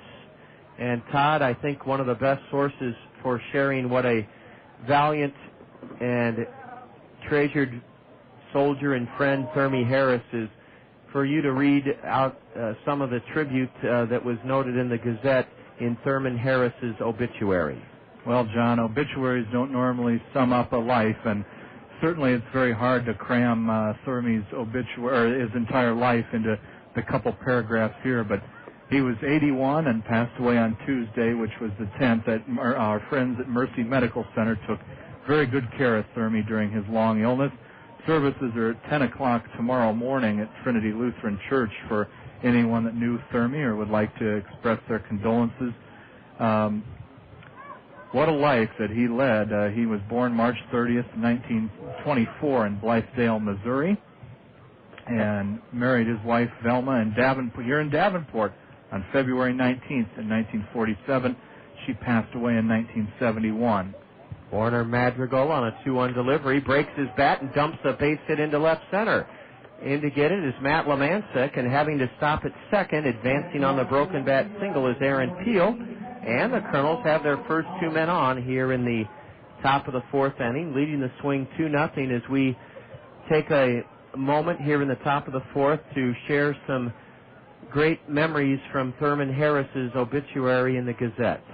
Thurmy remarried in April of 1974 to his wife Grace, who survived him, and our condolences go out to her and the entire Harris family. But he was an Army veteran serving in World War II, received the Purple Heart for fighting in Europe, and most importantly, Michael Collins hits one high in the air down the line and right. Wes Swackhammer drifting to his left has it. Tagging and going from second to third without a play is Aaron Peel. So it's first and third, one out, as Michael Collins is nothing for two, but he does get Peel over to third with his fly ball to right. Boy, I did not know that Thurmy earned a Purple Heart for his service in World War II. You may not have known that Thurmy started his involvement in baseball at the age of 13 and continued right up to his passing on Tuesday. He began his baseball life as a bat boy, also served as a clubhouse attendant, groundskeeper, and, of course, the director of the Cedar Rapids Baseball Club Board of Directors. He was inducted into the Cedar Rapids Baseball Hall of Fame in 2000, John.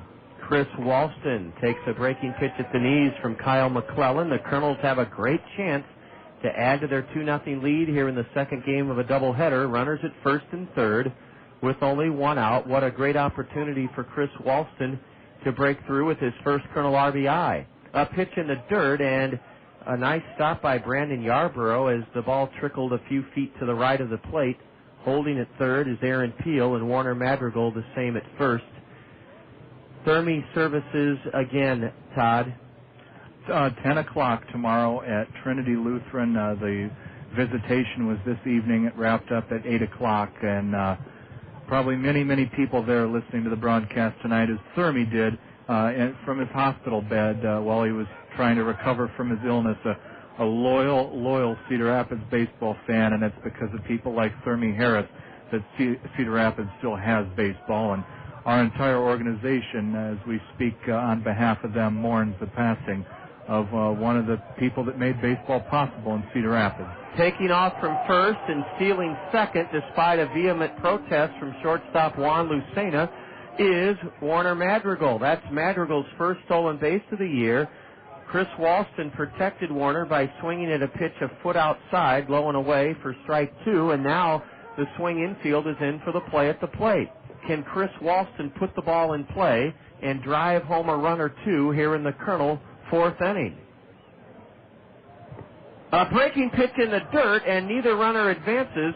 A terrific effort by the catcher, Brandon Yarborough. He then made an underhand toss that scooted by the pitcher at home plate, Kyle McClellan, but the shortstop, Juan Lucena, backed up the play, and now perhaps the biggest pitch of the second game of this doubleheader is about to come forth to Chris Walston. The infield in for the swing. Peel at third, Madrigal at second, and the Kernels have a chance to add to a 2-0 lead. The right-hander McClellan comes set below the belt, his payoff pitch. Swing and a miss. Chris Walston was challenged on a fastball, and he couldn't make contact, and that's a huge out recorded by Kyle McClellan. Chris Walston wanted at least a fly ball, but couldn't get it. Well, Chris has yet to really break through, and this being only his third game, his second full game as a member of the Kernels, and he's struggling a little bit at the plate right now, but Billy Boyer has a tendency to come through in the clutch. He does not get to play very often, but he tends to maximize his playing time, and we'll see if he can do that here. Billy looks at one low for ball one. Boyer entered the Kernel's second, a 1-2-3 inning when he grounded to third. Billy's batting with two away in the top of the fourth, with the Kernels threatening to add to their 2-0 lead. It's Peel at third, Madrigal at second, and the 1-0 to Billy. A high drive down the left field line, and Lemancic on the run. Had it hit his glove, and they call it foul. Bobby Magallanes can't believe it. I can't believe it. They call it a foul ball. They call it a foul ball as Lemancic crossed the line, apparently, straddling the line 338 feet away in front of the track. The ball hit his glove and then bounced out, and Bobby Magallanes still looking down the left field line in utter disbelief as the plate umpire had to call it foul from 335 feet away. Todd, the ball looked fair from here. I thought Billy had a home run there, and I thought he had at least a double. we won't get to see the replay of it on the Swing Jumbotron here, but Lemanzik was right on the line as it looked like he was still in fair territory when he touched it, which would make that a fair ball. But again, we can't have instant replay in our minds nor on the Jumbotron. And we won't second-guess Darren Boudin, who had a tough task in calling it fair or foul. He immediately put his hands up saying foul. It would have scored 2 runs. Instead, it's strike 1 to Boyer. Now Billy lays off a pitch high. 2-1 to the right-handed batter, Billy Boyer. Second and third, 2 out here in the Kernel 4th inning. Billy does not wear batting gloves. And he pops one foul coming back towards Brandon Yarborough in the Swing dugout. Yarborough slams into the padded concrete wall that defines the front edge of that dugout and just ran out of room. Well, Todd, thank you for expressing our tribute and our condolences to Thermy Harris and his family. Thermy passed on, and what a dedicated warrior and angel of a man Thermy Harris was and will remain in our thoughts and hearts for a long time. Swing and a miss by Billy Boyer on a changeup, and the Kernels, who put the first 2 men on in the 4th inning, failed to capitalize. That puts a little bit of momentum in the corner of the Swing. No runs in the 4th, despite 2 singles. There were no swing errors. The Kernels leave a pair and have left 3. Todd will have our Roadshow Trivia Challenge question for you in the bottom of the 4th inning here in Davenport. And after 3.5, the Kernels lead the Swing 2-0. You're enjoying Kernel baseball in the Zone. A new school year means the chase is on. What school will be the best? The Zone, ESPN Radio, 1600 AM, Farm Bureau Financial Services Metro Sports Trophy winner. It's simple. The school that rules brings home the hardware. Your school earns points by being the best in all 19 sports programs. Boys and girls, fall, winter, and spring. The school with the winningest programs takes home the coveted Zone Metro Sports Trophy and $500 from Farm Bureau Financial Services.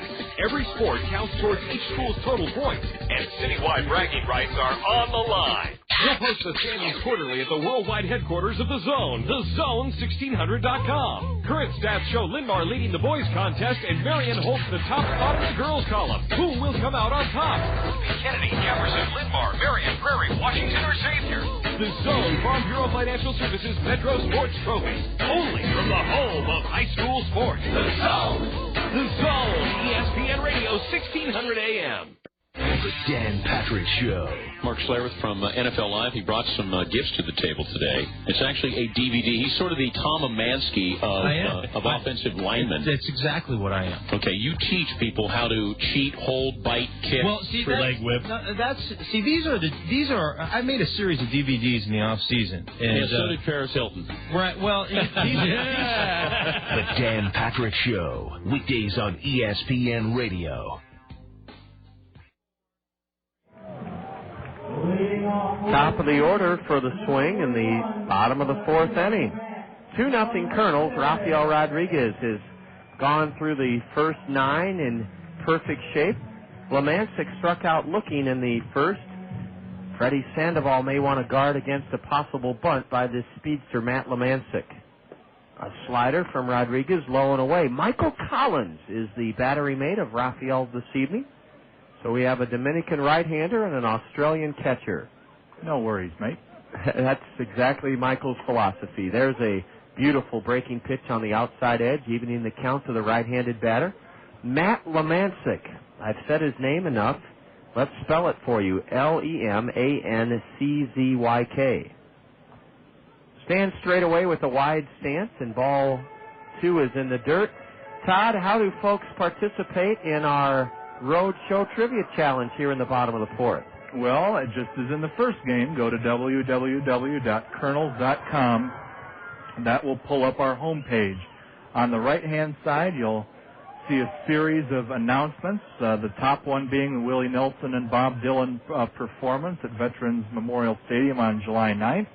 The second one features the DTI Digital Telecommunications Incorporated logo about our wireless internet access at the Vet. And then you'll see Think You Know Baseball, then take the Roadshow Trivia Challenge. Ball 4 to Matt Lemancic, the first base runner for the Swing in this 2-0 game in favor of the Kernels. Chris Patrick struck out in the first. Patrick's only 5'7", right-handed batter. If you've been one of our previous 17 Colonel Roadshow Trivia Challenge question winners, congratulations. Please don't participate tonight by emailing. You can certainly play along wherever you're tuned in, but don't email us. Same if you've won a Springhouse $5 gift certificate during our home broadcast. But other than that, as Todd said, log on to our website and click on the Roadshow Trivia Challenge link, and we need your name, address, and phone number, and the answer to the question that Todd is about to spring on you. First, to Chris Patrick. No, a throw to first and the runner back safely. Our Roadshow Trivia Challenge question for game number 2. Name the only player to homer in 23 consecutive seasons for the same team. He did it his first season with a home run, 1961. His last, 1983. 1961 to 1983, he had a home run, at least one home run every year for the same team, 23 consecutive seasons. There's your Roadshow Trivia Challenge question. Kernan Ronan comes darting out of the Colonel first base dugout, and he meets with Rafael Rodriguez on the hill, along with Michael Collins. Todd, let's give it one more time, the Colonel Roadshow Trivia Challenge. Name the only player to homer in 23 consecutive seasons for the same team. 1961 to 1983, this mystery man had at least one home run, and he had one every single season from 61 to 83 with the same team. That means he played his whole career with that team. He was just mentioned in Sports Illustrated this week in a small blurb, and we'll tell you about that a little later after we give the answer. But one of the game's all-time greats, and really doesn't get as much respect as many people that have played the game, especially in the city where this man starred from 1961 to 83.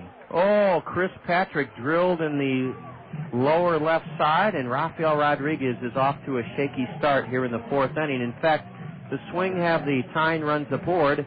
Now the question is, with the Colonels leading 2-0, I think that, well, the question is, what will the Swing do? Will they bunt, hit and run, try a steal? I think Joe Cunningham Jr. will hit and run with Joe Mather. I think he'll have the speedster Lemancic trying to steal third, put some pressure on the Colonel defense. He may bunt with Joe Mather. We'll have to wait and see. The entire complexion of this game turned around in the top of the fourth inning when the Colonels had runners at first and third and one out and did not score. A deep drive to left, and it may put the Swing ahead. 3-run homer. Well, he didn't have to bunt. Joe Mather jumped on that first pitch, and Quad City has taken the lead here in the bottom of the fourth. A walk, a hit batter. Joe Mather's missile took less than 3 seconds to get out of the park. His 5th home run of the year. He was sitting dead red. He got a fastball, and he turned on it, and he clubs a 3-run homer to put the Swing ahead. And all I can say, Todd, is the momentum of this game changed into the Swing corner when the Colonels had a first and third one-out scoring chance in the top of this fourth inning and did not do a thing. Well, and momentum will continue to change here depending on Rafael Rodriguez and how he reacts to that 3-run home run. A bunt attempt by Jared Hoffbauer, strike one, as it was fouled back. Nothing to panic about. Rafael Rodriguez was visited by his pitching coach, Kernan Ronan, after a walk and a hit batter. Then Joe Mather belted one that sailed over the left field wall. Jared Hoffbauer's in the hole now, 0-2, as he fouls one over the grandstand roof. Joe Mather with his 5th home run of the year. And that erases a Colonel 2-0 lead. Boy, that old 3-run homer can change things quickly, but the Colonels are fortunate to be down by just a run. Somewhere Earl Weaver is smiling. Ball 1 is low to Jared Hoffbauer. We'll be checking the emails that you send us on that Colonel Roadshow Trivia Challenge in the top of the 5th inning. Right now, we need to get the first out of the bottom of the 4th, trailing 3-2. A slider low and away, and Hoffbauer held up. 2-2 to Jared Hoffbauer. He played with the Peoria Chiefs last year in their last year as a Cardinal minor league affiliate, and Jarrett hit .268 in 62 games. Uh-oh, a deep drive to left. Way back is Toussaint. Drew won't get this one. Another home run. And it's 4-2. Wait a minute. It hit the top of the wall. Oh, it hit the top of the wall, and it's a double for Mr. Double, Jarrett Hoffbauer. Well, great news. Hoffbauer does not make it 4-2 swing. That ball looked like it left the park, but all of a sudden Drew Toussaint was picking it up at the base of the wall, and Jarrett Hoffbauer has his 12th double of the year, his 6th against Kernel pitching. Check that, his 5th against Kernel pitching. Nothing doing in the Kernel bullpen, and let's see if Rafi can get that tough first out here in the swing 4th inning. Gary Hammond pokes one off the end of the bat foul down the right side, strike one. Any news yet, Todd, on the Kernel Road Show Trivia Challenge front? No, but we did get we've had several answers that came in after we gave the correct answer on the game one. The first question, of course, involving Cardinals roving hitting instructor Gene Tennis. Gary Hammond swings and misses a slider. That's strike two. Well, Rodriguez was ahead of Jarrett Hoffbauer 0-2, and Jarrett belted a double high off the left field wall. Gary Hammond, who topped out the second in the seconds in the hole 0-2. And, John, one of the Gene Tennis answers from the first game. Swing and a miss by Gary Hammond. He's gone on strikes for the first out of the 4th inning. Came to us from Mike Hazelwood in Memphis, Tennessee. So Bill Edwards' father-in-law was listening to Bill's just terrific start in game one tonight, and that means Mike is grounded this evening in Memphis. He's not flying anywhere, and hopefully he's listening to game two as Rafael Rodriguez is looking to pick up where Bill Edwards left off and sweep this doubleheader. Brandon Yarbrough, left-handed hitting catcher, takes high a fastball from Rafi. Mike, if you know the answer to our second trivia question, feel free and try to win again tonight. Kernels.com. Our Roadshow Trivia Challenge. Yarbrough, a left-handed batter. He's a big guy, open stance. Grounds one to second. Billy Boyer handles it with ease and tosses the batter out for the second out of the inning. Hey, if Rafael Rodriguez can pitch around a double with nobody out, he would give the Kernels a big lift. To do that, he'll have to get Wes Swackhammer. Swackhammer, another left-handed batter, flew out to right fielder Warner Madrigal leading off the 3rd inning. It's 3-2 swing. We're in the bottom of the 4th inning of game 2 of a doubleheader. The Kernels won the first game 4-2 behind Bill Edwards. Swackhammer with a runner at 3rd. Rodriguez set just above the letters, and a changeup drifts in high, ball 1 to the left-handed batter, Swackhammer. West uses a black lacquer bat with a wide ash handle. Pair of black batting gloves. And he loops one down the left field line. Fair. For a 2-out extra base hit. Drew Toussaint over to get it. Good pitch by Rafael Rodriguez. The batter hit it off the end of the bat, dumped it down the left field line to make it a 4-run inning. Credit Wes Swackhammer for a big 2-out hit, a 2-out double that he didn't hit a lick off the end of the bat, but he gets the job done, and it's been a tough 4th inning.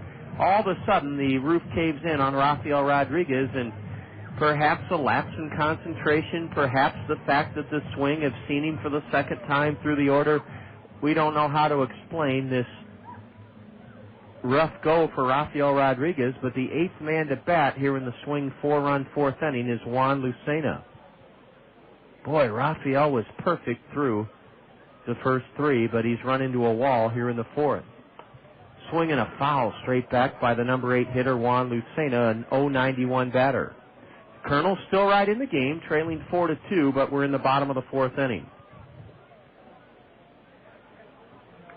And we'll have Todd, if we haven't gotten a correct answer to our Kernel Road Show Trivia Challenge question shortly, he'll repeat it and we'll give a couple of more hints. Lucena, a right-handed hitter, nubs one foul toward the Kernel first base dugout. 0-2 the count. Name the only player to homer in 23 consecutive seasons with the same team. He did it from 1961 to 1983. He was a player in his entire career with one team in the American League, and he was a former Triple Crown winner. Yeah, last guy to win the Triple Crown with a nickname of 3 letters. Last Triple Crown winner. That's right, Todd. Oh, no, a little clunker into right center. It falls for a base hit. Another run will score. Giannotti's throw home is not in time, and it's 5-2. I'll be darned. Down to second goes the batter, Juan Lucena. He's batting .091. He was in the hole 0-2. Then he hit one off the end of the bat to make it 5-2. Can you believe a 5-run eruption by the Swing here in the 4th inning? I still can't believe it. We just can't get that last out. Giannotti's throw home was a good one, and you heard Todd say maybe not, but Wes Swackhammer did score with 2 out, and the ball skipped in the dirt, allowing Juan Lucena to take second base, and it's been a 5-run outburst for the Swing here in the 4th inning. They now lead it 5-2. Here's a throw to second, and Lucena gets back in time. You wonder what Kernan Ronan, as Tommy Duenas is dispatched to the Colonel right field bullpen, what can Kernan Ronan write in his report tonight about how Rafael Rodriguez was sailing along until this nightmarish 4th inning that has seen the Swing erase a Colonel 2-0 lead? Simon Williams takes high for ball 1. Kernan will have plenty of time to think about it on that bus ride there. And Nick Green, who just joined the Kernels, along with Chris Walston from extended spring training, appears to be the Colonel reliever who's getting up and getting ready to throw. Rafael Rodriguez facing the 9th batter here in the Swing 5-run 4th inning, misses with a breaking pitch high. Well, that's another reason why these fellas are at this level. You can look like Cy Young for 3 innings and then look like you need some more seasoning the next inning. That's what has befelled Rafael Rodriguez here tonight. The 2-0 to Simon Williams. Change up, a dandy for a strike. You look like Kurt Young over the next 3 innings. Nick Green, that right-hander that Todd spoke of, has started to heat it up down in the Colonel right field bullpen. A throw to second and hit the runner, and then falls into the glove of shortstop Sean Rodriguez. There have been 2 doubles, a 3-run homer, a walk, and a hit batter in this inning, and it has resulted in the Swing obliterating a Colonel 2-0 lead. They're now ahead 5-2. Let's see if we can get the final out here with Simon Williams ahead 2-1. Ball 3, a slider low and away. And Nick Green will likely take over if Simon Williams reaches. He's the 9th man to bat. One thing the Colonels have suffered from in this first month plus of the season is the opposition putting some big innings on us. Got to try to avoid those big innings that take you out of a ball game. Swinging a foul by Simon Williams, strike 2. Well, Todd, anything yet on the Roadshow Trivia Challenge question? No, but it took a while for all those answers to come pouring in the first game, so we'll continue to send people to www.kernels.com. On that right-hand side of the page, the link to the Roadshow Trivia Challenge area of the website, and that allows you to email your correct answer to us and win a prize from the Bim Ritter Diamond Shop. Payoff pitch to Simon Williams, and he swings at a slider and misses, strike 3. All right, Rafael Rodriguez got that final out in the 4th inning. The Swing send 9 men to the plate. They strike for 5 runs. On 4 hits, a hit batter, a walk, no Colonel errors. Quad City leaves a runner, their first stranded. A 5 spot for Quad City in the 4th. The Colonels won game 1 4-2, and now after 4 innings, with 3 at-bats to go, the Colonels trail Quad City in the nightcap 5-2. Hopefully a comeback is in the cards this evening. You're listening to Colonel Baseball in the Zone. Wouldn't it be great to have someone to always watch out for your changing financial needs for your entire life? Congratulations, it's a girl. Oh, and a boy.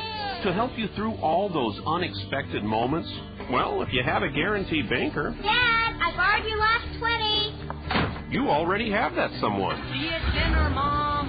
But I need the car. Your Guarantee banker can help you with everything from checking and savings. Mom, Dad, I got in. To loans and retirement planning. This is the life. To trusts and estate planning. I'd sure like to leave something to the grandchildren. So why not stop by your locally owned Guarantee Bank and let us help you with your kind of financial life? Guarantee Bank. For your kind of life.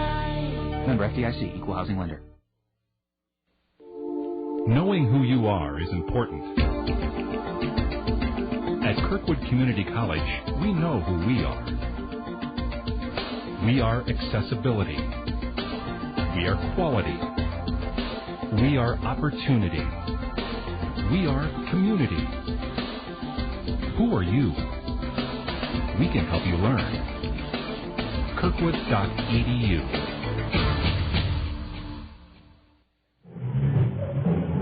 The Superstars continue to entertain along the third base line here in Davenport, where the Kernels won the first game of a doubleheader, 4-2, and now trail after 4 innings, 5-2 in Game 2. It'll be the top of the Kernel order.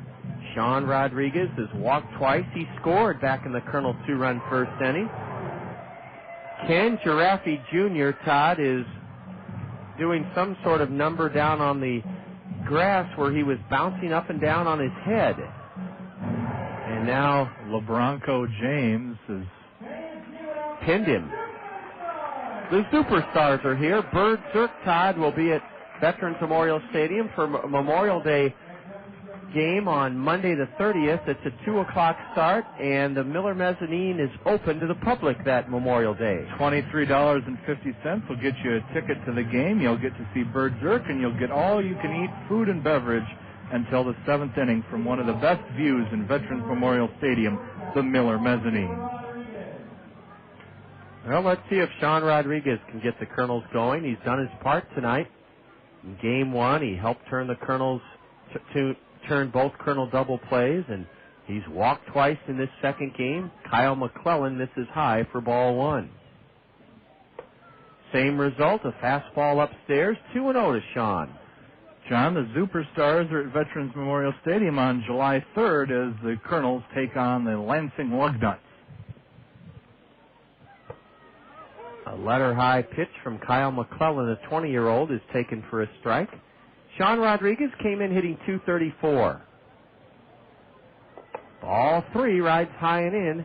A lefty, Kevin Uhl, is warming up. He's been up, it seems like, the last couple of innings in that swing left field bullpen. Ball 4, Sean gets the Kernels started in the 5th with his 3rd base on balls in a row.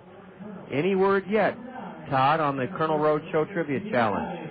No word yet, but Uhl is your prototypical vulture. He's one of the league leaders in wins with 5. That's who's coming in. Kyle McClellan lifted after 4+ innings. He's given the Kernels 2 runs on 3 hits. The 20-year-old struck out 3 Kernels and walked 4. Now, even though this is a 7-inning game, Kyle has not gone long enough to qualify for a win. Kevin Uhl, his last name spelled just like it sounds, O-O-L, 5'11", 24 years old, a southpaw, and he was a Boston Red Sox 18th-round pick back in 2003. Kevin Uhl has taken over. I'm going to give you one more shot at the Kernel Roadshow Trivia Challenge. You log on to our website at www.kernels.com. Click on the link that says Roadshow Trivia Challenge. Then email us your name, address, and phone number. Name the only player to homer in 23 consecutive seasons for the same team. He did it for an American League team. He was a left-handed batter. He went by a common 3-letter nickname that spelled the first 3 letters of his last name. He played for this American League team from 1961 to 1983, and he was the last player to win the Triple Crown. He did so in 1967. Name the only player to homer in 23 consecutive seasons for the same team. Email us the answer to our Kernel Roadshow Trivia Challenge question. Todd, you mentioned Uhl has benefited from coming into situations like he is right now. That's right. He is a vulture. He has not started a game yet this year, but he is among the league leaders with 5 wins. He also has 1 save. He earned that in his last outing on the 9th against Clinton at Alliant Energy Field in Clinton. He went 1 2/3 innings, did not allow a run, did not allow a hit in picking up his first save. He's finished 5 games for the Swing. And, John, as you mentioned, we do not have a pitcher qualified for the win. He did not go long enough, so here's another opportunity to swoop down and pick up another victory. Richard Giannotti, batting right-handed for the first time in this doubleheader, takes a strike on the outside edge. Giannotti singled and scored in the Kernel 2-run first, then laid down a beautiful sacrifice bunt in the 3rd. Kernel's looking to score for the first time there since the first. There goes Rodriguez, and Giannotti fouls one into the backstop for strike 2. People unfamiliar with the baseball term vulture is used to describe a relief pitcher who oftentimes finds himself in the right place at the right time, that he can scavenge wins off starting pitchers, and that's exactly what Uhl has done this year. He's picked up 2 wins on the Swing's recent road trip to Clinton, also 2 wins against Dayton, and another one against Clinton back on April 16th. Giannotti swats one foul into the first base seats. They're dark blue here at John O'Donnell Stadium, where the Swing erupted for 5 in the bottom of the 4th to erase a Kernel 2-0 lead. But the Kernels have a good start in the top of the 5th. They've chased starter Kyle McClellan, and the 0-2 to Richard Giannotti. The runner goes, a pitch low, and no throw. No throw by Brandon Yarborough. It looked to me, Todd, like Rodriguez was running towards second, stealing the base before Uhl even made a move home. That's tough with a left-hander on the mound. You can very easily be picked off, but Sean is in there, and he adds to his team lead in stolen bases. Richard Giannotti may try to bunt, even though he has 2 strikes on him. He takes a cut fastball down and in for ball 2. Kevin Uhl, in his 3rd year of professional baseball, went to school at Marist College. He's 24 years old, and he was released by the Red Sox. Giannotti stands ready for the 2-2 and cracks it on the ground to 3rd. Rodriguez has to hustle back to 2nd as Richard is thrown out. Too bad Richard couldn't hit it to the right side of the infield to get Rodriguez over to 3rd, because now it'll take a base hit from either Freddie Sandoval or Drew Toussaint if the Kernels are going to capitalize on the walk and stolen base by Sean Rodriguez. Looks like we may have a winner in our Kernel Roadshow Trivia Challenge. That's right. Richard Walton of Southeast Cedar Rapids had the correct answer. Richard Walton knew that it was Carl Yastrzemski who hit home runs for the Boston Red Sox from 1961 to 1983. Here's a high fly ball to center that would have scored a run had we gotten a runner from 2nd to 3rd. It's caught in deep center by Simon Williams, and motoring over to 3rd is Sean Rodriguez. Boy, those little things make a big difference in baseball. Had Richard Giannotti somehow been able to get the ball on the ground to the right side, Rodriguez would have gone to 3rd, and he would have scored on that deep fly by Freddie Sandoval, but we have to take what we're given, and Sean Rodriguez scurried into 3rd, so now an error, a pass ball, a wild pitch, a balk, all of those things would score Rodriguez from 3rd, but there are 2 out. Let's see if Drew Toussaint can make it a 2-run game with a base hit. A change up at 74 miles an hour, a strike to Drew. Sean Rodriguez at 3rd.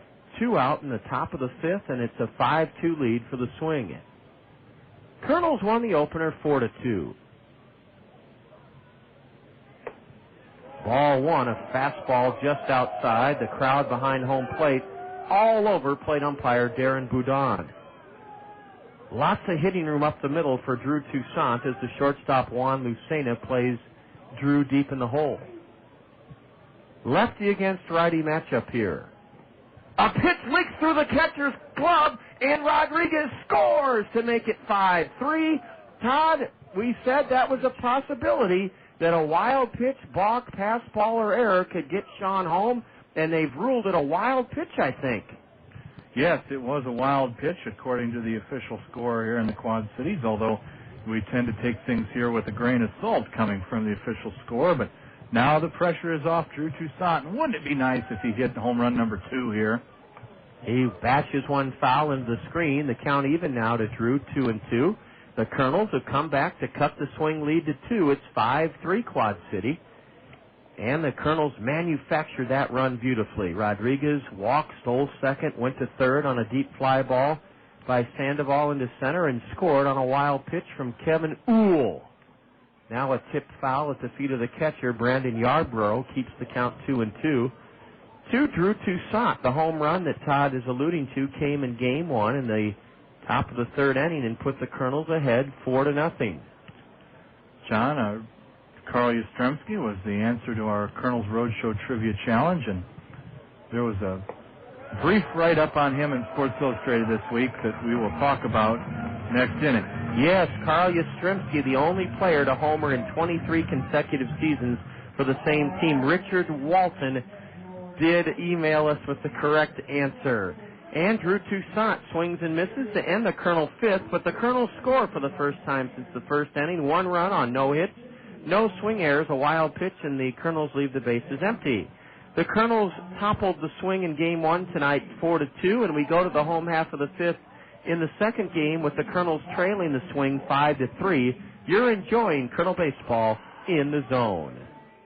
I'm Dave Shea. For 35 years, I was news anchor for Channel 2. Now, with gas prices at $2 a gallon, check out Randy Kill Honda and save with great fuel mileage on all Hondas in stock. The safest family sedan, the Honda Accord, will definitely save the family pocketbook with 34 miles to the gallon. Get even better mileage with a compact Civic, getting you there at 38 miles to the gallon. Or check the amazing fuel mileage of the Honda Civic Hybrid, 48 miles to the gallon, and that's in city driving. Randy Kill Honda has a large selection of pre-owned Hondas, too, all with exceptional fuel mileage. Check them out at www.randykiel.com. Also, Randy Kiel offers a 7-year, 100,000-mile confidence guarantee on new vehicles.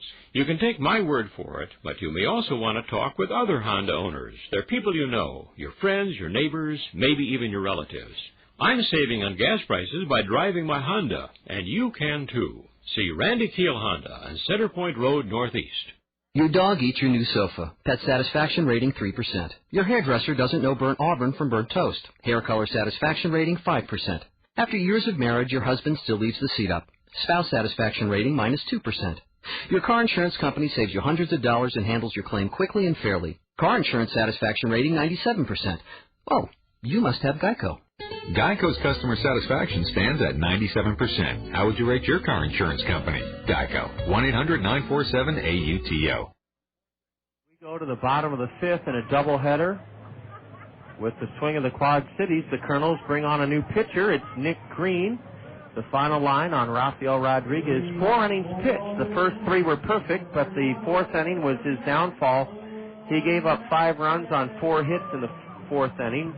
Rafael's final line, 4 innings pitched, 5 runs, 4 hits, 6 strikeouts, a walk, a hit batter. And Todd Grummelkamp, tell our listeners about Nick Green. Well, Nick just joined the ball club from extended spring training down in Mesa, Arizona, where the Angels train. He is 20 years of age, born August 20th, 1984, in East Point, Georgia. Ball 1 to Lemancic. Now a swing and a miss by the swing leadoff batter. Nick lives in Tifton, Georgia. He's 6'4", very lanky, skinny. Looks like another version of Bill Edwards out there almost. Hardly fills out that uniform at 200 pounds. Nick was 4-3 with a 4.03 ERA on that Pioneer League Championship club in Provo last year. Attended Darton College in Albany, Georgia, and was signed by Chris McAlpin in the 35th round of the 2004 draft by the Angels. A swing and a miss by Lemancic. The count even to Matt. 2-2. Lemancic got it all started for the Swing in their 5-run 4th inning when he drew a leadoff walk. Matt pokes one foul high into the screen. Jamie Douglas, who is eager to see all his family and friends in Dayton this weekend, is twirling down the right field line in the Kernel bullpen. It's 5-2 5-3 in favor of the Swing, and we're in the bottom of the 5th inning. These are only 7-inning games. A tap to third. It's a foul ball fielded in foul ground by Freddie Sandoval. I know Jamie would like to give a shout-out of appreciation to Kernels' Director of Ticketing, Andrea Murphy. Andrea worked feverishly to obtain, I believe, 45 tickets for Jamie for the upcoming games in Dayton. And that's a chore in Dayton. It's very hard to get your hands on some Dragons tickets, but Andrea was able to take care of Jamie's entire cater of friends and family. Nick Green delivers low, and he's run the count full to Lemancic. Here in the bottom of the 5th inning, the Kernels up their road record on the season to 9-8 with a first game win here tonight. We'll have to rally to sweep the Swing. Swing and a miss on a changeup. Nick Green fans Matt Lemancic for the first out here in the Quad City 5th inning. Well, there's no better way to start your Kernel career than by recording a strikeout, unless you're a hitter. For a pitcher, that's pretty good. Chris Patrick was hit by a pitch. He scored in that 5-run 4th inning, and Nick Green misses outside to Patrick. Jamie Douglas now throwing from behind the mound as he continues to limber up. Swing and a miss by Patrick, strike 1. Nick Green started 10 games, relieved in 7 for that Provo team that Todd told you about. Swing and a miss, and Patrick's in the hole, 1 ball, 2 strikes. We've been plagued by big inning-itis. When we lose a game, it's usually because of one big inning by the opposition. Here's a high, lazy fly ball lofted into right, where Warner Madrigal takes care of it. 2 up and 2 down in the Swing 5th inning. The batter, Joe Mather. He erased the Kernel 2-0 lead with one swell swoop of the bat, a 3-run blast, his last time up.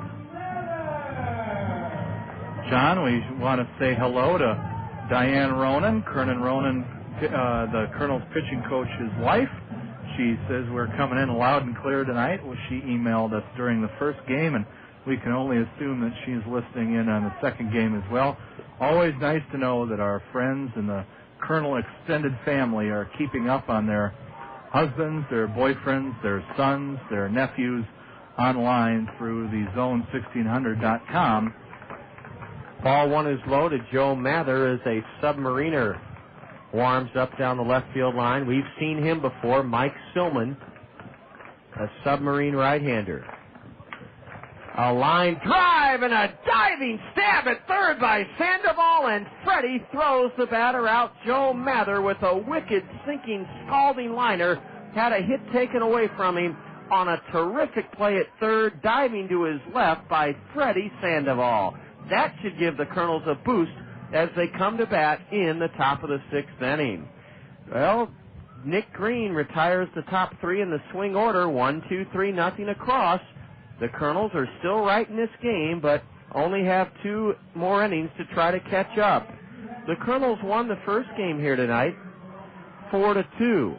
And as we go to the top of the 6th in Game 2, Quad City on top of the Kernels 5-3. This is Kernel Baseball in the Zone. A nod to the man walking his dog. The dog's name is Mickey. Hey, Mickey! Or is that the man's name? Oh, well. Mrs. Johnson tending her garden. Afternoon. Around the corner, past a kid shooting hoops. Nice shot. Moving pretty good now, past the soccer field.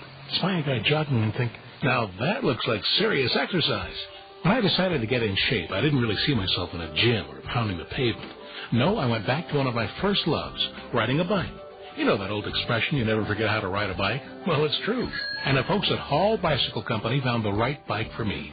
Sure, they had all sorts of fancy road bikes and mountain bikes, but the sales guy found out what I needed and got me a bike to roam the neighborhoods and bike trails. And now after work, I'm out on a new adventure, and I haven't felt this good since I was a kid riding a bike. Some things never change, and that's a good thing. On 2nd Avenue at 5th Street. Stop by and see for yourself that the world looks better on a bike. Hall Bicycle Company, since 1898. Watch your team's out-of-market games live from anywhere. Log on to ESPN.com for MLB.tv. Live Major League Baseball right to your desktop. Subscribe and catch your favorite team live from any computer. Get the most baseball available anywhere, live online. Log on to ESPN.com. Sign up for MLB.tv and never miss a game again.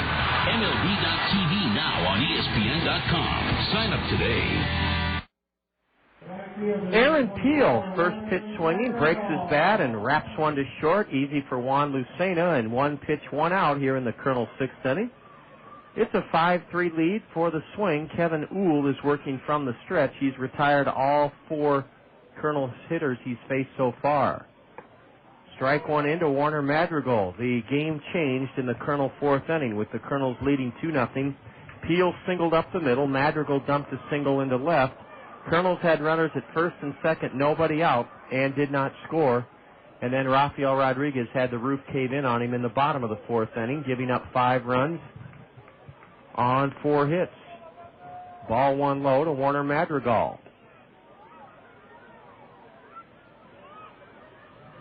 From Kevin Uhl.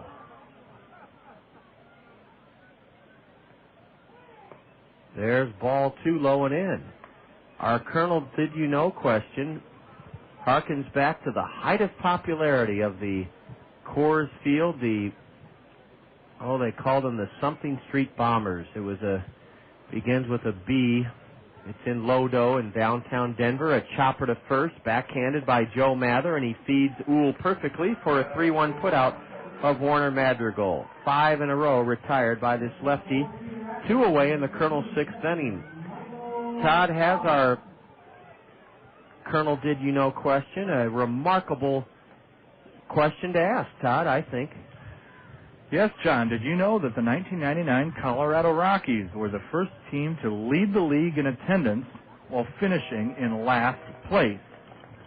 I did not know that. Colorado in 1999, drew 3,481,065 fans to Coors Field and finished dead last in the National League West, 28 games out of first place.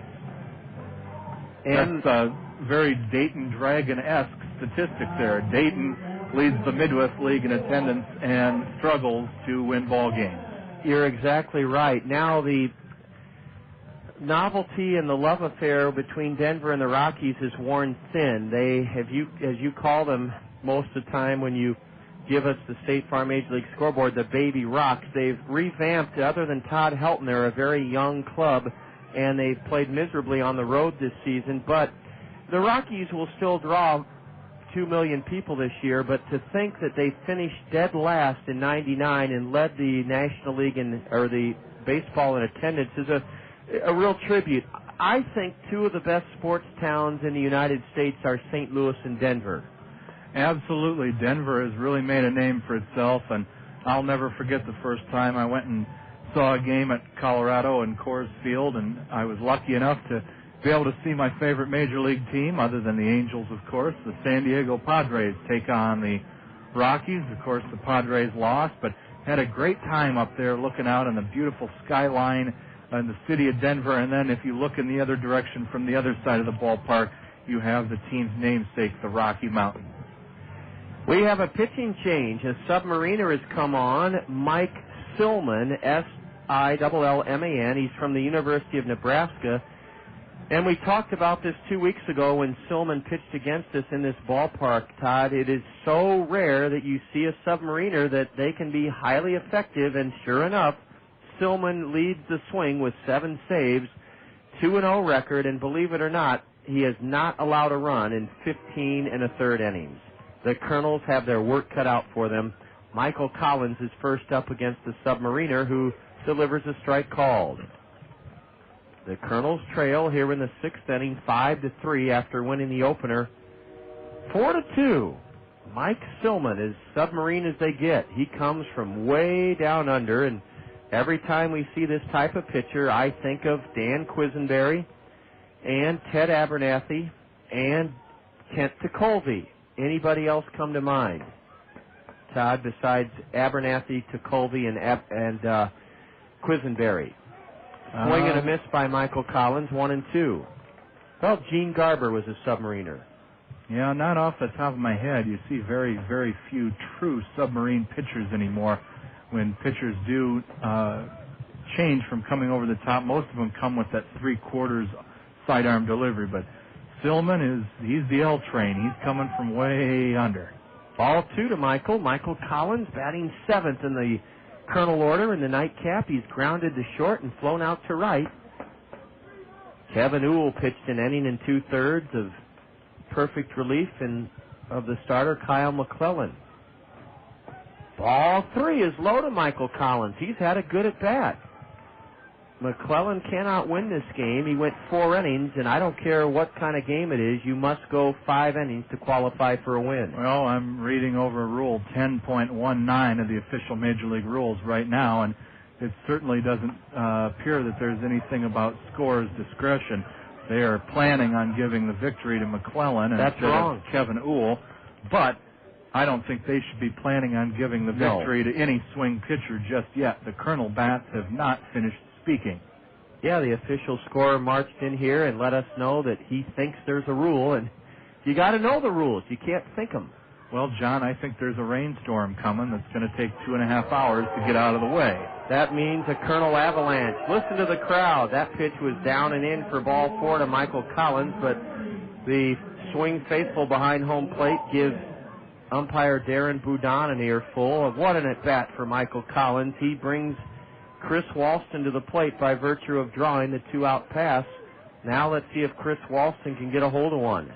John, the must-pitch 5 complete innings rule is in respect to the starting pitcher is in effect for all games of 6 or more innings. This is a 7-inning game. Maybe I'll go find that official scorer and set him straight in between games and set him straight. Kind of sad. Well, again, you come here and you see things you don't see anywhere else. Like a game being awarded to the home team on Wednesday night when there was no reason to. A bouncer up the middle. That shoots through for a base hit. Michael Collins will race to third without a play. Chris Walston has his first Colonel hit, and it's 1st and 3rd with 2 out for Billy Boyer. Chris Walston sends Michael Collins speeding to 3rd, and the Colonels have the tying runs aboard with 2 out here in the top of the 6th, trying to rally. Down 5-3 against Submariner Mike Silman. He's from Omaha, Nebraska, and he went to school for the Cornhuskers. Yeah, I still can't remember the name of that street in Denver where they called them something like the Broad Street or the Broadway Bombers. The Broadway or the Broad Street Bruisers, isn't that the Philadelphia Flyers? The Broad Street Bullies, that's right, of Freddie Shiro. Now here comes Brian Eversgerd. I think I remember it, the Blake Street Bombers. That's where Coors Field is in lower downtown Denver, Blake Street. I think you're right on this. We'll double check it. Brian Eversgerd to the mound as Billy Boyer will try to deliver a big blow in this game. 5-3 in favor of the swing. The Colonels won game 1, 4-2. You are correct, John. The Blake Street Bombers is the nickname for the Colorado Rockies. It took me a while. Dante Bichette, Ellis Burks, Larry Walker, Eric Young, and Castillo. Yeah, I was going to say Bobby Magallanes is a good friend of Vinny's. And the Big Cat, Andres Galarraga. Who will ever forget the Big Cat? I think he should be a Hall of Famer. 1st and 3rd, 2 out for the Colonels here in the 6th inning. Silman to Boyer. Swing and a miss by Billy. Strike 1. Yeah, the loft apartments and condominiums, their values skyrocketed in lower downtown Denver. The entire stretch of what used to be a tough part of town came back to life. With the building of Coors Field, a curve, and that drops in. Strike 2 to the right-handed batter, Billy Boyer. Collins at 3rd, Walston at 1st, 2 away in the Colonel's 6th inning. Quad City on top, 5-3. Billy protecting the plate on a 1-2 delivery. Swing and a miss. A slider low and away, and a good piece of pitching by the Submariner, Silman. In the 6th inning, no runs for the Kernels, a walk, a hit. There were no swing errors. The Kernels leave a pair. We've stranded 5. Kernels won Game 1 4-2. We go to the bottom of the 6th in Game 2 with the swing on top of the Kernels 5-3. You're enjoying Kernel baseball in the zone. What should you do with your glass bottles and jars once they're empty? Recycle them, of course. After rinsing the containers out, put the lids in your blue recycling box. Then separate your clear glass from your colored glass and place them in a separate plastic container. Set your glass beside your blue recycling box for curbside collection. City crews will empty the containers and leave your buckets at the curb. Remember to help the earth by putting glass in the recycling and not in the garbage. When we met, it's forget, we would never forget the Ojanos. Now it's where mi amore and I dine in. We carry out the lunch and the dinner all the time for lasagna, ravioli, mandacati, cannelloni, tortellini, or try their delicious salads and sub sandwiches too. The Ojanos is the hometown taste of Italy. For your next meal with friends and a family, remember the Ojanos with 5 convenient locations for the pasta that makes you sing.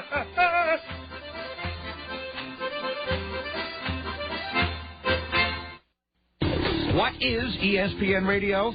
It's not that hard. You're a sports fan? This is the sports station. It's ESPN. That means sports. The games, the experts, the analysis, the scores, the highlights, the people who know their stuff. It's good conversation. It's ESPN. It's radio. You know, the box that all the sounds come out of. At your home, in your car, where you work, even in your computer. It's everywhere you go. It's radio. It's ESPN. It's ESPN Radio. That's all it is. Right-hander Nick Green looked good in his Kernel debut. He set the side down in order in the 5th. He'll try to keep it a 2-run game in favor of the swing. And Jarrett Hoffbauer belts one deep to right down the line. It falls, and it's another double for Jarrett Hoffbauer. The long throw by Madrigal from the right field corner sails over the head of Billy Boyer, but backing up the play, Freddie Sandoval, and that is, believe it or not, the 6th double of the year for Jarrett Hoffbauer against Kernel pitching. Can you believe that 6 of his 13 doubles have come against the Kernels? He lofted it down the right field line. Madrigal sprinted hard to his left, but just couldn't get there. And then Warner, showcasing his strong arm, heaved it over the head of second baseman Billy Boyer, but Freddie Sandoval was backing it up. Gary Hammond will try to hit the ball on the right side of the Kernel infield to get Hoffbauer to third. He tried to hit it that way, but swung and missed. Strike one. Can Nick Green pitch around a leadoff double by Kernel nemesis Jarrett Hoffbauer? Man, the guy has 6 of his 13 doubles against us, and we've only played Quad City 8 games. Now Michael Collins comes out to the hill to talk it over with Nick Green. Looking ahead to the Kernel 7th inning, it'll be the top of the order, so the Kernels would love to keep it a 2-run game and see if they could rally to tie or overtake the swing in the 7th. 1,594 here on this Friday night. We come at you tomorrow evening at 5:40 from Dayton's 5th third field. Swing and a miss by Deary Hammond, strike 2. Now Deary will probably abandon his goal of hitting the ball to the right side of the infield and take a full swing at it. The swing has 10-10 at home this year, 6-6 on the road. Swing and a miss. Powder River from Nick Green. He struck out Deary Hammond, Todd, on 3 pitches. That's impressive work.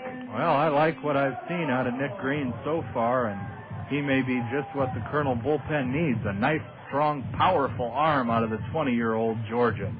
Now, Jamie Douglas is ready in the bullpen, and I think the Kernels are going to bring in Jamie to face this left-handed batter, Brandon Yarborough.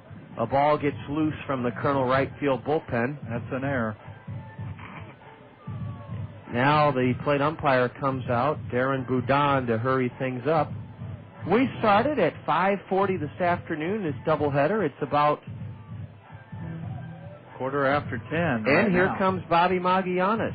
And he does want the lefty Jamie Douglas to pitch to the left-handed batter Brandon Yarborough. So Jamie Douglas will come on And in this critical situation, the Kernels down by a pair, he'll try to keep it just that way. Jamie Douglas from South Point, Ohio. And Todd, he hasn't pitched since last Saturday at home.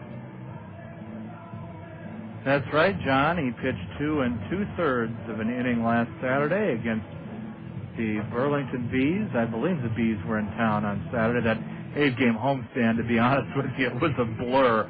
Beloit just sort of melted into Burlington.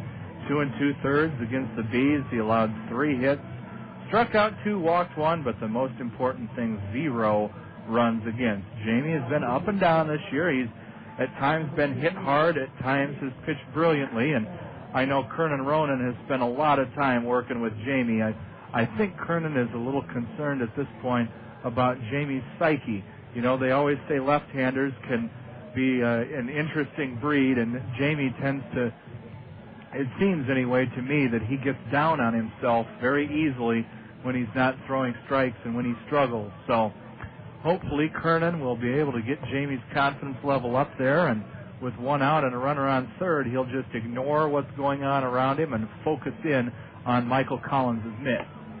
Jamie Douglas, 6'4", 205, University of Central Florida. The Kernels, if you're just joining us, won the first game behind Bill Edwards in a pair of home runs, Jordan Renz and Drew Toussaint, 4-2. The Kernels looked like they were in good shape to sweep the swing, leading 2-0 after 3 innings. But Rafael Rodriguez, who pitched 3 perfect innings, had the floor drop on him in the bottom of the 4th. He gave up a 3-run homer to Joe Mather that erased the Kernel 2-0 lead. Then got 2 outs. The swing got an RBI double from Wes Swackhammer, a broken bat RBI single from Juan Lucena, the number 8 hitter. That came on an 0-2 pitch from an 0-91 hitter, and those 2 out base hits the difference in the game. The Kernels scored for the first time since the first inning with a run in the 5th, and it's 5-3 in favor of the swing. Remember, we're back at home for more fun and wholesome family entertainment starting Thursday the 19th. A 6:30 start against the West Michigan Whitecaps. Then one of the fan favorites in eastern Iowa, a noon game on Friday the 20th. A noon start on Friday the 20th, a week from today.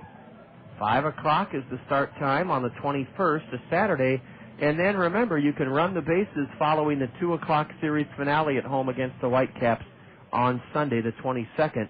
You can run the bases thanks to Velocity Sports Performance in St. Luke's. Well, Brandon Yarborough's the batter. He was 0 for 2 against Rafael Rodriguez. Jamie's first pitch is in the dirt, and over to third goes Hoffbauer. The ball skidded away to the right of Michael Collins, and that's ball 1. The one thing Jamie Douglas has to do is become a little more confident, Todd, against left-handers. A lot of times a lefty is expected to almost automatically get a left-handed batter, but Jamie's really struggled against left-handed hitting this season.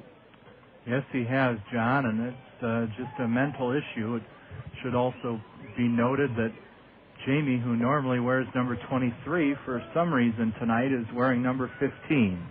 I'm sure we'll get the lowdown from Rhodey, Ronald Klein, on the bus ride to Dayton as to why Jamie has a different uniform on. Ball 2 low to the batter. Now a strike on the outside corner from Jamie Douglas to Brandon Yarborough.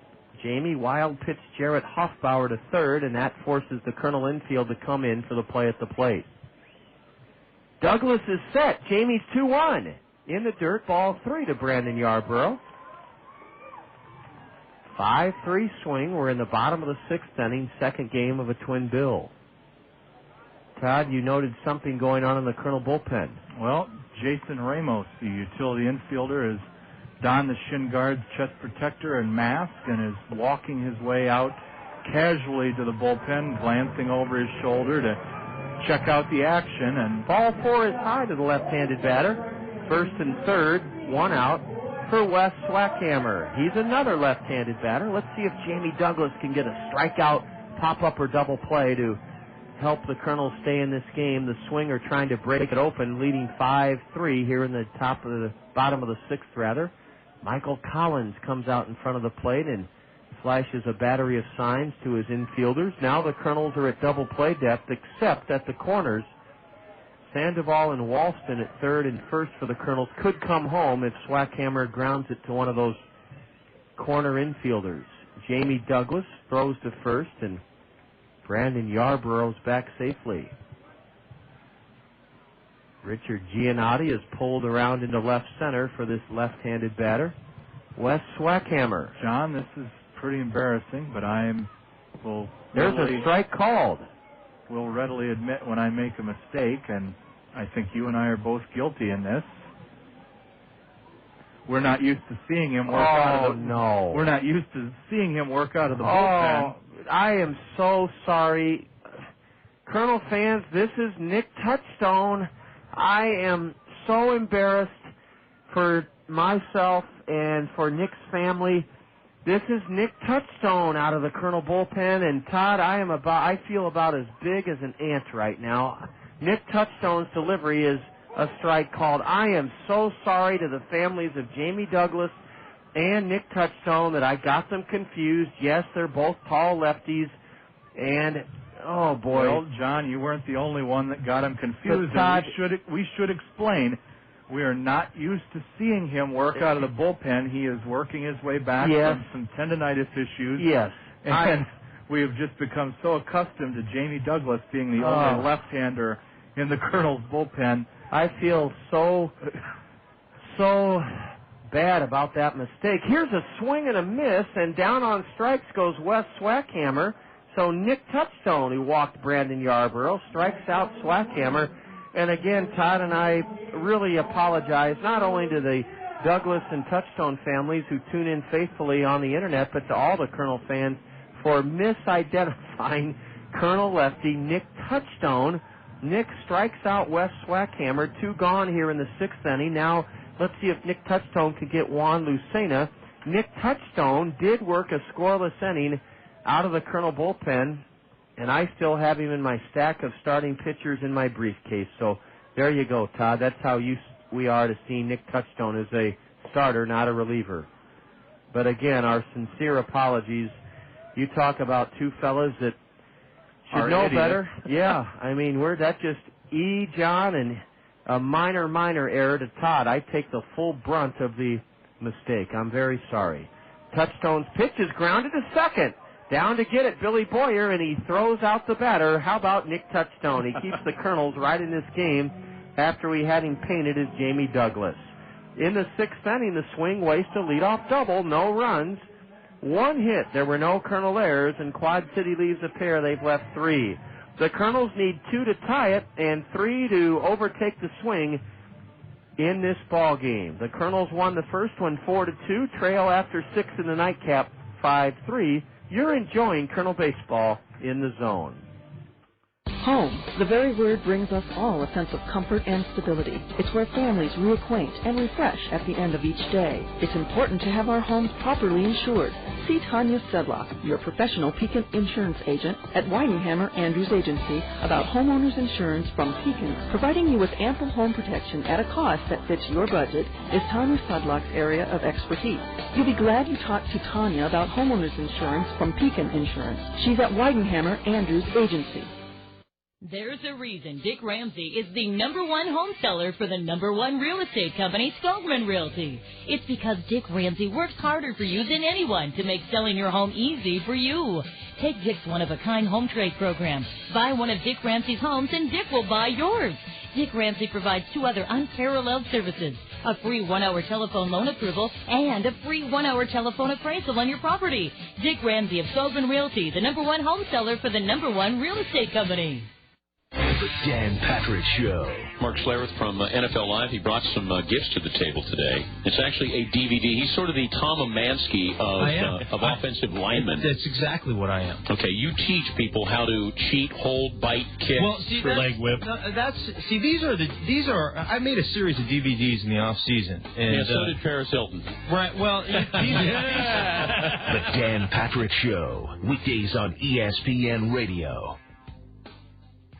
Rodriguez, the Colonel leadoff batter, facing submariner Mike Silman, will try to reach base for the fourth straight time. Sean has walked 3 times. He's scored 2 of the Colonel 3 runs, and he takes ball 1 low. We're underway in the top of the 7th. Silman working from the stretch. He's trying to save it for Kevin Uhl. Look out, Sean was hit, and Sean Rodriguez does it again. The ball just whisked by, or grazed his back of his jersey as he spun away, and it's Sean Rodriguez reaching base for the 4th straight time. Sean is aboard to start the Colonel 7th, and now with the Colonels down 5-3, Richard Giannotti bats. Richard batting left-handed. He should have a lot of success against this submariner. He shortens up to bunt and takes ball 1 low. The Colonels are making a bid to rally here in the 7th and try to catch the swing. A Colonel win would mean a doubleheader sweep here in Davenport. Giannotti singled and scored back in the Colonel 2-run first inning. There's a strike on the outside corner, a fastball to Richard as Silman kept it away from him. Playing very deep in center is Simon Williams, and even deeper in left, Matt Lemancic. I can't explain that. You're not going to keep Giannotti from an extra base hit. He's got good speed. Swing and a miss on a sinking fastball, strike 2. A 5-run fourth against starter Rafael Rodriguez, in which 9 swing batters came to the plate, the difference in the game. Colonels won the opener 4-2 behind Bill Edwards, who's now 4-1. The right-hander Silman steps off. Mike, wearing a long-sleeve baby blue shirt underneath his white home top. Now time is called by the batter, Richard Giannotti. Nothing doing in either bullpen. A Boy Scout campover slated for the night after this second game ends. Giannotti, a ground ball to second, booted by the second baseman. He picks it up and throws Richard out. Well, that could have been a double play, although I doubt it.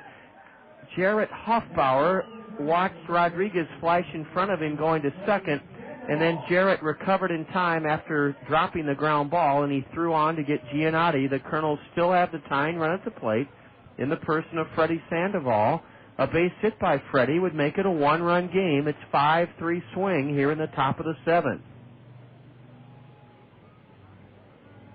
Freddie Sandoval, sacrifice fly in the first, grounded out to second in the third, and flew out to center. He dumps one down the left field line, and it's a base hit. It'll score Rodriguez. More importantly, Freddie Sandoval dives into second with a head-first slide, and he makes it a 1-run game. Freddie Sandoval with his team-high 19th RBI of the season, his second run driven into this game, and Freddie Sandoval not only drove in Rodriguez to make it a 1-run game, Freddie hustled into second ahead of the throw by Matt Lemancic, and he's in scoring position with only 1 out here in the 7th inning. The Colonels have cut the lead to 5-4. And now we'll have activity in the Colonels' bullpen as we just may be sticking around for the bottom of the 7th. I hope so. Drew Toussaint at the plate. Takes way outside, ball 1. Toussaint has walked, flown to center, and struck out. A base hit by Drew Toussaint would tie this game in all likelihood.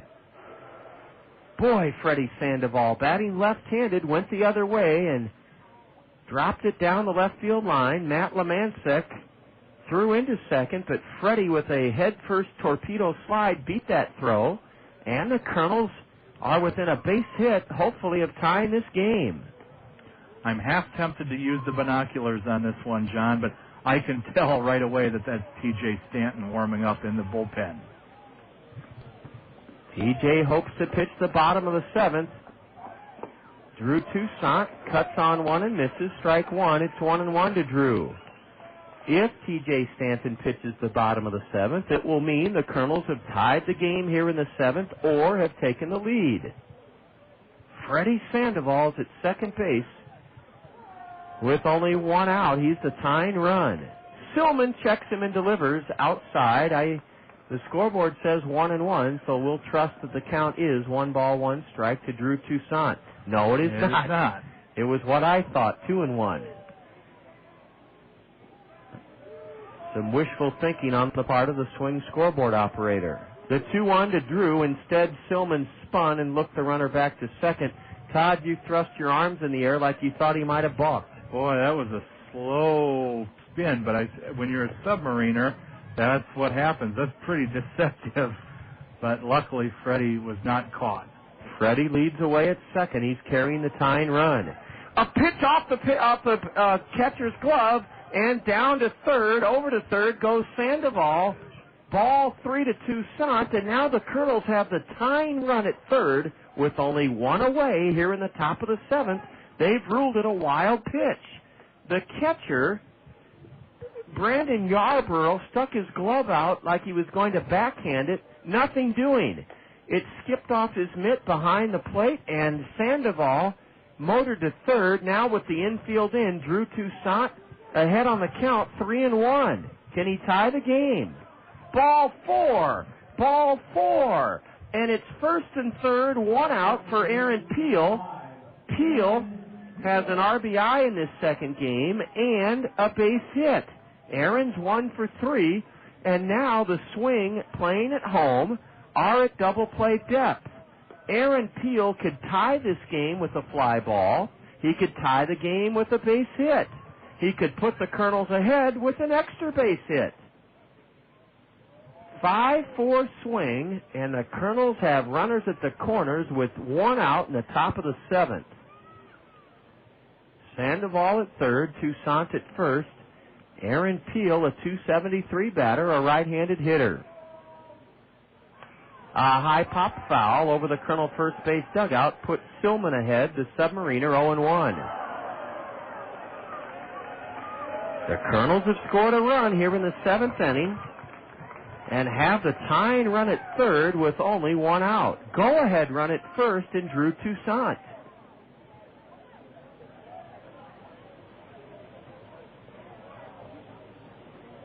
Mike Silman bends low and now comes set just below the letters. His changeup is a dandy and a swing and a miss by Aaron Peel. Strike 2. Somehow Aaron Peel has to put the ball in play. Now he's at the mercy of the Submariner in the hole 0-2. Sandoval, the tying run at third with 1 out here in the seventh. Swing and a miss. Strike 3. Credit Silman for carving up Aaron Peel on 3 pitches. And now it'll take something from Warner Madrigal if the Kernels are going to tie it or take the lead. What a big strikeout of Mike Silman of Aaron Peel. He got him on 3 pitches. First and third, 2 out. Warner Madrigal, the man of the moment for the Kernels. DJ Stanton continues to warm up down the right field line. He would love to come into this game in the bottom of the seventh. Can we get to a bottom of the seventh inning? I think we can. So do I, Todd. Warner Madrigal at the plate. Takes low, ball 1. Aaron Peel swung at the first 3 pitches he saw. He fouled the first one off. The next 2 were breaking pitches, and he missed both of them. So maybe Warner Madrigal can pick up Aaron Peel and get that tying run home from third. Maybe even bring the go-ahead run in from first. There's a breaking ball in for a strike, 1-1 to Warner Madrigal. He's 1 for 3 in this second game.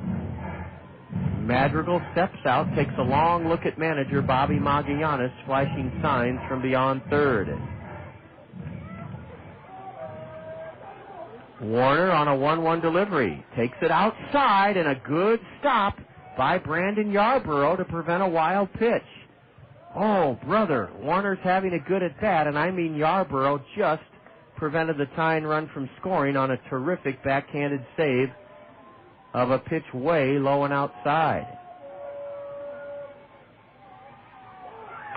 Madrigal bounces one foul, weakly up the third baseline, and now the deuces are wild. 2 balls, 2 strikes, 2 out, 2 on for the Kernels. Top of the seventh inning, 5-4 swing, but the Kernels still have a bullet left in the in the revolver. That bullet held by Warner Madrigal. Tying run at third, Freddie Sandoval. Go-ahead run at first, Drew Toussaint. Here's the 2-2 to Warner from Stillman. A high pop foul down the right field line, out of play. Warner spoiled a very good pitch.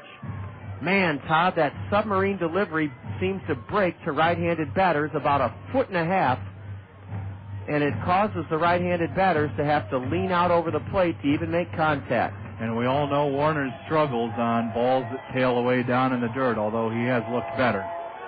Ball 3 outside. Ball 3 to Madrigal as Stillman tried to get Warner to do just what Todd said has been a trouble spot for Madrigal, swinging a pitch outside the zone. Now the Kernels get a bonus. The Kernels get a bonus. Drew Toussaint will be running on this 2-out, 3-2 pitch. Warner Madrigal trying to tie the game or put the Kernels ahead. Here's the delivery. A high fly ball back of third, and it'll be caught by Juan Lucena to end the game.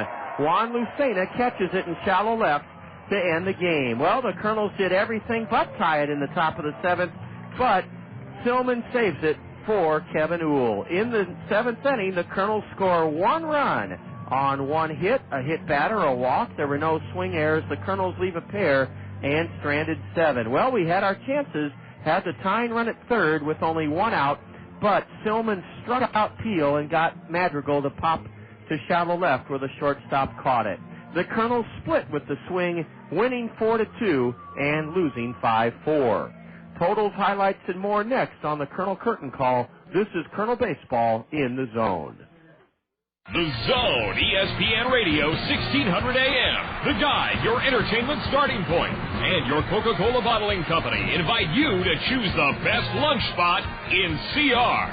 And the challengers are Brick's Bar and Grill, Cabo Sports Bar and Grill, the Cedar Brewing Company, Chappie's Safari Lounge, the Crum Horse Slop House and Saloon, Chuck and Dale's Bar and Grill, CJ's Sports Bar and Grill, Cocktails and Company, Moose McDuffie's, Third on First Sports Bar and Grill, Tornado's Rub and Pub, and the 33rd Avenue Sports Bar and Grill in Zaza's Clarion Hotel. Eat, then vote for your favorite establishment, and you could win a trip to Vegas on Allegiant Air. Your official entry form is in the Guide. Look for details in your mail or the Wednesday Gazette. Complete rules online at thezone1600.com. Join the Zone and the Guide on our 2005 Bar and Grill Tour, presented by your Coca-Cola Bottling Company. Because a man's gotta eat, don't he? The Dan Patrick Show. Mark Schlereth from NFL Live. He brought some gifts to the table today. It's actually a DVD. He's sort of the Tom Amansky of offensive linemen. That's exactly what I am. Okay, you teach people how to cheat, hold, bite, kick, leg whip. These are. I made a series of DVDs in the off season. And so did Paris Hilton. Right. Well, The Dan Patrick Show. Weekdays on ESPN Radio. Time for the Colonel's Curtain Call, right here on the Zone, ESPN Radio, 1600 AM. With a recap of all the action, the State Farm Major League scoreboard, plus a look ahead to the next Colonel's game, let's rejoin the voice of the Colonels, the one, the only John Rogers, here on the Zone, ESPN Radio, 1600 AM. A long evening of baseball results in a split in Davenport. The Kernels won the first game 4-2 and fought valiantly down the stretch and fall 1 run short in the nightcap 5-4. We have a long overnight tri-state travel motor coach trip, so we're going to wrap things up quickly here in Game 2. Todd will have a complete look at the State Farm Major League scoreboard, and I'll have our Access Direct play of the game. The Kernels led 2-0 after 1/2 inning in the nightcap, and with Rafael Rodriguez on the hill, things looked mighty positive for a possible doubleheader sweep here tonight. But Rafael was stung by a 3-run homer off the bat of Joe Mather in the 4th inning that erased the Kernel 2-0 lead. A couple of 2-out RBI hits by the lower men in the swing order gave Quad City a 5-2 lead after 4 innings. The Kernels battled back, though, almost single-handedly. Sean Rodriguez willed them to a run in the 5th inning as he scored on a wild pitch. Sean then led off the 7th inning, was hit by a pitch, scored on a Freddie Sandoval double. The Kernels had runners at first and third with only one out in the seventh inning, trailed 5-4, but that's when Mike Sillman earned his keep, his 8th save of the year. He struck out Aaron Peel on 3 pitches, ran the count full to Warner Madrigal before Warner lofted one to shallow left where the shortstop Juan Lucena ranged back to glove it.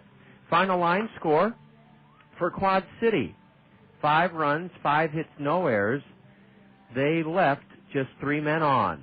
The Kernels 4 runs, 5 hits, no errors. We stranded 7. The winning pitcher out of the swing bullpen is now 6-0, Kevin Uhl. Believe it or not, he's 6-0. He'll be a Midwest League All-Star with that record. And the Kernel loser, Rafael Rodriguez, 2-2. The game only took 2 hours and 7 minutes, and there were 1,594 here to see the doubleheader split. In a minute, we'll return, and Todd will have a complete look at the State Farm Major League scoreboard here in the zone. Here's a message from Gaffey Insurance Incorporated, Iowa City, and Bauslog for Hilly Insurance, Marion. There to guide us, standing by us, strong in every storm. Today, more and more people are insuring their homes with us through Auto Owners Insurance. With so many satisfied customers, we must be doing something right. We'll provide low-cost quality protection, claim service that is second to none. And if you insure both your home and car through Auto Owners Insurance, you'll qualify for additional premium discounts. Auto Owners, the no problem people. See Richardson Hansen Agency, Mount Vernon, and Weidenhammer Andrews Agency, Incorporated, Cedar Rapids, your Auto Owners Agencies. Auto Owners, the no problem people. A doubleheader split between the Kernels and the swing of the Quad Cities. We're back at John O'Donnell Stadium, where the Kernels won the first one 4-2 and then fought valiantly before dropping the nightcap 5-4. We're going to reverse our order a bit as Todd is... Todd's called up the scoreboard. State Farm Insurance agents Gary Schubat, Lanny Peterson, Al Shetler, and Dale Thompson, proud for the 10th year in a row to bring us this complete look at the State Farm Major League scoreboard. Todd, what do we have? Well, we've got a lot of games out of the way so far, as one would expect at almost 11:15. The Chicago Cubs, 6-3 winners in the nation's capital. They defeat the Washington Nationals. Philadelphia clubbed Cincinnati 12-2 in the city of brotherly love. Milwaukee defeated Pittsburgh. They did come from behind to defeat the Pirates. They scored a run in the top of the ninth to win 4-3. Chris Capuano picking up the win for the Brewers. The New York Mets won 2-0 today against St. Louis. Despite having only 3 hits, 2 of those hits were solo home runs by Cliff Floyd, his 9th and 10th of the season, as the Mets defeated Jason Marquis and the St. Louis Cardinals 2-0 at Shea Stadium. San Francisco overcame Houston to win 4-2 at Minute Maid Park in Houston. Colorado explodes for 9 runs in the bottom of the 7th inning and destroys Arizona 18-3 at Coors Field in Colorado. Maybe the Baby Rocks have something going there after all. It's all tied up 1-1 in Petco Park in San Diego right now. A real pitcher's duel, John, going on between Adam Eaton of the Padres and Josh Beckett of the Marlins. 1-1 in the top of the 7th. The Los Angeles Dodgers, behind a home run by Milton Bradley, have taken a 2-0 lead on the Atlanta Braves at Chavez Ravine. That's the National League. We'll slide over to the junior circuit, where we are saddened to see that our Los Angeles Angels got rained out today at Comerica Park in Detroit. They'll try to make that up at a later date. No Angels score to report tonight. Cleveland wins 6-4 at Jacobs Field over the Toronto Blue Jays. They continue to win on the south side of Chicago. Chicago scores 3 runs in the bottom of the 7th at Sox Park as the White Sox come from behind to defeat the Baltimore Orioles 5-3. Mark Burley improving to 6-1 with a 3.73 ERA. Dustin Hermanson, 8th save, still has not been scored upon this season. Tampa Bay, a 3-2 victor over Kansas City. Things just keep getting worse for Kansas City. They lose 3-2 at home against the Devil Rays. Minnesota falls 9-6 Actually, that game went 11 innings. Texas had to go extra innings to defeat the Twins at the Metrodome in Minneapolis 9-6. Our two West Coast games that we were just getting underway the last time we gave the State Farm scoreboard now has Boston ahead of Seattle 6-5 at Safeco Field in Seattle. That game is in the bottom of the fourth inning. And in the bottom of the sixth inning, it's the New York Yankees leading Oakland 5-1 at Networks Associates Coliseum in Oakland.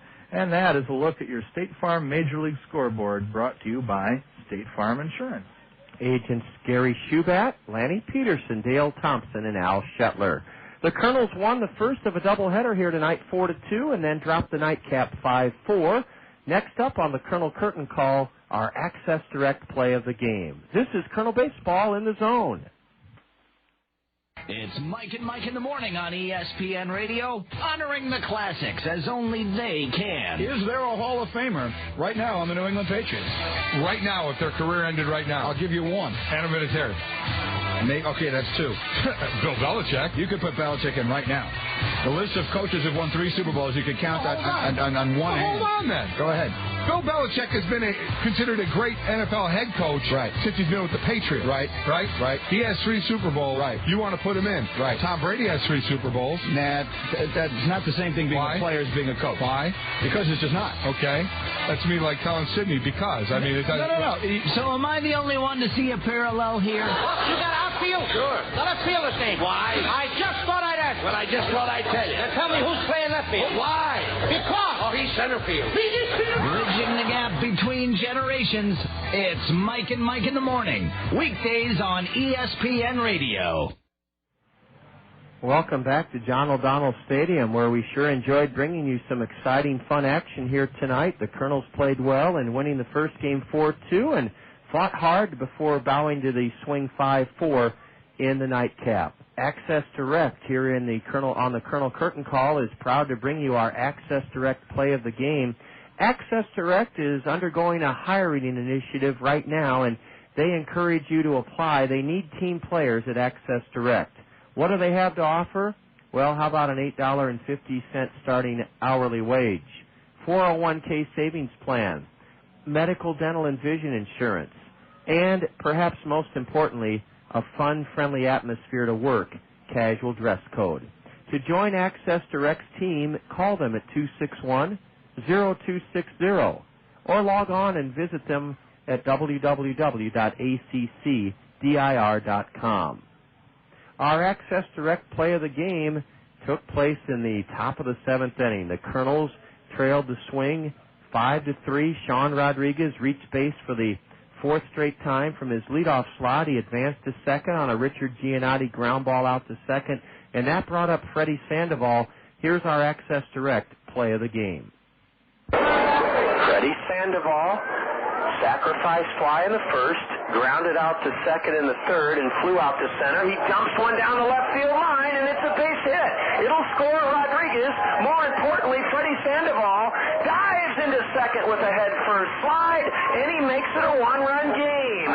Freddie Sandoval with his team high 19th RBI of the season, his second run driven into this game, and Freddie Sandoval not only drove in Rodriguez to make it a one-run game, Freddie hustled into second ahead of the throw by Matt Lemancic. He was the tying run at second. He was the tying run at third with only one out, but the Kernels could not chase home that tying run in the 7th inning and wind up bowing 5-4 to the swing. But Freddie Sandoval highlighted as our Access Direct play of the game. We're on the air tomorrow at 5:40 from Dayton, Ohio. 5:40 is our South Slope Communications triple play show time as the Kernels open up a 4-game series before sellout crowds against the Dayton Dragons. Todd Brummelkamp, it was a lot of fun. The Kernels just about took a pair here tonight, but I think have set the stage for a good road trip. The record on the road trip now stands at 1 win and 2 losses. 1 win, 2 losses with 4 in Dayton and 1 more here next week in Davenport. Oh, it would have been a glorious bus ride out to Dayton had we swept this one tonight, John, but I'm like you. I sense this team is going to make some noise once we get to Fifth Third Park tomorrow. They are really, really playing well. They never gave up. The game came down to their last at-bat. And, boy, how hard is it to overlook their effort tonight? It's not hard at all because the Kernels gave terrific effort. Thanks for being with us. Todd and I will be back in the saddle with you tomorrow evening at 5:40 from Dayton with the South Slope Communications Triple Play show. Thanks to Sean Patty in the studio in the zone. Sean will have a full night of racing for you from Hawkeye Downs with award-winning sportscaster Scott Unash. A split in Davenport, 4-2 Kernels, 5-4 Swing. So long from the banks of the Mississippi. This has been Kernel Baseball in the Zone.